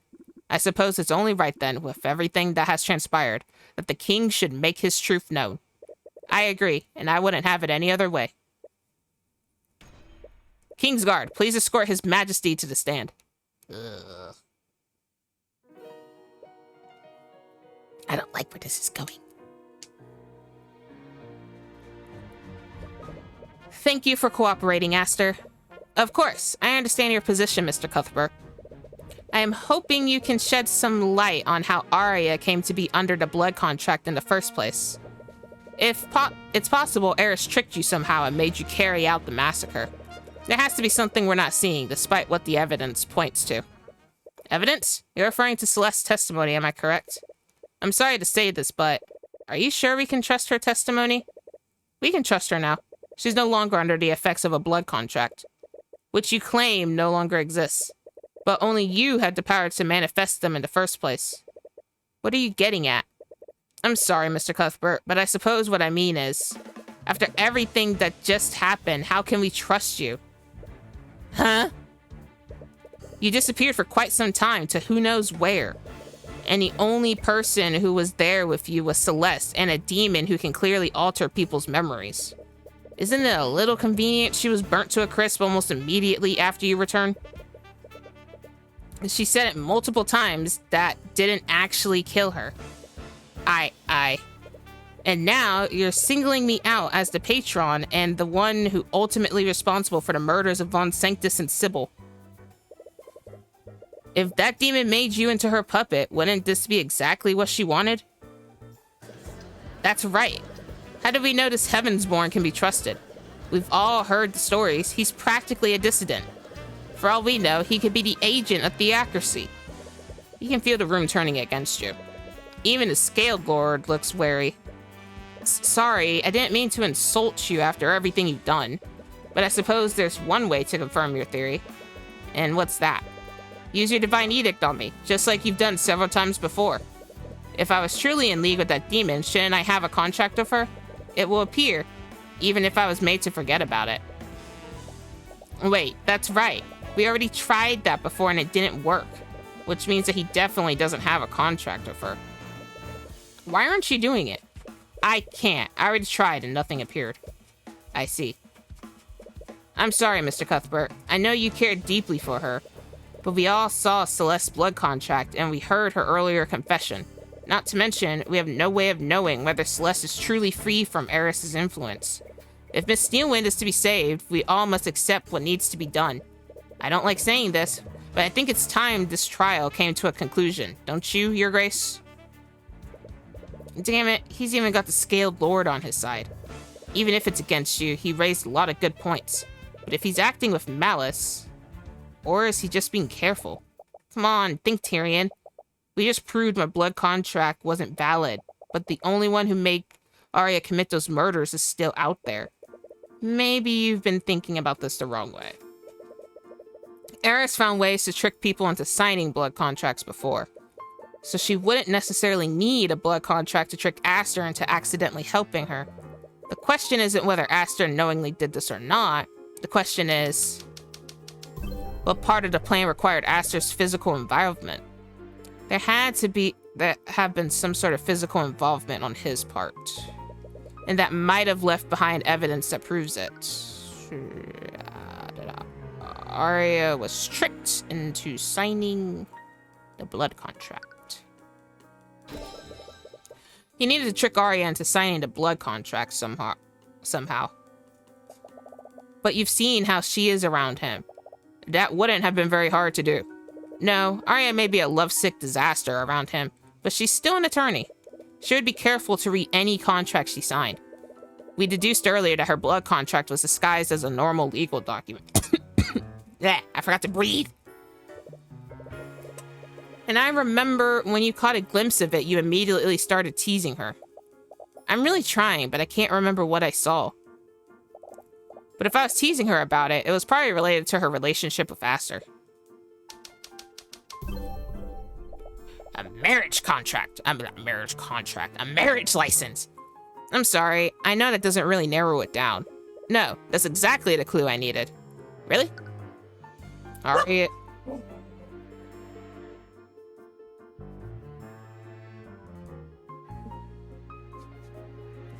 What was that? Claire. Claire. You okay? Sorry about that. Arya signed a marriage license.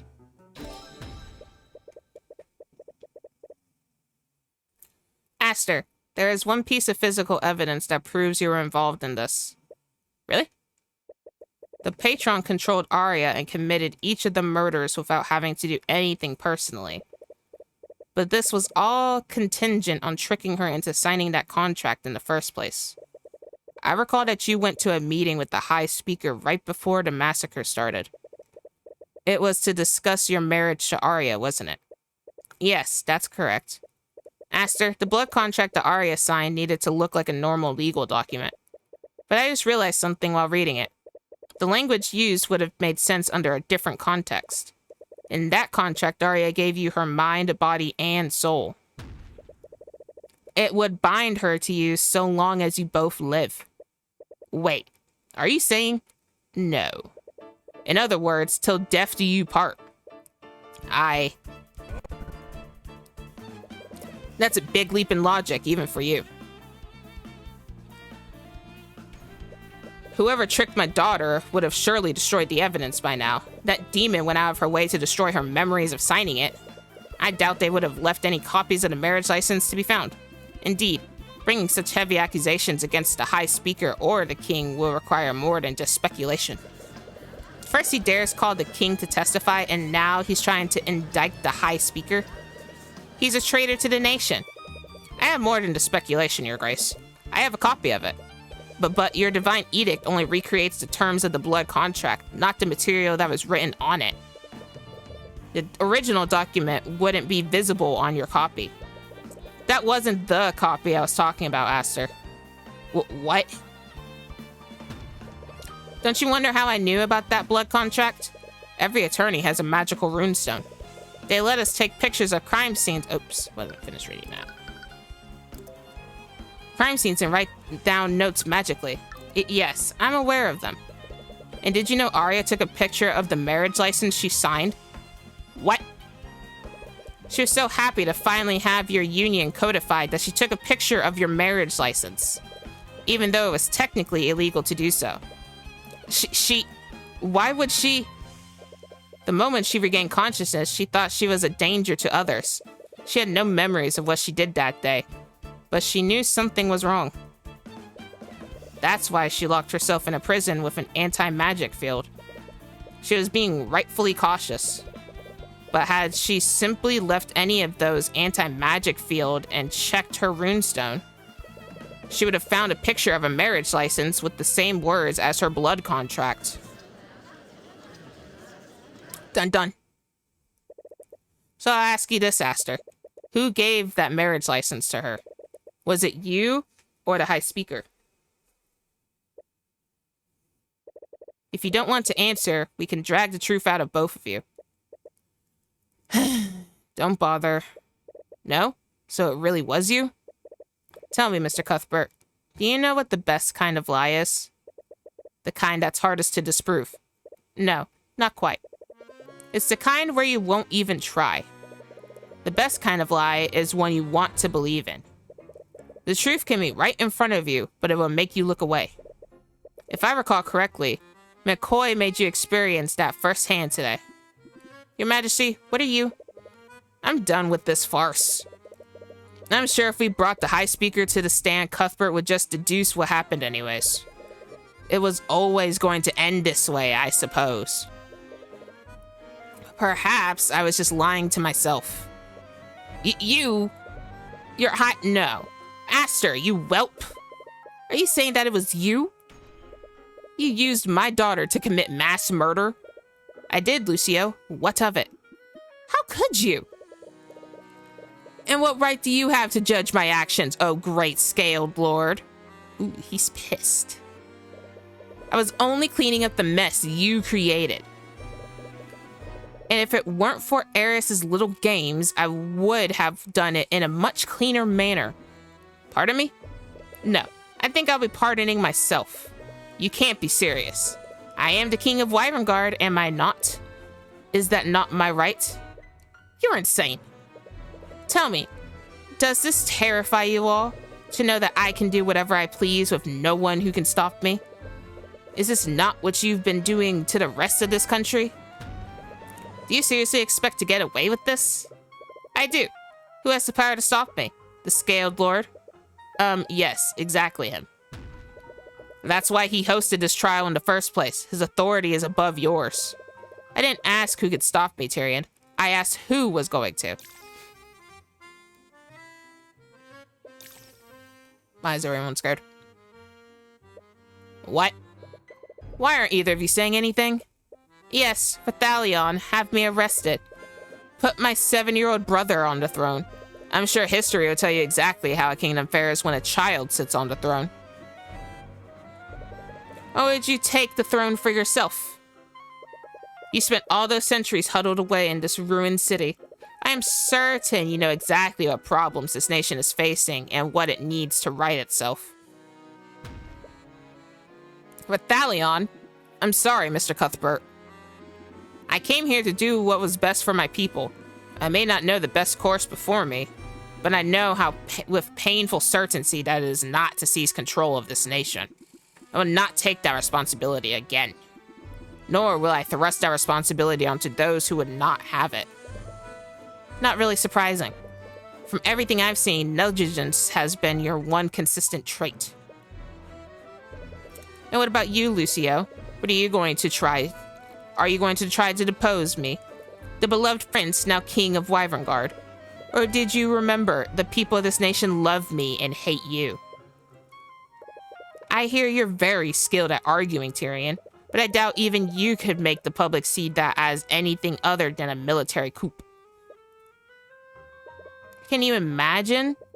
Grand General Lucio deposing the new king of Wyverngard before the previous king's body is even interred. I wonder just how bloody of a civil war that would plunge this nation into. And even if Lucio doesn't have much difficulty crushing the commoners, I am sure you can imagine just how tempting a weakened Wyverngard would look to the other nations. Damn it. By killing Sybil and Von Sanctus, he left a power vacuum that only he could fill. Aster, you're holding the entire kingdom hostage. I am merely consolidating power where it belongs, in the hands of a king and a benevolent ruler who is finally going to fix this nation. You murdered several people, consorted with demons, and enslaved your own fiancé. I'm sure that to you, my actions may seem evil and unforgivable, but to the rest of them in the Wyverngard nobility, I very much doubt I'm even the first to do such a thing. This is just politics. What the fuck? And I think that makes checkmate, Cuthbert. I hate all of this. I can't believe it. I've always wanted to say that. What are you all doing? Are you just going to let him get away? Lucio, she's your daughter. Are you just going to let him keep control over her? My daughter would not sacrifice the stability of Wyverngard for her freedom. You know that to be true.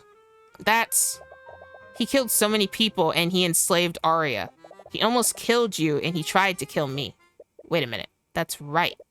Why did he try to kill you? What do you mean? If Aster is the patron, that means that Pierce originally sent that letter to him. King Dave Wyverngard just recently died, but Celeste was a member of the royal family. But that wouldn't entirely make sense. Even if McCoy was of royal blood, Aster is the king's eldest child, and he's of pure royal blood.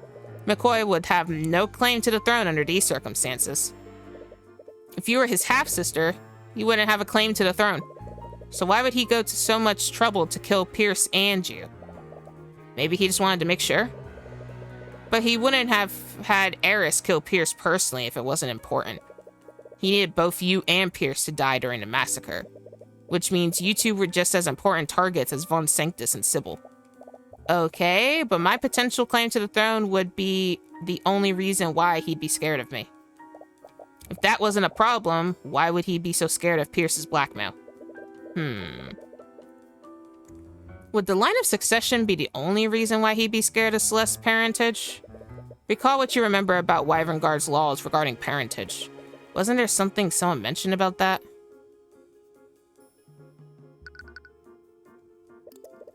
You recall a conversation you had with Eris Illmatter. Despite everything, our kingdom's constitution still includes a scaled lord in our government. Wait, really? As the savior of our kingdom, he and his kin were given an honorary position on our political hierarchy. The ancient dragon's authority technically rivals that of the king. Wow, I had no idea. How have I never heard of this before? To be honest, that law is just a way to revere him and appease the church. Wait, the scaled lord and his kin can override the king's rule? Wait. Ooh.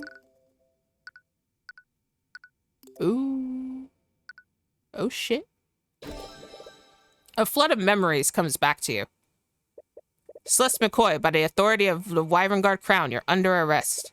Noticing the commotion, 3 of her knights rush to grab her and begin dragging her away. She kicks and screams against them, desperately trying to break free. Even between 3 knights, it's taking all their strength to subdue her.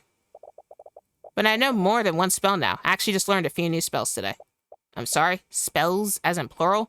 How long did it take you to learn these spells? A few hours, I think. She learned multiple spell formulas within a few hours? Ah, so you've come from the same humble beginnings that I do. Which spells have you mastered? I haven't really mastered any of them. I know about 7 spells, though. 7? That's almost 4 times the amount that I know. She's learned even more spells? She's been picking them up rather quickly.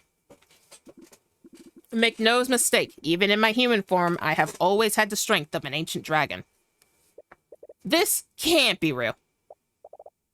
What? What is it, Tyrion? It's absolutely crazy, but it also makes a lot of sense. Her ridiculous strength, her natural talent for learning magic, she inherited all of it from him. Are you okay? You got really pale all of a sudden. Once you revealed this, there's no going back for her. Do you even have any right to do this to her? No.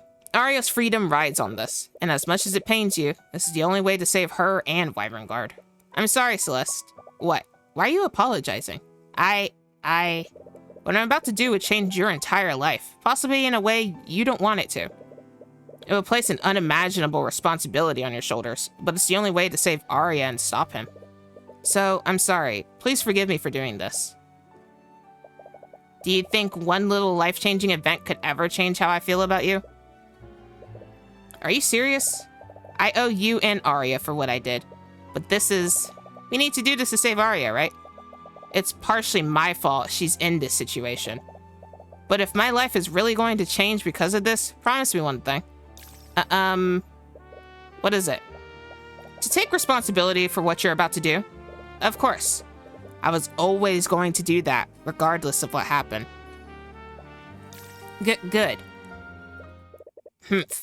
Are you two done flirting with each other?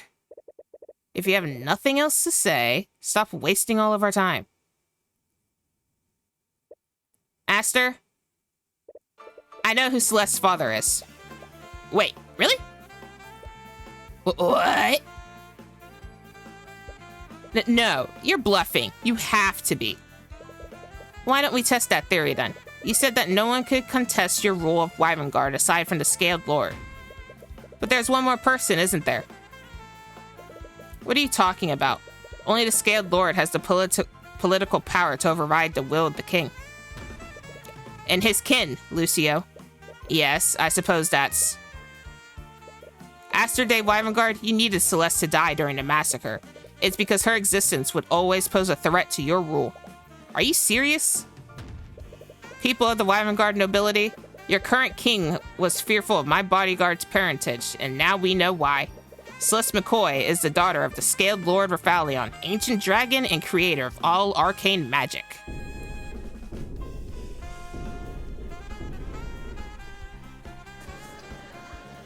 Ooh.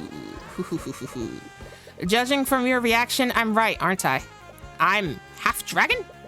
Well, I'm apparently part angel, so you're in good company. So that demon was speaking the truth. Aster de Wyvernguard, as the Scaled Lord's kin, Celeste has the authority to pass judgment on you and override your rule. And when you're gone, she would take your place as the ruler of Wyvernguard. Miss McCoy, think about this. Can you even begin to grasp what it takes to lead a nation, much less this broken one? You'll find this crown has no less binding than any blood contract. Just tell me one thing, Aster. Why did you do this to Arya? She trusted you. She loved you. You could have changed Wyvernguard together with her. And you could have done it all without having to do any of this. Is that what you really think? I suppose you would. You probably also think that Tyrion is the first person to try to change this nation while still working within its laws. There's nothing wrong with having ideals and working within the law. My father was like that too. He was a man of ideals, once. But I watched for my whole life as he was forced to compromise on everything he believed in, one idea after another. It was to keep the peace. We must maintain the stability between the noble houses to uphold the law and order. And do you know who paid the price every time? Not him, not me, not any of the nobles gathered here. No, the people who paid the price were the common folk. The kind of people you two are always trying to save. I would have honestly thought you'd understand by now. A gulf exists between what is just and what is lawful in this kingdom. I'd have thought that you two, out of everyone, could have understood why I did this.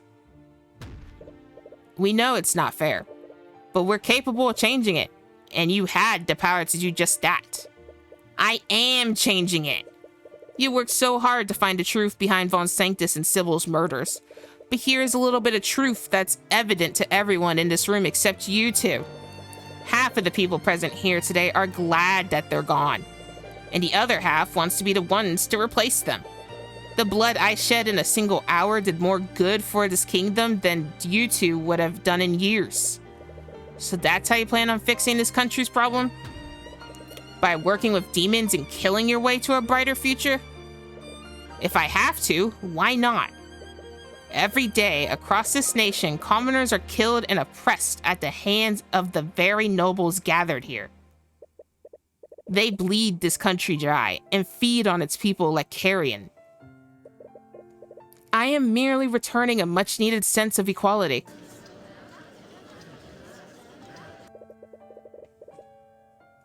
Do you really think any of you are in a position to judge me?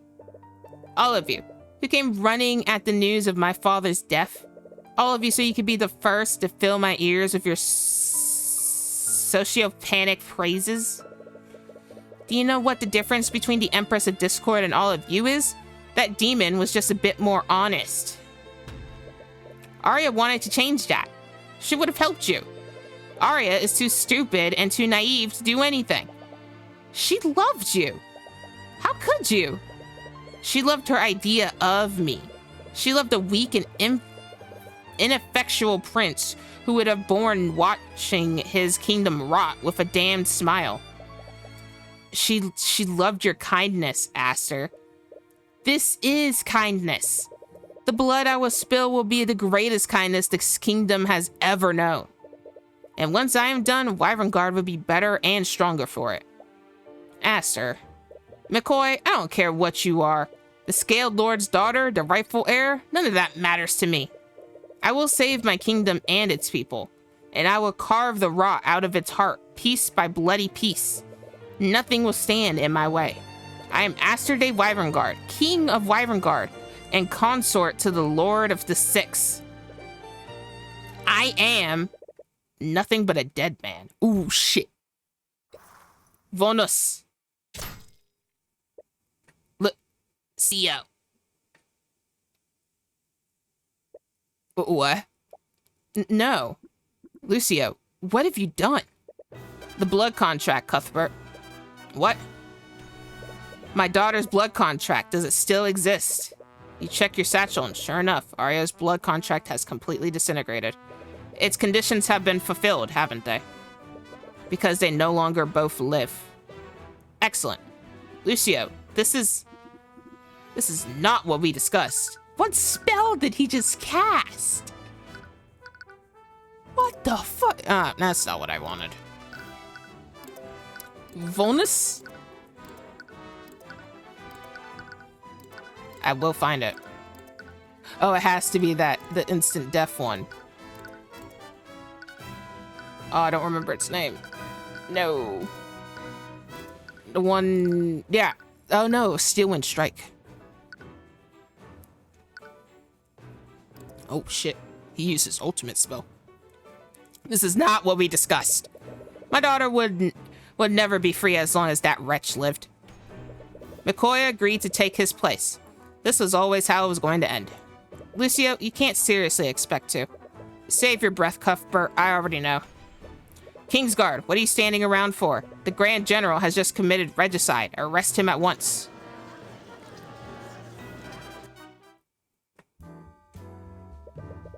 I suppose that's that then. But this isn't really something to celebrate. I'm compelled to agree. To think that His Majesty was so far gone that he'd consort with a demon. Also, he could save the common folk. Regardless of his actions, he did have the same goals as you. He truly wanted to make things better for the common folk. Even with the Eye of Horus, you never caught a hint of the pain he must have been feeling. He closely guarded his true emotions from everyone, including Arya. No wonder Eris was able to manipulate him. You, of all people, know how easily she can exploit someone's emotions. Nevertheless, it's apparent that there's no need to continue this trial, although it's clear our work is only just beginning. Court is adjourned for the time being. You are all free to return to your homes. However, I'm sure there's still much for each of us to discuss. Many things have changed here today, and I'm sure many of us will need to make arrangements to adapt. Until then, please refrain from discussing the events of today outside of these halls. This goes without saying, but we must keep today's events a secret from the public, at least for now. Sheesh. You all exit the Scaled Lord's lair. Considering everything that's happened, this should feel like a victory. Arya was saved, Eris was vanquished, temporarily at least, and the patron no longer lives. Hey. Hi. We won, didn't we? So why does this feel so... Yeah, I feel the same way. He was a terrible person. He killed people. He tried to kill us, and he used Arya like a puppet. But I really wish we could have changed his mind. Yeah. Sometimes people are beyond saving, and I think he made up his mind a long time ago. He knew what he was doing to Arya, and I can't think of any other way he could have truly freed her. I know. I just hope she's... Hello. I'm glad I found you before you left. You freeze up when you look at her. More specifically, you're a little disturbed by what the Eye of Horus is showing you. Oh, Arya. I'm so sorry, Why are you apologizing? What? If it's about your testimony, I'm afraid I will need to charge you with perjury. Ah, right. Wait, seriously? Come on, I'm basically your boss now. No one is above the law. That was made apparent when... She suddenly stops talking before she mentions his name. She doesn't trail off. Her voice doesn't even break. She simply stops, as if she were a machine that ceased functioning. Arya? Anyways, I'm sure it's nothing to worry about. You do have a talented defense counsel, after all. Right. You really want to say something back, but you're too off-put to say anything. Anyways, I wanted to thank you for your work you've done, Mr. Cuthbert. I truly mean it when I say you have my gratitude. Yeah, of course. Anyways, I have much work to get done now that the Grand General is in custody. I'll be taking my leave. Yeah. What was that all about? Why didn't you say anything to her? I didn't see anything through the eye. She must be subconsciously guarding her emotions. I guess I don't really blame her. No, Celeste, I didn't see anything. What? I looked at her with the eye. She wasn't holding anything back. And even with what I saw, nothing. There was no anger, no sadness, no fear, no joy. I used the eye to see the emotions of countless amount of people, but I've never seen that before. It was like I was looking at a machine. But, you're right. I should have said something. I'm going to... As you're about to chase after her, Celeste stops you. Do you mind if I talk to her? What? Are you sure? Yeah, we actually hang out a lot outside of the trials. I think she might respond better to me. You remember the comforting feeling of her hand in yours. Alright, I suppose I'll let you handle it. Once again, you remember the comforting feeling of her hand in yours. Just, keep it verbal. What? Never mind. I don't know what I'm saying. Just go. Alright, you weirdo. It looks like you've gotten the acquittal of yet another client, but it didn't tie up quite as neatly as you'd hope. What do you mean she's gone? She was just here.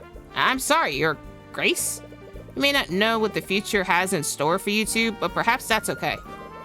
You have a feeling that as long as you have her... No, as long as you have everyone, you can begin forging your own path. A path that is completely chosen by you this time.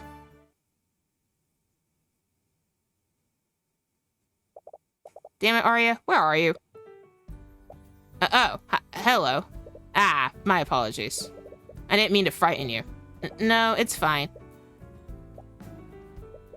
You're looking for Miss Steelwind, aren't you? Yeah, how'd you know? She's been sitting outside my lair for a while. I tried speaking to her, but... Yeah, I get it. I'm going to try talking to her. Of course. That's your dad. Go hug. Go hug. Barthalion? Yes? I'm not mad at you, What? I'm not sure why you left me at the McCoy Tavern, but because of that, I got to be raised by my mom and dad. And if I didn't live there, I would have never met Tyrion or Arya. I could never be mad at you about giving me a life like that. Plus, now I know it, I'm half dragon. That's pretty cool, isn't it? Miss McCoy, don't be so formal. I'm technically your daughter, aren't I? Right, Celeste. So, I've been meaning to ask about you and Mr. Cuthbert. Are you two... Oh, wow, look at how late it is. I'd better go talk to Arya right now. I'll see you later, scaled dad. Just bye. She called herself my daughter. I suppose I understand how you feel now, Lucia. Hey, Arya. Oh, Celeste, what are you doing here? Just making sure you're doing okay. You are doing okay, right? I am. There's no need to worry about me. You're looking up at the sky. Are you stargazing? I was looking at the moon. It's full tonight. Man, this is a really pretty background. Do you mind if I watch it with you? Do what you want. I technically take orders from you now. It was a full moon outside on the night my parents found me in the inn.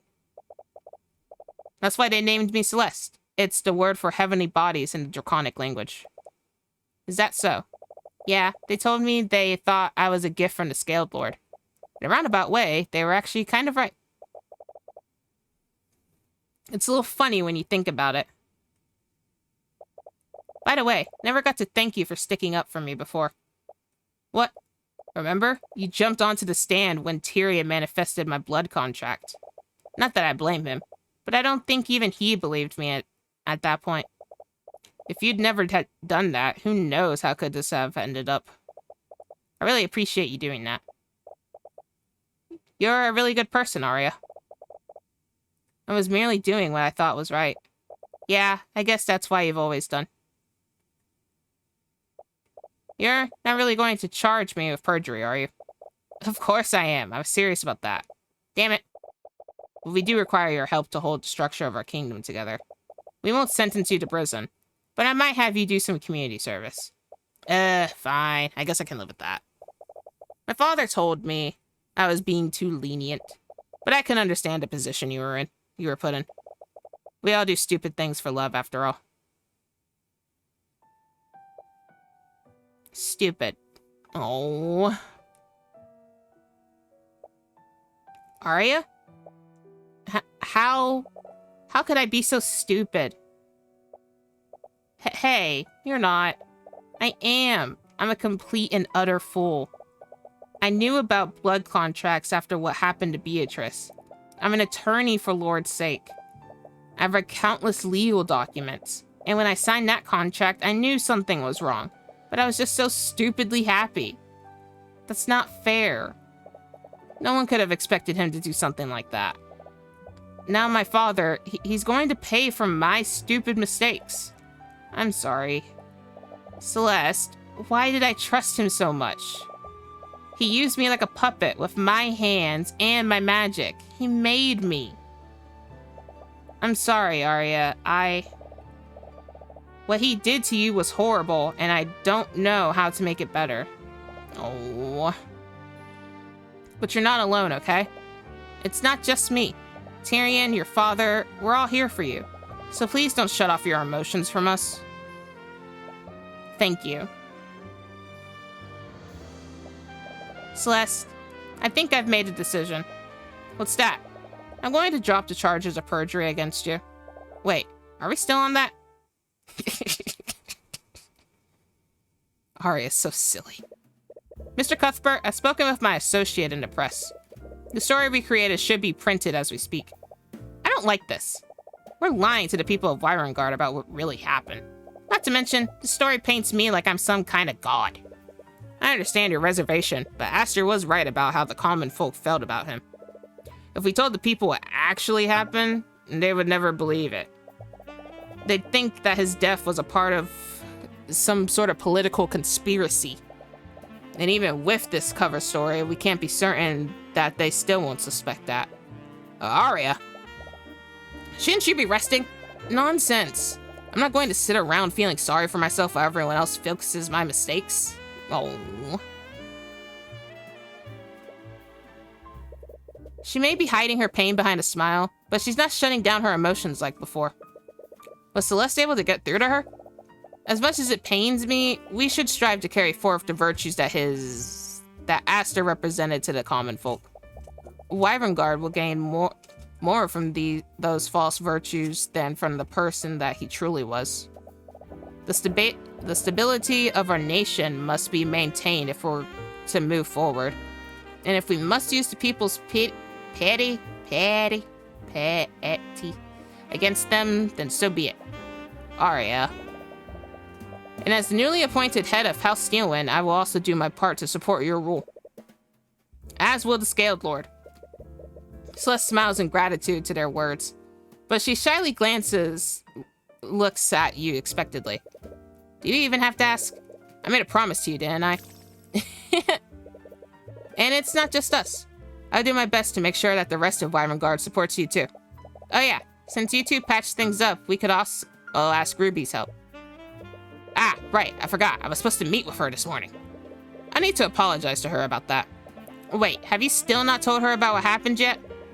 We had more important things to worry about. I'm sure that she'll understand. Tyrion, the last time you saw her, you manifested a blood contract without explaining anything. Then you vaguely said something about helping Arya. Don't worry, I'll explain everything to her once things quiet down. Tyrion, the story you fabricated is being printed right now. Everyone in Wyrengard is going to read about it in the paper, including her. Oh. Whoops. What's all this noise about? What, have you been living under a rock, lady? Read the morning paper. The Scaled Lord has returned. What? Demonic attack claims lives of prominent figures. Chaos broke out yesterday during the private wedding between Arya Steelwind and Crown Prince Aster de Wyrengard. In a surprise attack orchestrated by a malevolent demon, a devastating loss was inflicted upon our kingdom, shattering the very foundation of our powers and stability. The carnage left in the wake of the abyssal assault was nothing short of catastrophic. Among the fallen were Lady Coraline Sybil, Lord... Are you okay, Clay? Oh. You need what? That's what you want?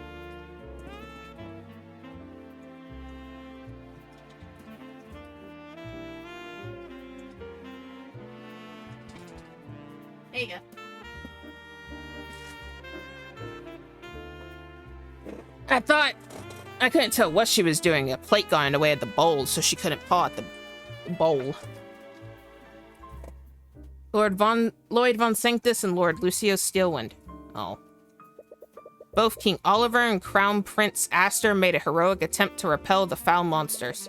And while the profane demon was felled and defeated, the king and the crown prince tragically lost their lives in the ensuing battle. However, amidst the chaos and despair, a glimmer of hope emerged to prevent the kingdom from descending into further disarray. The Scaled Lord himself descended from the heavens, restoring order and making a profound proclamation. In a selfless act to maintain the integrity and unity of Wyverngard, the Scaled Lord anointed his holy daughter as the new queen of Wyverngard. What? Again with the Scaled Lord nonsense? This reeks of a violent political coup. Whoever this new queen is, I bet she's just another rotten noble. Humph. It says there's a picture of her on the next page. Wait, what the fuck?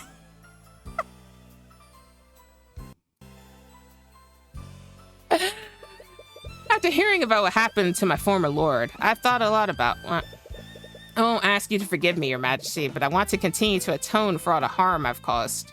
Oh my stars, that's funny. What the fuck? Credits. I will continue my studies in the field of conjuration.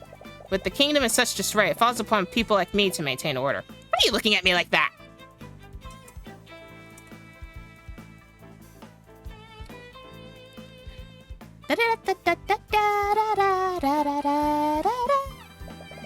We'd never be able to do this if it weren't for your investment. I feel partially responsible for happening, but I cannot read this fast. Yeah, set up shop in Rafflon. But more customers just means more work for me. Lamau.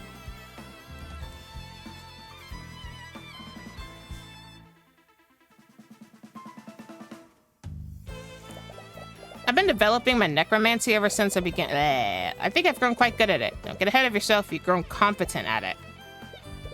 That was a joke. You're probably the best necromancer I know. Aside from me, of course. Oh.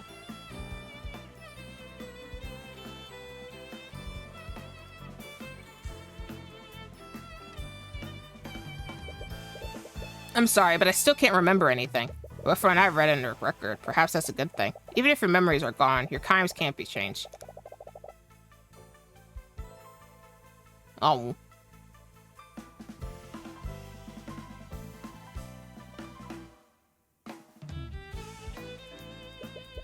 What are you looking at, punk? Wait. Oh no, it's you. That crazy chick is in it with you, is she? Why are you looking behind me, man? You just call me crazy. Oh lord, run for it, Gavin.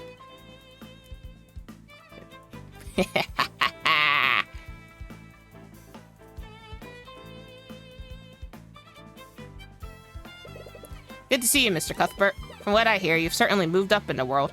Yeah, a lot has happened. I don't even know where to begin. I'm glad to see the refinery is doing well. Well, I suppose I have you to thank for that. You're quite the... what did Her Majesty call you? An angel investor. Yes, that's it. Actually, I'm actually here on behalf of Her Majesty. We both had an idea for a business venture. And we think it would be... Oh, I think I'd like the sound of that. Cute.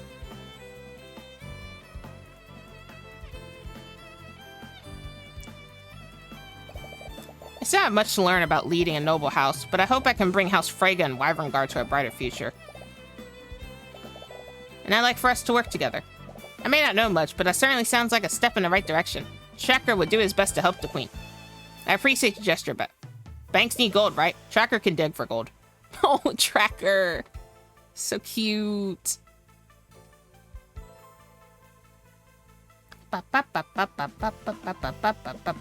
Eugene. And that makes checkmate, Cuthbert. What? Did you just lose? No, I demand a rematch. Learn to lose with dignity for Lord's sake. I'm glad I let him keep those armbands. Oh shit, Cuthbert lost in chess. Oh, to a monkey. To think the Scaled Lord would sacrifice his daughter for the good.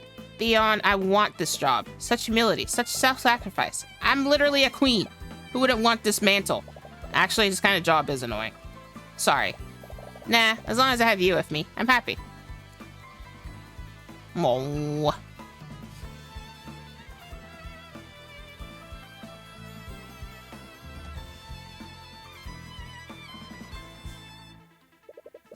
You may have everyone else fooled, but I know how this story goes. A mage is still a mage, and a noble is still a noble. Come on, don't be like that.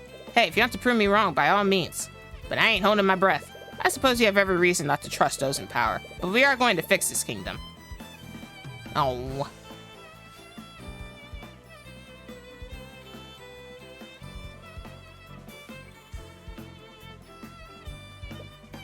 Oh. I really wish he would talk to us. He needs time to process everything that happened, and I don't think he'll be very receptive to us. At least not right now. We should probably hire a therapist. Poor baby.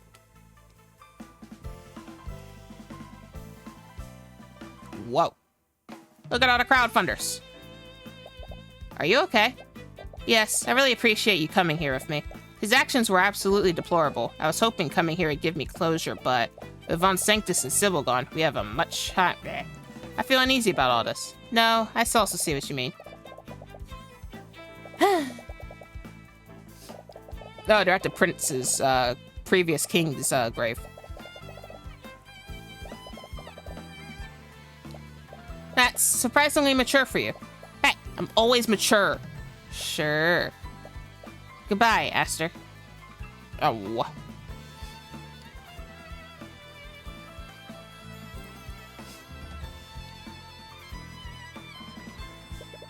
Are you kidding me, Ruby? What kind of ridiculous case was that? Weren't you the one who called a monkey to the stand during a Beatrice trial? Yeah, I suppose you have a point. Anyways, truth is often stranger than fiction. You should know that better than anyone. Oh my god, I just realized. Is this what I've been doing to Arya? Hey, you're the one that wanted to lead the prosecution. I'm only filling in for her until...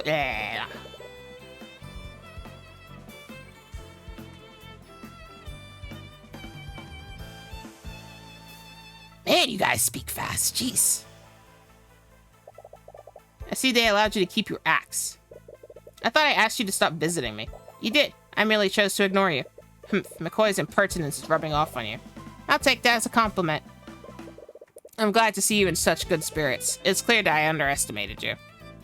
Oh, so he isn't actually dead. They literally just have him in jail.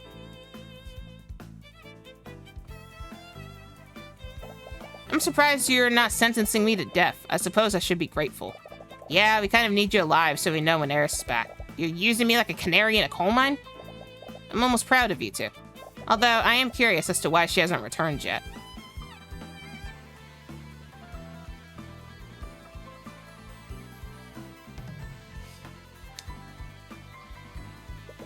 What the hell is this? Why are you preventing me from leaving?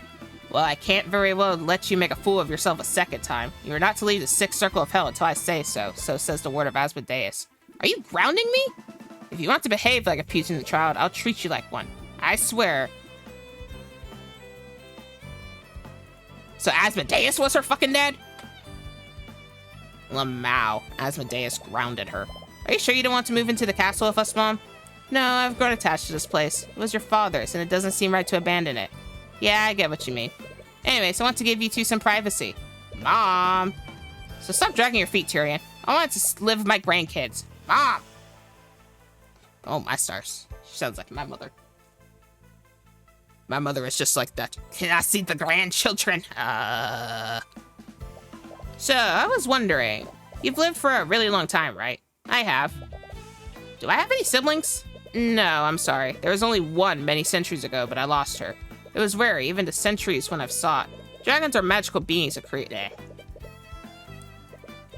I'm sorry, but you are alone. I don't really feel that way. I think I spent so much time with Arya that she's basically my sister. And Tyrion. Well...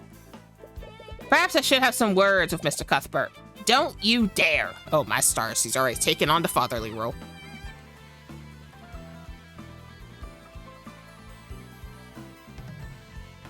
Next, we're gonna see Tyrion running from him, aren't we? Oh, so we meet again, Crimson Demon. Who keeps telling you people about that nickname? Who knows? It could have been anyone. Tyrion, you don't like it? I can help you come up with a new one. I'm good, thanks. How about Scaled Empress? Okay, I actually really like that.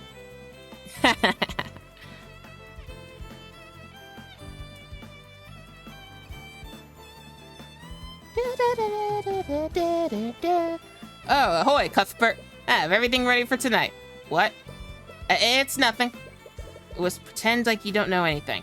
What? Oh, I see. So it's for her. What are you doing? It's a surprise. Oh, we did finish it, Fire Down. This is the ending. These are literally the credits rolling. Da, da, da, da. Oh. Hey, why'd you bring me out here? You're not usually this secretive. Come on, it's a surprise. Wait, is that a boat? Are you going to be okay? I thought you were really prone to motion sickness. Don't worry, I've done this plenty of times before. Alright, if you say so. Tyrion, it's really dark. Are you sure this is safe? Yeah, there will be plenty of light soon. Soon? In about 3, 2, 1. Whoa. Wow. I made the thing right on schedule. You knew this would happen? During certain times of the year, the ley lines around a Runix become extremely potent. A lot of the business here takes advantage of this to charge the arcane power cells in their homes. And those affects are amplified when they do it simultaneously. This is what happens when they synchronize with each other. It lights up the entire city. You're such a nerd. But it's beautiful, right? Yeah, it is. My mom used to bring me out here before everything happened. You're the only other person I've ever shown this to. I really miss being able to spend time with you like this. Yeah, me too. It was so much simpler when you were just an attorney and I was your bodyguard. But now I'm the Scaled Lord's daughter and you're the lead prosecutor. We barely get to see each other. But at least we're together now. And you have something to remember whenever we're apart. Yeah, this is so sweet. I love him so much. Oh. What? Your thoughts are leaking, Celeste. What do you... It's been so long I forgot to... Oh. Oh. Is something wrong? She's always had a habit of teasing you. So you can't help but enjoy putting her on the other end for once. I didn't really mean... Oh, wait, no, I did mean it, but... I know this is a really rude thing to say, but I kind of hate the Eye of Horus sometimes. I love you too, Celeste. Okay. You try to inch closer to her, but she's trying her hardest to avoid eye contact with you. But there is one way to make her meet your gaze. Oh! Tyrion, do you not want this? Of course I do. I think I've wanted this for a long time. I always find myself smiling like an idiot whenever we're together. I don't think I've ever felt this happy before. Your faces inch closer and closer to each other. Oh! Hang on, I have to screenshot it. It's needed. First, I have to wake up my keyboard. Shift. Got it. But moments like this make everything worth it. You always keep your promise, right? No matter what happens, no matter where each of us goes, we'll go there together. Good. Sorry, this is all a little too much. I'm feeling a little lightheaded. Take all the time you need. Right now, we have all the time in the world. Oh, what the fuck? Who you? Miles Barn Kagala. Have you heard about what happened in Wyverngard? Is that why you called me here? Elia Stormwake? This could have been in an email, Arch-Sentinel. This is serious. How did we not know about this Tyrion Cuthbert? Arch-Sentinel. Keeping records of the Heavensborns is Luminia's responsibility, High Inquisitor. Frey Cuthbert was always a slippery one. Even you couldn't track her. And he's just one Heavensborn. Ilya, he brought the Lord of the Six to the court of bloody Azaph. Azaph. Do you have any idea the amount of damage they could have done to the multiverse there? You're worrying too much. We're still here, aren't we? The multiverse is intact and everything is fine. Ilya, he has the Eye of Odin. Odin. What? I checked the data my drones collected. These readings, they are exactly the same as the ones we gathered during our experiments with Frey. He awakened its power, albeit briefly. And he did it in front of the Lord of the Six. We must assume that the Lord of the Ninth knows about it as well. Come on, that's not possible. Even you said it was impossible to manifest Odin's power on the mortal plane. The Lord of the Ninth has begun moving his forces. He knows, Ilya. You know better than anyone else. Nothing is impossible when the House of Horus is involved. All right, you win. I'll look into this. Exercise discretion. If they ever find out about what we did with Frey, I know it could mean war with Wyverngard. Ilya, it could mean war with the entire Outer Planes. Oh shit. Guess that means there's another Tyrion Cuthbert coming to the future. I loved that. My stars, that was long. Yeah, we went hella overboard, didn't we? But all good things come to an end, and apparently that's not our end with Tyrion Cuthbert.